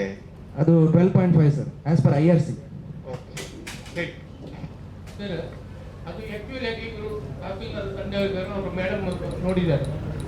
ಎಷ್ಟಿದೆ 1 ಮೀಟರ್ ಸಾಯಿಲ್ ನಡು ರಸ್ತೆಯಿಂದ. ಆದ್ರೂ ಅವರು ಹೇಳ್ತಾರೆ ಒಂದು ಉದಯ ಪಾಟೀಲ್ ಅಂತ ಹೇಳಿ ಆಕ್ಚುಲಿ ಅವರು ಹರೀಶ ಪಂಗಡ ಜಾಗವನ್ನು ತೆಗೆದರು. ಬಿಲ್ಡಿಂಗ್ ಲೈಸೆನ್ಸ್ ಕೊಟ್ಟಿದ್ದಾರೆ, ಏನ್ ಕಟ್ಟಿದ್ದಾರೆ? ಅವರು ಏನ್ ಕಟ್ಟಿಲ್ಲ ಸರ್, ಅವರು ಕೃಷಿ ಮಾಡ್ತಾ ಇದ್ದಾರೆ ಅದರಲ್ಲಿ. ನಮ್ಮದು ಕೃಷಿ ಲ್ಯಾಂಡ್, ನಮ್ದು ಏನು ಕೃಷಿ ಏನಿಲ್ಲ. ಆದ್ರೆ ಅವರೊಂದು ST ಅವರ ಜಾಗವನ್ನು ತಗೊಂಡರು. ST ಅವರ ಜಾಗ ಮತ್ತೊಬ್ಬರಿಗೆ ಹೇಗೆ ಆಗ್ತದೆ ಅಂತ ನನಗೆ ಸರಿ ವೆರಿಫೈ ಮಾಡಿ ನನಗೆ ಹೇಳಿಪ್ಪ. ಈಗ ಅದೇ ಜಾಗ ಇದು, ಅದನ್ನ ನಾನು ನೋಡ್ಬೇಕಾಗ್ತದೆ. ಜಾಗ ಅಂತ ಹೇಳ್ತಾರೆ ಹರೀಶ ಪಂಗಡದವರದ್ದು ಜಾಗ 1 ಎಕರೆ 40 ಎಕರೆ ಅದು ಇವರು ಪರ್ಚೇಸ್ ಮಾಡಿದ್ದಾರೆ. ಆಗಿನ ಟೈಮಲ್ಲಿ ಹೇಗೆ ರಿಜಿಸ್ಟರ್ ಆಗಿದೆ ಅಂತ ಗೊತ್ತಿಲ್ಲ. ಪರ್ಚೇಸ್ ಮಾಡಿದ್ದಾರೆ ಅಂದ್ರೆ PTCL ಬರ್ತದೆ, ಅದನ್ನ ಕ್ಯಾನ್ಸಲ್ ಮಾಡಬೇಕು, ಅದನ್ನ AC ಗೆ ಹಾಕಿ ಇದು ಮಾಡ್ಬೇಕಾಗುತ್ತೆ. ಚೆಕ್ ಮಾಡಿಸಿ. RIR ಒಂದೇ ನಿಮಿಷ, RIR ಬರ್ತಾರಪ್ಪ, ಒಂದ್ಸರಿ ನೋಟ್ ಮಾಡ್ಕೊಳ್ಳಿ. ಅದನ್ನ PTCL ಬರುತ್ತೋ ಇಲ್ಲೋ ನೋಡ್ಕೊಳ್ಳಿ. ಮತ್ತೆ ಅದು ಗ್ರಾಂಟ್ ಆಗ್ಬೇಕಾದ್ರೆ ಅವ್ರಿಗೆ ಯಾವ ಕಂಡೀಷನ್ ಮೇಲೆ ಆಗಿದೆ ನೋಡಿ. ಅದನ್ನ ಪೂರ್ವಾನುಮೋದನೆ ಅಂತೂ ತಗೊಂಡಿರಂಗ್ ಕಾಣಲ್ಲ. ಪರ್ಚೇಸ್ ಹೇಗಾಗಿದೆ ಚೆಕ್ ಮಾಡಿಸಿ. ಆಯ್ತು, ನೆಕ್ಸ್ಟ್ ಒಂದು ಪಾಣಜ ಗ್ರಾಮದ್ದು ನಾವು ಡಿಸೆಂಬರ್ ಅಲ್ಲಿ ರೋಡ್ ಮಾಡಿ ಆಗಿದೆ. ಮಾಡಿ ಆದ್ಮೇಲೆ ಅಲ್ಲೊಬ್ರು ಕ್ರಿಶ್ಚಿಯನ್ ಅವರು ಇವಾಗ ಒಂದು ಮೇ ತಿಂಗಳಲ್ಲಿ ಅಲ್ಲಿ ತೋಡಿತು ನಮ್ಮ ಮನೆ ಹತ್ರ.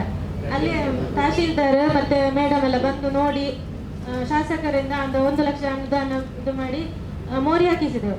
ಹಾಕಿಸಿದ್ಮೇಲೆ ಅವರು ಏನು ಮಾಡಿದ್ರು, ಇದು ನಾವು ಕೈಯಿಂದ ಹಾಕಿ ಮೋರಿ ಹಾಕಿಸಿದ್ದು ಅಂತೇಳಿ ಕೋರ್ಟಲ್ಲೆಲ್ಲ ಕೇಸ್ ಹಾಕಿದ್ದಾರೆ ಈಗ. ಹಾಗೆ ಮತ್ತೆ ಕೋರ್ಟಲ್ಲಿ ಯಾರ್ಯಾರು ಪಾರ್ಟಿ ಇದ್ದಾರೆ ಅದಕ್ಕೆ ಯಾರಿಗೆ ಗೊತ್ತಿದೆಪ್ಪ? ಇದು ಪಂಚಾಯತಿ ನಮ್ಮ ನಿಮ್ದು ಪಂಚಾಯತಿ ಬರುತ್ತೆ. ಈಗ ಪಂಚಾಯತಿ ಅಂದ್ರೆ ಅದು ಡ್ರೈನೇಜ್ ನಿಮ್ಮ ಪಂಚಾಯತಿಯಿಂದನೇ ಇದು ಮಾಡೋದಲ್ಲ. ಫಸ್ಟ್ ನಿಮ್ಮ PDOಗೆ ಅಥವಾ ನಿಮ್ಮ ಇದಕ್ಕೆ ಇಂಪ್ಲೇಟ್ ಮಾಡಕ್ಕೆ ಹೇಳಿ. ರೆವೆನ್ಯೂ ಇಂದ ನಮ್ಮ ತಹಸೀಲ್ದಾರ್ಗೆ ಅಥವಾ RIಗೆ ಯಾರಿದೆ ಒಬ್ಬರು ರೆವೆನ್ಯೂ ಇಂದಾನೆ ಇಂಪ್ಲೇಟ್ ಮಾಡಿಸಿ. We will fight it. ಈಗ ಅವರಿಗೆ ಮಾಡಿ ಅಂತ ಹೇಳಿದ್ರೆ ಆಗೋದಿಲ್ಲ. ನಮ್ದು ಅನುದಾನ ನಮ್ಮ ಇದು ರಸ್ತೆ ನಾವು ಡ್ರೈನೇಜ್ ಮಾಡ್ತಾ ಇದೀವಿ, ಅದಕ್ಕೆ ಇದು ಅಂತ ಅದನ್ನ ಅವರು ಹೇಳ್ತಾರೆ. ರೆವೆನ್ಯೂ ಇಂದ ಏನಾದ್ರು ದಾಖಲೆ ಬೇಕಂದ್ರೆ ನಾವು ಕೊಡ್ಬೋದು. Will do it. ಆಗಿರೋ ಅನುದಾನದೇನು ಕೊರತೆ ಇಲ್ಲ ಅಂತ ಆಯ್ತಮ್ಮ. Let me check. ಬಟ್ ಅದು ಯಾವ ಕೇಸ್ ಒಂದ್ಸರಿ ನೋಡಿ ಯಾವ ಹಂತದಲ್ಲಿದೆ ಕೋರ್ಟಲ್ಲಿ ಅದನ್ನ. ಅಲ್ಲ ಸರ್, ಮೊನ್ನೆ ಅಮ್ಮನಿಗೆ ನಡ್ಕೊಂಡು ಹೋಗುವಾಗ ದಾರಿಯಲ್ಲಿ ಅವರು ಕೆಟ್ಟದಾಗಿ ಎಲ್ಲ ಬೈದಿದ್ದಾರೆ ನಮ್ಮನ್ನು, ನಮ್ಮನ್ನ ಅಮ್ಮನನ್ನು. ಹಾಗೆ ನಮ್ಮ ನಾವು ಬೈದಿದ್ರೆ ನೀವು ಇಮಿಡಿಯೇಟ್ ಆಗಿ ಪೊಲೀಸ್ ಕಂಪ್ಲೇಂಟ್ ಕೊಡಿ. ಮಾಡಿದ್ದೇವೆ ಅಲ್ಲಿ. ಆದ್ರೆ ಅವರು ಜಾತಿ ಬಗ್ಗೆ ನಮ್ಮನ್ನು ಬೈದಿದ್ದಕ್ಕೆ ನಾವು ಕಂಪ್ಲೇಂಟ್ ಕೊಟ್ಟದಕ್ಕೆ ತಗೊಳ್ಳಿಲ್ಲ. ನಮ್ಮನೆಯಲ್ಲಿನ ಸಮಾಧಾನ ಮಾಡಿ ಬಿಟ್ಟಿದ್ದಾರೆ ಅಷ್ಟೇ. ಅವರ ಮನೆಗೆ ಒಂದು CC ಕ್ಯಾಮೆರಾ ಹಾಕಿ ಸಂಪ್ಯದಲ್ಲಿ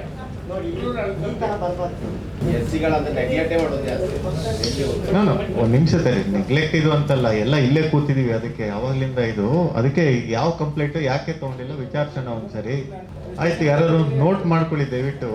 ಅವ್ರು ಹೇಳ್ತಾ ಇದಾರೆ ಕಂಪ್ಲೇಂಟ್ ಇದು ಮಾಡಿಲ್ಲ ಅಂತ, ಬೈದಿದ್ದಾರೆ ಇದು ಅಂದ್ರೆ ಅಟ್ಲೀಸ್ಟ್ ನೀವು ಪೂರ್ತಿ ಇದಿಲ್ಲ ಅಂದ್ರೆ ನಿಜನ ಸುಳ್ಳು ಅಂತ ಮಾಡೋದಕ್ಕನ್ನೋರು ಒಂದು ಎನ್ಕ್ವೈರಿ ಇದಾಗಬೇಕಲ್ಲ. ಇಲ್ಲಿ ಈ ಮೀಟಿಂಗ್ ಅಲ್ಲಿ ಬೇರೆ ರೇಟ್ ಮಾಡ್ತಿದ್ದಾರೆ. ನಾವು ನೋಯ್ತು ಅಂತ ಅನ್ಕೊಂತೇವೆ ಸರ್. ಈಗ ಪೈಂಟರ್ ಕೆಲಸ, ಗಾರೆ ಕೆಲಸದವನ್ನೆಲ್ಲ ಕಟ್ಟಡ ಕಾರ್ಮಿಕ ಇಲಾಖೆಗೆ ಸೇರಿಸ್ತೀವಿ. ಮತ್ತು ಕೃಷಿ ಕೂಲಿ ಕಾರ್ಮಿಕರನ್ನು ಯಾವ ಇಲಾಖೆಗೆ ಸೇರಿಸ್ತೀವಿ ನೀವು ಸರ್? ಕೃಷಿ ಕೂಲಿ ಕಾರ್ಮಿಕರನ್ನು ಕೃಷಿ ಮಾಡುವ ಕೃಷಿ ತೋಟದಲ್ಲಿ ದುಡಿಯುವವರನ್ನು ಯಾವ ಇಲಾಖೆಗೆ ಸೇರಿಸ್ತೀರಿ ಅಂತ? ಯಾವ ಇಲಾಖೆಗೆ ಸೇರಿಸ್ತೀರಿ ಅಂತ? ಈಗ ಅಡಿಕೆ ತೋಟದಲ್ಲಿ ಬೇರೆ ಬೇರೆ ತೋಟದಲ್ಲಿ ಕೆಲಸ ಏನ್ ಬೇಕು ಇದರಿಂದ? ಅವರಿಗೆ ಈಗ ಏನಾದ್ರು ಈಗ ಮದ್ದು ಬಿಡುವ ಕೆಲಸ, ಬೇರೆ ಬೇರೆ ಅಪಘಾತದಂತ ಕೆಲಸಗಳನ್ನು ಮಾಡ್ತಾರೆ. ಅವರು ಕೆಲವು ಸರ್ತಿ ಮೇಲೆಯಿಂದ ಕೆಳಗೆ ಬೀಳ್ತಾರೆ. ಆಗ ಅವರಿಗೆ ಯಾವುದೇ ಪರಿಹಾರಗಳು ಸಿಗುದಿಲ್ಲ. ಮತ್ತೆ ಇತ್ತೀಚೆಗೆ ಒಬ್ಬ ಸರ್ ನೋಡಿ ಹೇಳಿ, ಅದು ಕೃಷಿ ಕೆಲಸ ಮಾಡ್ಬೇಕಾದ್ರೆ ಅವ್ರಿಗೆ ಬಿದ್ರೆ ಅವ್ರಿಗೆ ನಾವು ಪರಿಹಾರ ಕೊಡ್ತೀವಿ ಅಲ್ಲ. ಜೀವ ಚೇಂಜ್ ಆಗಿ ಈಗ ಅವರು ಬೇರೆ ತೋಟದಲ್ಲಿ ಹೋಗಿ ಕೆಲಸ ಮಾಡ್ತಿದ್ರು.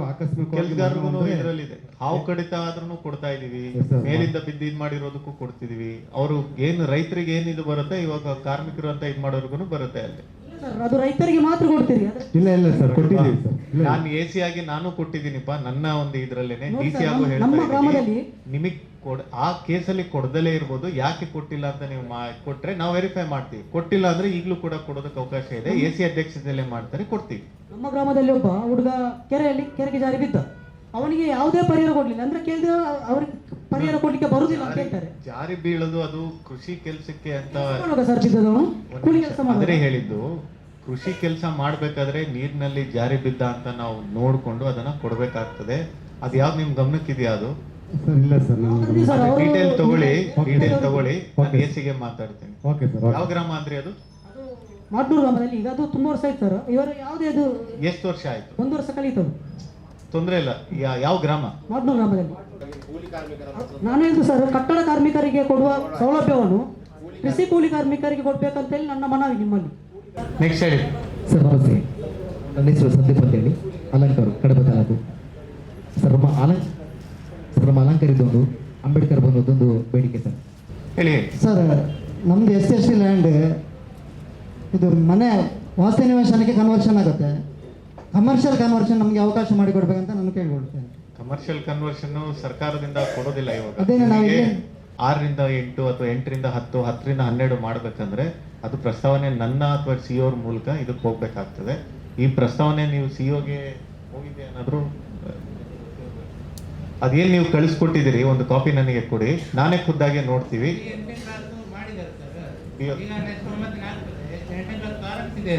ಹಾ, ಈಗ ಪ್ರಾರಂಭಿಸಿ ಆದ ಮೇಲೆ 600 ಮಕ್ಕಳು ಚಿಲ್ಲರೆ ಇದ್ದಾರೆ. ಪರಿಶಿಷ್ಟ ಜಾತಿಯವರು 200 ಮಕ್ಕಳಿದ್ದಾರೆ. ಇಲ್ಲಿ ಕೂತ್ಕೊಳ್ಳಿಗೆ ಒಂದು ಬೆಂಚ್ ಡೆಸ್ಕ್ ಇಲ್ಲ, ಬರೀಲಿಕ್ಕೆಲ್ಲ ಮಕ್ಕಳು ನೆಲದಲ್ಲಿ ಕೂತ್ಕೊಳ್ಳೋ ಪರಿಸ್ಥಿತಿ ನಿರ್ಮಾಣ. ಬೆಂಚ್ ಬೇಕಾ? ಹೌದು. ಎಷ್ಟು ಬೆಂಚ್ ಬೇಕು? ಒಂದು 70 ಬೆಂಚ್ ಬೇಕು ಸರ್. ಬೆಂಚ್ ಡೆಸ್ಕ್ ಬೇಕು ಅಲ್ಲಿಗೆ. ಮತ್ತೆ ಒಂದು ಒಂದು ನಿಮಿಷ, 70 ಬೆಂಚ್ ಯಾವ ಇದು ಮಿಡಲ್ ಕ್ಲಾಸ್ ಮಕ್ಕಳಿಗೋ ಹೈಸ್ಕೂಲ್ ಮಕ್ಕಳಿಗೋ ಯಾವ್ದಕ್ಕೆ ಬೇಕು? 1ರಿಂದ 8ನೇ ಕ್ಲಾಸ್ ತನಕ ಬೇಕು. 1ರಿಂದ 5 ನಾವು ಅಷ್ಟು ಇದು ಮಾಡಲ್ಲ. 5ರಿಂದ 8 ನಿಮಗೊಂದು 40 ಬೆಂಚ್ ನಾನೇ ಕಳಿಸ್ಕೊಡ್ತೀನಿ, ಆಯ್ತಾ? ಸರಿ, ಆಯ್ತು ಸರ್.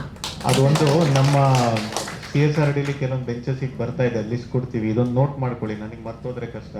ಒಂದು 30, 35, 40 ಎಷ್ಟು ಬೆಂಚಸ್ ಆಗುತ್ತೆ? 5 to 8 ಆ ಇದು ಸೈಜ್ ಇದರಲ್ಲಿ ಒಂದು ಕಳಿಸ್ಕೊಡಿ.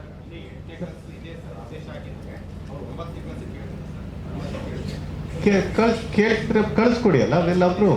ಫಸ್ಟ್ ಆಫ್ ಆಲ್ ಶಾಲೆ ಕೇಳದೆ ಹೆಚ್ಚು, ಅದ್ರಲ್ಲಿ ಕೇಳ್ತಿದ್ದಾರೆ, ಮಾಡಿ ಕೊಡ್ಬೇಕಲ್ಲ ಇದರಲ್ಲಿ. ಮತ್ತೆ ಬೆಂಚಸ್ ಒಂದು ನೋಡಿ, ನಾನು ಮತ್ತೆ CSR ಬಹಳಷ್ಟು ಜನ ಹೇಳಿರ್ತಾರೆ, ಅದು ನಿಮ್ಮ ಜವಾಬ್ದಾರಿ. ನಾನು DDPಗೆ ಅಷ್ಟೇ ಕೊಡೋದು, ಅಲ್ಲಿಂದ ಅವರಿಗೆ ಸರಬರಾಜು ಮಾಡುವಂಥದ್ದು ನಿಮ್ಮ ಜವಾಬ್ದಾರಿ. ಅಂದ್ರೆ ಗಾಡಿ ನಮ್ದೇ ಇರುತ್ತೆ, ಬಟ್ ಅಲ್ಲಿ ಹೋಗೋದನ್ನ ನೋಡ್ಕೊಳ್ಳಿ ಅಷ್ಟೇ. ಕಟ್ಟಡದ ಒಂದು ಇದು ನಾವು ಕೊಟ್ಟಿದ್ದೇವೆ ಅವರಿಗೆ, ಈಗಾಗಲೇ ಕಮಿಷನರ್ಗೆ ಹೋಗಿದೆ, ಬೆಂಗಳೂರಿಗೆ ಕಟ್ಟಡದು ಹೋಗಿದೆ. ಈ ವಾರ ನೋಡ್ಬೇಕು. ಸೀದಾ ನಮ್ಮ VBG ರಾಮದಲ್ಲಿ ಇವಾಗ ಸ್ವಲ್ಪ ಸ್ಕೂಲ್ಸ್ ಬಂದಿದೆ ಅಲ್ಲ, ತಗೋಬೋದ ನೋಡಿ. CO ಹತ್ರ ಮಾತಾಡ್ಕೊಂಡು ಅಲಂಕಾರ ಗ್ರಾಮದ ಇದ್ರಲ್ಲಿ ಎಷ್ಟು ಇದು ಮಾಡ್ಬೋದು ಅಂತ. ಕಟ್ಟಡದ ಕೊಟ್ಟಿದೆ, ಕಟ್ಟಡ ಸಮೇತ ಅವರು DDG ಅವರು ಗಮನ ಹರಿಸುವುದಿಲ್ಲ. ದಯಮಾಡಿ ಜಿಲ್ಲಾಧಿಕಾರಿ ಅವರು ನಮ್ಮ ಶಾಲೆಗೆ ಬಂದು ಭೇಟಿ ಕೊಟ್ಟು ಯಾರು ಗಮನ ಹರಿಸೋದಿಲ್ಲ? DDG ಅವರು ಗಮನ ಹರಿಸುವುದಿಲ್ಲ. ನೋಡಿ ಪಾಪ ಒಂದ್ ನಿಮಿಷ ಕೇಳಿಲಿ. DDPಗೆ ನೀವು ಕಟ್ಟಡ ಕಟ್ಕೊಡಿ ಅಂದ್ರೆ ಅವ್ರು ಎಲ್ಲಿಂದ ಕೊಡ್ತಾರೆ? ಅವ್ರಿಗೆ ಅನುದಾನ ಇರುತ್ತಾ? ಇದು ಒಂದು DC ಕೊಡ್ಬೇಕು, ಇಲ್ಲ CO ಕೊಡ್ಬೇಕು, ಇಲ್ಲ EO ಕೊಡ್ಬೇಕು. ನೀವು ಯಾರ ಹತ್ರ ಪಾಪ ದುಡ್ಡಿರಲ್ಲ ಅವ್ರ ಹತ್ರ ದುಡ್ಡು ಕೊಡು ಅಂದ್ರೆ ಎಲ್ಲಿಂದ ಕೊಡ್ತಾರೆ ಅವರು? ಅಲ್ಲ, ಅದನ್ನೇ ನಾನು ಹೇಳ್ತಾ ಇರೋದು. ಅವ್ರು DDP ಕೇಳ್ತಾ ಇಲ್ಲ ಅಂತ ಹೇಳ್ತಾರಲ್ಲ, ಸುಮ್ನೆ ಪಾಪ ಅವ್ರಿಗೆ ಯಾಕೆ ಇದು ಮಾಡ್ತೀರಿ? ಭೇಟಿ ಕೊಡಿ ಸರ್. ನೋಡಿ, ಈಗ ನಿಮ್ಮ ಕಟ್ಟಡ ಅಂತ ಕಟ್ಕೊಡೋದಕ್ಕೆ VBG ರಾಮಜಿಲಿ ಈಗ ಹೊಸದಾಗಿ ಮುಂಚೆ ಹೇಗೆ ಅಂಗನವಾಡಿದಿತ್ತು ಕಟ್ಟಡ ಮಾಡೋದಕ್ಕೆ ಅವಕಾಶ ಕೊಟ್ಕೊಟ್ಟಿದ್ದಾರೆ. CO ಅವರು ಎಲ್ಲ EOCಗೆ ಅವರವರ ತಾಲೂಕಲ್ಲಿ ಎಷ್ಟು ಕಟ್ಟಡ ಕಟ್ಬೋದು ಅಂತ ಒಂದು ಟಾರ್ಗೆಟ್ ರೀತಿನೂ ಕೊಟ್ಟಿದ್ದಾರೆ. ಅಲಂಕಾರದ್ದು ತಗೊಂಡಿದ್ದೀರೋ ಇಲ್ಲೋ ನೋಡಿ, ಇವಾಗ ರೇಟ್ ಮಾಡಿದ್ದಾರೆ. ಅಲಂಕಾರದ ಒಂದು ಪ್ರಯಾರಿಟಿಯಲ್ಲಿ ತಗೊಳ್ಳಿ. ಅವರು ಮಾಡಲಿಲ್ಲ ಅಂದ್ರೆ ಯಾವ್ದಾದ್ರು ಒಂದು CSRDಲಿ ಒಂದು ಶಾಲಾ ರೂಮ್ ಒಂದು 14 ಲಕ್ಷದ ಒಳಗಡೆದು ಮಾಡಿಸಿ ಕೊಡ್ತೀವಿ, ಆಯ್ತಾ? ಮಾಡಿ ಸರ್. ನೀವು ಶಾಲೆಗೆ ಬರ್ಬೇಕಲ್ಲಿ ಕಡಬದಲ್ಲಿ. ಆಯ್ತುಪ್ಪ, ಎಲ್ಲದು 5 ಎಲ್ಲ ಮಾಡಿಸ್ಕೊಂಡ್ಬಿಟ್ರಲ್ಲ ಇಲ್ಲೇನೆ. ಬೇರೆಯವ್ರದ್ದೆಲ್ಲ ಆಮೇಲೆ ಹೇಳ್ತೀನಿ, ನಿಮ್ದು ಇವಾಗಲೇ ಆಯ್ತು ಎಲ್ಲ. ಪಾಸ್ ಮಾಡಿ ಮೈಕನ್. ಹೆಣ್ಮಕ್ಳಾಗ್ಲಿ ಗಂಡ್ಮಕ್ಳಾಗ್ಲಿ ಯಾರೇ ಬಂದ್ರು ನಾವು ನಾರ್ಮಲಿ ಇಲ್ಲಿ ಅವರು ಸರ್ಟಿಫಿಕೇಟ್ ಅಪ್ಲೈ ಮಾಡ್ತಾರೆ. ಕಾಸರಗೋಡಲ್ಲಿ ಯಾವುದೋ ಒಂದು ಜಾತಿ ಅಂತ ತಗೊಂಡಿರ್ತಾರೆ. ಹಿಂದೆ ಎಲ್ಲ ಬಂದಿರುವಂಥದ್ದು ಅವ್ರದ್ದೆಲ್ಲ ದಾಖಲೆ ಮತ್ತೆ ಏನಿದೆ ಎಲ್ಲ ಮಲಯಾಳಮಲ್ಲಿದೆ. ಮಲಯಾಳಮಲ್ಲಿ ಬಂದಾಗ ಇದು ನಮಗೆ ಕನ್ನಡದಲ್ಲಿ ಇದು ಅನುವು ಮಾಡಿಕೊಡಿ ಅಥವಾ ಇಂಗ್ಲೀಷಲ್ಲಿ ಮಾಡಿಕೊಡಿ ಅಂತ ನಾವು ವಾಪಸ್ ಅವ್ರದ್ದು ಇದಕ್ಕೆ ಬರಿತಾ ಇದ್ದೀವಿ. ಬಹಳಷ್ಟು ಯಾವ ಜಾತಿ ಏನಿದು ಅಂತ ಕ್ಲಿಯರ್ ಆಗಿ ಬರ್ತಾ ಇದೆ. ಬಟ್ ಬಹಳಷ್ಟು ಕಾರಣಾಂತರಗಳಿಂದ ಕೇರಳದಲ್ಲಿ ನಮ್ಮಷ್ಟು ಚೆನ್ನಾಗಿ ದಾಖಲೆಗಳನ್ನೆಲ್ಲ ಇಟ್ಕೊಳ್ಳೋದಿಲ್ಲ. ಬಹುಶಃ ಒಂದೊಂದು ಕಡೆ ಇಟ್ಕೊಳ್ಳೋದಿಲ್ಲ. ಈಗ ಮಂಜೇಶ್ವರದಿಂದ ನಾನೇ ಬರಿತೀನಿ, ಪೂರ್ತಿ ನಮ್ಮ ಕಾಸರಗೋಡಿಂದ ಬರೀತೀನಿ, ಅವರಿಂದ ರಿಪ್ಲೈ ಬರ್ತಾ ಇಲ್ಲ. ಇದು ಒಂದು ಇಶ್ಯೂ ಇದೆ. ಲಾಸ್ಟ್ ಟೈಮ್ 3 ತಿಂಗಳಿಂದ ಎಲೆಕ್ಷನ್ ಇದು ಮಾಡ್ಬೇಕಾದ್ರೆ ಕಾಸರಗೋಡು DC ಅವ್ರ ಹತ್ರ ನಾನು ಕೂಡ ಇದು ಹೇಳಿದೀವಿ. ಬಟ್ ಅವರ ಒಂದು ಇದೇನಿದೆ, ನಮ್ಮಲ್ಲಿ ಏನ್ ದಾಖಲೆ ಇದೆ ಅದನ್ನ ಮಾತ್ರ ಕೊಡ್ಬೋದು, ಇಲ್ಲಾಂದ್ರೆ ನಾವು ಅವ್ರನ್ನ ವೆರಿಫೈ ಮಾಡಿ ಕೊಡೋದಕ್ಕೆ ನಮಗಾಗಲ್ಲ. ಯಾಕಂದ್ರೆ ಬಹಳ ವರ್ಷಗಳಿಂದನೇ ಅವರೆಲ್ಲ ಮೈಗ್ರೇಟ್ ಆಗಿರ್ತಾರೆ ಅಂತ. ಇದು ಖಂಡಿತ ಇಶ್ಯೂ ಇದೆ. ಬರೀ ಒಂದು ಸಮುದಾಯಕ್ಕೆ ಅಂತಲ್ಲ, ಅಲ್ಲಿಂದ ಬಂದಿರೋ ಎಲ್ಲ ಇದು ಜನರಲ್ OBC ಎಲ್ಲ ಇದಕ್ಕೂ ಇದರಲ್ಲೇ ಇದೆ. ಸೊ ಒಂದೊಂದು ಕೇಸ್ ಬೈ ಕೇಸ್ ನಾವು ನೋಡಿ ಇದು ಮಾಡ್ತಾ ಇದೀವಿ. ಇದನ್ನ ಜನರಲ್ ಆಗಿ ಹೇಗೆ ಅಂತ ನಾನು ಹೇಳೋದಕ್ಕೆ ಕಷ್ಟ ಆಗ್ತದೆ. ಆ ಥರ ಯಾವುದಿದೆ ಅದು ಎಜುಕೇಶನ್ ಇದು ಅಂತ ಇದೆ, ಒಂದು ನನಗೆ ಇದು ಕೊಟ್ರೆ ನಾವು ಅದಕ್ಕೆ ಹೇಗೆ ಮಾಡ್ಬೋದು ಅಂತ ಯೋಚನೆ ಮಾಡ್ತೀವಿ. ಓಕೆ, ನೆಕ್ಸ್ಟ್ ಕೊಡಿ. ಅವರಿಗೆ ಗೊತ್ತಿದೆ ಆ ಬಗ್ಗೆ, ಇವರವರಿಗೆ ಗೊತ್ತಿದೆ. ಅದು ಇನ್ನೂ ಕೂಡ ಸಾಲ ಆಗ್ತಾ ಇಲ್ಲ. ಒಂದು ಬಸ್ ಓಡಾಡ್ತಿದ್ದ, ಆ ಬಸ್ಸು ಕೂಡ ಈಗ ನಿಂತು ಹೋಗಿದೆ, ಆ ರೋಡಲ್ಲಿ ಓಡಲಿಕ್ಕೆ ಆಗುದಿಲ್ಲ ಅಂತ ಹೇಳಿ ಅಲ್ಲಿ ಅಭಿವೃದ್ಧಿ ಮಾಡಲಿಕ್ಕೆ ಅವರು ಬಿಡ್ತಾ ಇಲ್ಲ. ಒಂದು ಖಾಸಗಿ ಅವರು, ಅದು ನಮ್ಮ ಜಾಗ ಇದೆ ಅಂತೇಳಿ ಇಷ್ಟೊಂದು 25-30 ವರ್ಷಗಳಿಂದ ಊರಿನವರ ರೋಡನ್ನು ಬಹಳ ಜನರಲ್ ಇನ್ಸ್ಟ್ರಕ್ಷನ್ ಕೊಡ್ತಾ ಇದ್ದೀನಿ, ಪಂಚಾಯತಿದೂ ಇಷ್ಟೇನೆ. ಈಗ ಮೊದಲನೇದು ನಾವು ನೋಡೋದು ಮೂರು ಜನ ಆರೈಗಳಿಗೂ ಹೇಳ್ತಾ ಇದ್ದೀನಿ, ಒಂದು ಜಾಗ ಇದೆ ಅಂದ್ರೆ ಈಗ ರಸ್ತೆ ಕೇಳ್ತಿದ್ದಾರೆ, ರಸ್ತೆ ಇದೇನೆ, ಅದು ಊರೊಳಗಡೆ ಏನಾದ್ರು ಇರ್ಬೋದು, ಊರಿಗೆ ಬರುವಂತ ರಸ್ತೆ ಏನಾದ್ರು ಇರ್ಬೋದು. ರಸ್ತೆ ಇವಾಗ ಬರ್ತಿದೆ, ಯಾರೋ ಅಡೆತಡೆ ಮಾಡ್ತಾ ಇದ್ದಾರೆ, ಅಲ್ಲಿ ಜನಕ್ಕೆ ಹೋಗಕ್ ಆಗ್ತಿಲ್ಲ, ತೊಂದರೆ ಆಗ್ತಿದೆ ಅಂದ್ರೆ ಇಮಿಡಿಯೇಟ್ ಆಗಿ ದಯವಿಟ್ಟು BNSS ಸೆಕ್ಷನ್ 152 ಅಡಿಲಿ ತಹಸೀಲ್ದಾರಿಂದನಾರು ಮಾಡಿಸಿ ಅಥವಾ AC ಪ್ರಪೋಸಲ್ ಕಳಿಸಿ 1-2-3 ತಿಂಗಳಾದ್ರೂ ಅವರಿಗೆ ಅಲ್ಲಿ ನಿಷೇಧ ಹಾಕ್ಬಿಟ್ಟು ವಾಪಸ್ ಅವ್ರು ಓಡಾಡೋ ರೀತಿ ನಮಗೆ ಮಾಡೋದಕ್ಕೆ ಅವಕಾಶ ಇದೆ. ಆಮೇಲೆ ಅವ್ರು ಕೋರ್ಟಿಗೆ ಹೋಗಿ ತೆರವು ಮಾಡ್ತಾರೆ, ದಟ್ಸ್ ಎ ಡಿಫ್ರೆನ್ಸ್. ಇಮಿಡಿಯೇಟ್ ಆಗಂತೂ ನಿಮಗೆ ಲೀಗಲ್ ಕಾನೂನುಬದ್ಧವಾಗಿ ಮಾಡೋದಕ್ಕೆ ಅವಕಾಶ ಇದೆ. ಒಂದು. ಎರಡನೇದು, ಅವ್ರ ಮನವೊಲಿಕೆ ಮಾಡ್ಕೊಂಡು ಏನಾದ್ರು ಜಾಗ ಬಿಡ್ತಿಲ್ಲ, ಅವ್ರು ನಮ್ದೇ ವರ್ಗ ಲ್ಯಾಂಡ್ ಅಂತ ಪ್ರೂವ್ ಮಾಡ್ತಿದ್ದಾರೆ, ನಮ್ಮಲ್ಲಿ ಯಾವುದೇ ದಾಖಲೆ ಇಲ್ಲ ಅಂತ ಹೇಳಿದ್ರೆ ಇದು ಪಂಚಾಯತಿಗೂ ಇದು ಮಾಡುತ್ತೆ. ನೀವು ಅಕ್ವಿಷನ್ಗೆ ಇಷ್ಟು ಖರ್ಚಾಗುತ್ತೆ ಅಂತ ಹೇಳಿ ಒಂದು ಪ್ರಪೋಸಲ್ ರೆಡಿ ಮಾಡಿ ನನಗೆ ಕಳಿಸ್ಕೊಟ್ರೆ ನನ್ನ ಕಡೆಯಿಂದ ಎಷ್ಟು ಅದಕ್ಕೆ ರಿಲೀಸ್ ಆಗಬೇಕು ನಾವು ಆಯಾ ಇಲಾಖೆಯಿಂದ ನಾವು ಮಾಡ್ತೀವಿ. ಇದು ಪಂಚಾಯತಿಗೂ ಅನ್ವಯ ಆಗ್ತದೆ, ರೆವೆನ್ಯೂಗೂ ಅನ್ವಯ ಆಗ್ತದೆ. SC ST ಇದಾಗಿರೋದ್ರಿಂದ ನಾವು ನಾರ್ಮಲಿ ಕಮಿಷನರೇಟ್ ಸೋಷಿಯಲ್ ವೆಲ್ಫೇರಿಗೆ ಕಳಿಸ್ತೀವಿ. ನಿಮ್ಮ ಪಂಚಾಯತಿ ಇದಂದ್ರೆ RDPR ಅಥವಾ ಬೇರೆ ಇದರಲ್ಲಿಂದ ಕಳಿಸ್ಕೊಡ್ತೀವಿ. ಏನಾದರೂ ಒಂದು ಸೊಲ್ಯೂಷನ್ ಮಾಡಿ. ನೀವುಗಳು ಏನ್ ಮಾಡ್ತಾ ಇದ್ದೀರಿ, ತಹಸೀಲ್ದಾರ್ಗಳಿಗೂ ಹೇಳ್ತಾ ಇದ್ದೀನಿ, ಅದು ವರ್ಗ ಲ್ಯಾಂಡ್ ಅಂತ ಹೇಳಿ ಸುಮ್ಮನೆ ಕೂತಿದ್ದೀರಿ. ಆಯ್ತು, ವರ್ಗ ಲ್ಯಾಂಡ್ ಇದೆ, ನೆಕ್ಸ್ಟ್ ಅವ್ರಿಗೆ ಮಾಡ್ಬೇಕಂದ್ರೆ ಏನ್ ಮಾಡ್ಬೋದು, ಪರ್ಮನೆಂಟ್ ಸೊಲ್ಯೂಷನ್ ಲ್ಯಾಂಡ್ ಅಕ್ವಿಷನ್ ದಯವಿಟ್ಟು ಕಳಿಸ್ಕೊಡಿ. ಇವತ್ತಲ್ಲ ಅಂದ್ರೆ 1 ವರ್ಷದ ನಂತರನಾರು ಆಗ್ಬೋದು, ಇಲ್ಲ 2 ವರ್ಷದ ನಂತರನೂ ಆಗ್ಬೋದು. ಅಟ್ಲೀಸ್ಟ್ ಒಂದು ಪರ್ಮನೆಂಟ್ ಸೊಲ್ಯೂಷನ್ ಸಿಗ್ತದೆ. ಈಗ ನಿಮ್ದು ಕಡವ ಪಟ್ಟಣ ಪಂಚಾಯತ್ ಇದನ್ನು ಕೂಡ ನಿಮ್ ಪಕ್ಕನೆ ಕೂತಿದ್ದಾರೆ ಇದರಲ್ಲಿ, ಅಲ್ಲಿ ಏನಾರು ಅಕ್ವಿಷನ್ ಇದ್ರೆ ದಯವಿಟ್ಟು ಪ್ರಪೋಸಲ್ ಮಾಡಿ ಬೇಗ ಕಳಿಸ್ಕೊಡಿ. ನಿಮ್ಮ ಹಂತದಲ್ಲಿ ಇಟ್ಕೋಬೇಡಿ. ಅಲ್ಲಿ ಲ್ಯಾಂಡ್ ವ್ಯಾಲ್ಯೂ ಎಷ್ಟಾಗ್ತದೆ, ಅಲ್ಲಿ ಅಕ್ವಿಷನ್ ಮಾಡ್ಬೇಕಂದ್ರೆ ಎಷ್ಟು ಖರ್ಚಾಗ್ತದೆ, ಈ ತರದ್ದೆಲ್ಲ. ಕೆಲವೊಂದೆಲ್ಲ ಬಲಾಢ್ಯರು ಅಂತಿದ್ರೆ ಅವ್ರು ಕೋರ್ಟಿಗೆ ಹೋಗಿ ಸ್ಟೇ ತರ್ತಾರೆ. ನೀವು ಅಂತ ಪ್ರಪೋಸಲ್ ಕಳಿಸೋದಕ್ಕಿಂತ ಮುಂಚೆ ಒಂದು ಕೇವೇಟ್ ಹಾಕ್ಬಿಡಿ. ಕೆಲವೊಂದು ಕಡೆ, ಎಲ್ಲ ಕಡೆ ಇದು ಅಂತಲ್ಲ, ಕೆಲವೊಂದ್ ಕಡೆ ಅವ್ರು ಬಿಡೋದಿಲ್ಲ, ಏನೇ ಮಾಡ್ತಾರೆ, ಸ್ಟೇ ತರ್ತಾರೆ ಅಂದ್ರೆ ಮುಂಚೆನೆ ಕೇವೇಟ್ ಹಾಕಿ, ಅವಾಗ ಸ್ಟೇ ಕೂಡ ಸಿಗೋದಿಲ್ಲ ಅವ್ರು.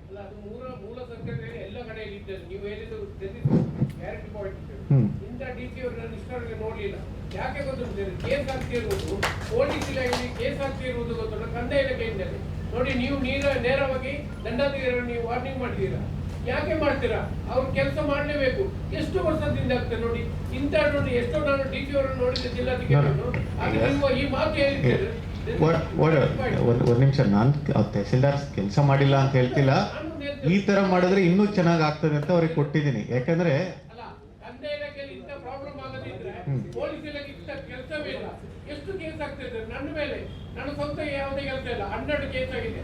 ಬೇಕಾದ್ರೆ ಬಹಳ ಆಯ್ತು, 12 ಕೇಸ್. ಅಲ್ಲ ಸರ್, ಪುತ್ರರಲ್ಲಿ ನನ್ನ ವೈಯಕ್ತಿಕ ಕೇಸ್ ಇಲ್ಲ, ಎಲ್ಲ ದಾರಿ ಹೋದಲ್ಲಿ ಇಷ್ಟೆಲ್ಲ ಇವರಿಗೆ ದಾರಿ ಮಾಡಿದ್ದಲ್ಲಿ ನಾನು ಇದು ಮಾಡ್ತೇನೆ. ಅದೇನೆ ನೋಡಿ, ಇದರಲ್ಲಿ ಕಾನೂನಿನ ಒಂದು ಇದು ಅರಿವು ಎಲ್ಲರಿಗೂ ಇರಬೇಕಾಗ್ತದೆ, ನಮಗೂ ಇರಬೇಕಾಗುತ್ತೆ, ನಿಮ್ಗೂ ಇರಬೇಕಾಗುತ್ತೆ. ನೀವು ಹೇಳಿದ್ದಕ್ಕೆ ನಾವು ಎಲ್ಲ ನಮ್ಮ SC ಜನರಿಗೆ ನಮಗೆ ನಮಸ್ಕಾರ, ಧನ್ಯವಾದ ಹೇಳ್ತೇವೆ. Thank you. ಬಟ್ ನಮ್ಮ ಕೆಲಸ ಅದು, ನಾನು ಹೇಳ್ತಿರೋದು. ನಾನು ಅದಕ್ಕೇನೆ ಟೆಂಪರರಿ ಸೊಲ್ಯೂಷನ್ ಕೊಡ್ತಾ ಇದ್ದೀನಿ, ಪರ್ಮನೆಂಟ್ ಸೊಲ್ಯೂಷನ್ ಕೊಡ್ತಾ ಇದ್ದೀನಿ. ಆಯ್ತು, ಜಿಲ್ಲೆಯಲ್ಲಿ ಏನೇ ಆದ್ರೂ ಒಂದು DC ಇಲ್ಲ SP ಇಲ್ಲ CO ಅಂಡರ್ ಬಂದೇ ಬರುತ್ತೆ, ನಾವು ಇಲ್ಲ ಅಂತ ಹೇಳ್ತಿಲ್ಲ. ಬಟ್ ಅವ್ರದೇ ಆದ ಒಂದು ಏನು ಕ್ರಮ ಇರುತ್ತೆ ಅದ್ರ ಬಗ್ಗೆ ನಾನು ನಿರ್ದೇಶನ ಕೊಡಕ್ ಬರಲ್ಲ. ಈಗ ನಾನು ತಹಸೀಲ್ದಾರಿಗೆ ಕೊಡ್ಬೋದು, ಇಲ್ಲ AC ಕೊಡ್ಬೋದು, ಆ ತರ ನಮ್ದು ಇದು. SP ಅವರು ಬರೀ ಪೊಲೀಸಿಗೆ ಕೊಡ್ಬೋದು, CO ಅವರು ಪಂಚಾಯತಿಗೆ ಕೊಡ್ಬೋದು. ಬಟ್ ನಾವು ಕೋಆಪರೇಟಿವ್ಸ್ಗೆ, ಬ್ಯಾಂಕ್ಸ್ ಎಲ್ಲ ಸೆಂಟ್ರಲೈಸ್ ಬ್ಯಾಂಕ್, ನಾವು ಅವ್ರ ಜೊತೆ ಮೀಟಿಂಗ್ ಅಂತ ಮಾಡಿ, ಆ ಮೀಟಿಂಗ್ ಅಲ್ಲಿ ಪ್ರೊಸೀಡಿಂಗ್ ಮಾಡಿ ಈ ತರ ಮಾಡಿ ಅಂತ ಡೈರೆಕ್ಷನ್ ಕೊಡ್ಬೋದೇ ಹೊರತು ನಾವೇ ಒಂದು ಇದನ್ನ ನಿರ್ದೇಶನ ರೀತಿ ಅವರಿಗೆ ಡೈರೆಕ್ಟ್ ಆಗಿ ಕೊಡೋದಕ್ಕೆ ಬರೋದಿಲ್ಲ. ಈಗ ಏನ್ ಹೇಳ್ತಾ ಇದ್ರಿ ನೋಟ್ ಮಾಡ್ಕೊಂತೀವಿ. ಈಗ ಸುಳ್ಯದಲ್ಲೂ ಕೂಡ ಇದ್ರ ಬಗ್ಗೆ ಪ್ರಸ್ತಾಪ ಬಂತು, ಅದನ್ನು ಕೂಡ ಮಾಡಿದ್ವಿ. ಒಂದ್ಸರಿ ಮಾತಾಡಿ ನೋಡೋಣ ಅವ್ರದ್ದು ಏನ್ ಇಶ್ಯೂಸ್ ಇದೆ ಅಂತ, ನಂತರ ನೋಡೋಣ. ಫೈಲ್ ನೋಡ್ತಾರೆ, SC ST ಎಷ್ಟು ಅಂತ ಹೇಳಿದ್ರೆ ಆಗಲ್ಲ ಅಂತ ಹೇಳಿದ್ರೆ ನಿಮ್ಮ ಸಿಬಿಲ್ ಸರಿ ಇಲ್ಲ, ಅದು ಸರಿ ಇಲ್ಲ ಅಂತ ಹೇಳ್ತಾರೆ. 4 ಲಕ್ಷಕ್ಕೆ ಸಿಬಿಲ್ ಏನ್ ಬೇಕು? 700ರಿಂದ 800 ಸಿಬಿಲ್ ಇದ್ರೆ ಸಾಕಾಗುದಿಲ್ಲ ಅಂತ ಹೇಳ್ತಾರೆ. ಕೊಡ್ತಾರೆ ನೋಡಿ, ಈಗೇನು ಅವ್ರದ್ದು ಸಿಬಿಲ್ ನೋಡೋದು ಅವ್ರ ಪಾಪ ಧರ್ಮ. ಬ್ಯಾಂಕ್ ಮ್ಯಾನೇಜರ್ಗೆ ನೀವು ಸಿಬಿಲ್ ನೋಡಬೇಡಿ ಅಂದ್ರೆ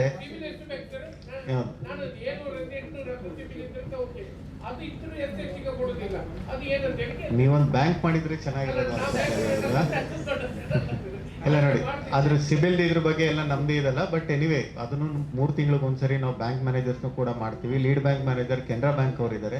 ಸಿಬಿಲ್ದನ್ನ SC/ST ಮತ್ತೆ ಅಗ್ರಿಕಲ್ಚರ್ ಇದಕ್ಕೆ ನೋಡ್ಬೇಡಿ ಅಂತ ಬಹಳಷ್ಟು ಸರಿ ನಾವು ಮಾಡಿದ್ವಿ. ಕೆಲವೊಂದ್ಸರಿ ನೋಡ್ತಾರೆ, ಕೆಲವೊಂದ್ಸರಿ ನೋಡೋದಿಲ್ಲ. ಅವ್ರದ್ದು ಇನ್ನೊಂದೇನಿದೆ, ಪ್ರಯಾರಿಟಿ ಸೆಕ್ಟರ್ ಅಂತ ಹೇಳಿ ಏನು ಲೆಂಡಿಂಗ್ ಮಾಡ್ತಾರೆ ಅಂದ್ರೆ ಸಾಲ ಕೊಡೋದಾಗ್ಲಿ ಬೇರೆ ಇದು ಕೊಡೋದಾಗ್ಲಿ ಮಾಡ್ತಾರೆ. 4% ತನಕನೂ ಇದು ಮಾಡ್ತಾರೆ. ಅದರಲ್ಲಿ ಪ್ರಾಮುಖ್ಯತೆ SC/STಗೆ ಕೊಡಿ, ಮಹಿಳೆಯರಿಗೆ ಕೊಡಿ, ರೈತರಿಗೆ ಕೊಡಿ ಅಂತಾನು ಮಾಡ್ತೀವಿ.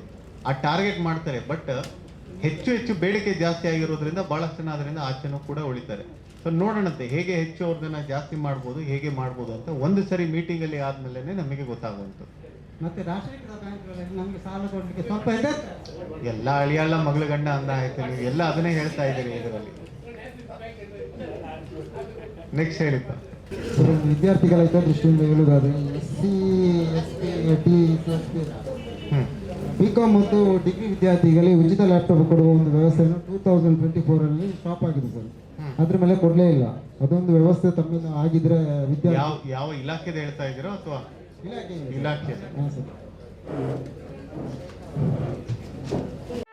ಸುದ್ದಿ ಚಾನಲ್, ಕ್ಷಣ ಕ್ಷಣದ ಸುದ್ದಿಗಾಗಿ.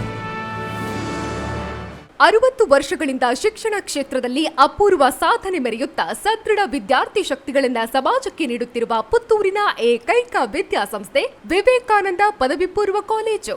98% ಅಧಿಕ ಅಂಕಗಳನ್ನು ಪಡೆದಿರುವ ವಿದ್ಯಾರ್ಥಿಗಳಿಗೆ ಉಚಿತ ಶಿಕ್ಷಣ, ರಾಷ್ಟ್ರ ಅಂತಾರಾಷ್ಟ್ರೀಯ ಮಟ್ಟದ ಸಾಧಕ ವಿದ್ಯಾರ್ಥಿಗಳಿಗೆ ಶುಲ್ಕದಲ್ಲಿ ರಿಯಾಯಿತಿ, ಅನುಭವಿ ಅಧ್ಯಾಪಕ ವೃಂದ, ವಿಶಾಲವಾದ ಪ್ರಯೋಗಾಲಯ, ಗ್ರಂಥಾಲಯ, ನೀಟ್, JEE, CET ಹಾಗೂ CA ಫೌಂಡೇಶನ್ ಕೋರ್ಸ್ಗಳಿಗೆ ತರಬೇತಿ, IAS, IPS ನಂತಹ ಸ್ಪರ್ಧಾತ್ಮಕ ಪರೀಕ್ಷೆಗಳಿಗೆ ತರಬೇತಿ, ವಾಣಿಜ್ಯ ವಿಭಾಗದ ವಿದ್ಯಾರ್ಥಿಗಳಿಗಾಗಿ CS, EET ಹಾಗೂ ಸರ್ಟಿಫಿಕೇಟ್ ಕೋರ್ಸ್ಗಳಿಗೆ ತರಬೇತಿ, ವಿಕಸನ ಟಿವಿ ಹಾಗೂ radio Panchajanya 90.8 FM, college bus ವ್ಯವಸ್ಥೆ, ಕ್ರೀಡೆಗೆ ಒತ್ತು ಕೊಟ್ಟು ವಿಶಾಲವಾದ ಕ್ರೀಡಾಂಗಣ, ವಿದ್ಯಾರ್ಥಿನಿಯರಿಗಾಗಿ ಕಾಲೇಜ್ ಕ್ಯಾಂಪಸ್ನಲ್ಲೇ ಪ್ರತ್ಯೇಕ ವಸತಿ ನಿಲಯಗಳು, ಅರ್ಹ ಬಡ ಪ್ರತಿಭಾವಂತ ವಿದ್ಯಾರ್ಥಿಗಳಿಗಾಗಿ ಹಲವು ವಿದ್ಯಾರ್ಥಿ ವೇತನಗಳು, ರಾಷ್ಟ್ರ ಅಂತಾರಾಷ್ಟ್ರೀಯ ಮಟ್ಟದಲ್ಲಿ ವಿದ್ಯಾರ್ಥಿಗಳ ಸತತ ಸಾಧನೆ.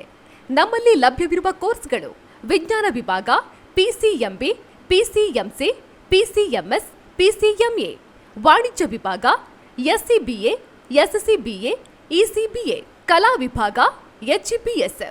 ವಿವೇಕಾನಂದ ಪದವಿ ಪೂರ್ವ college, Nehru Nagar, Puttur. 80737 00468 81050 72386. Website www.vivekanandapuc.com.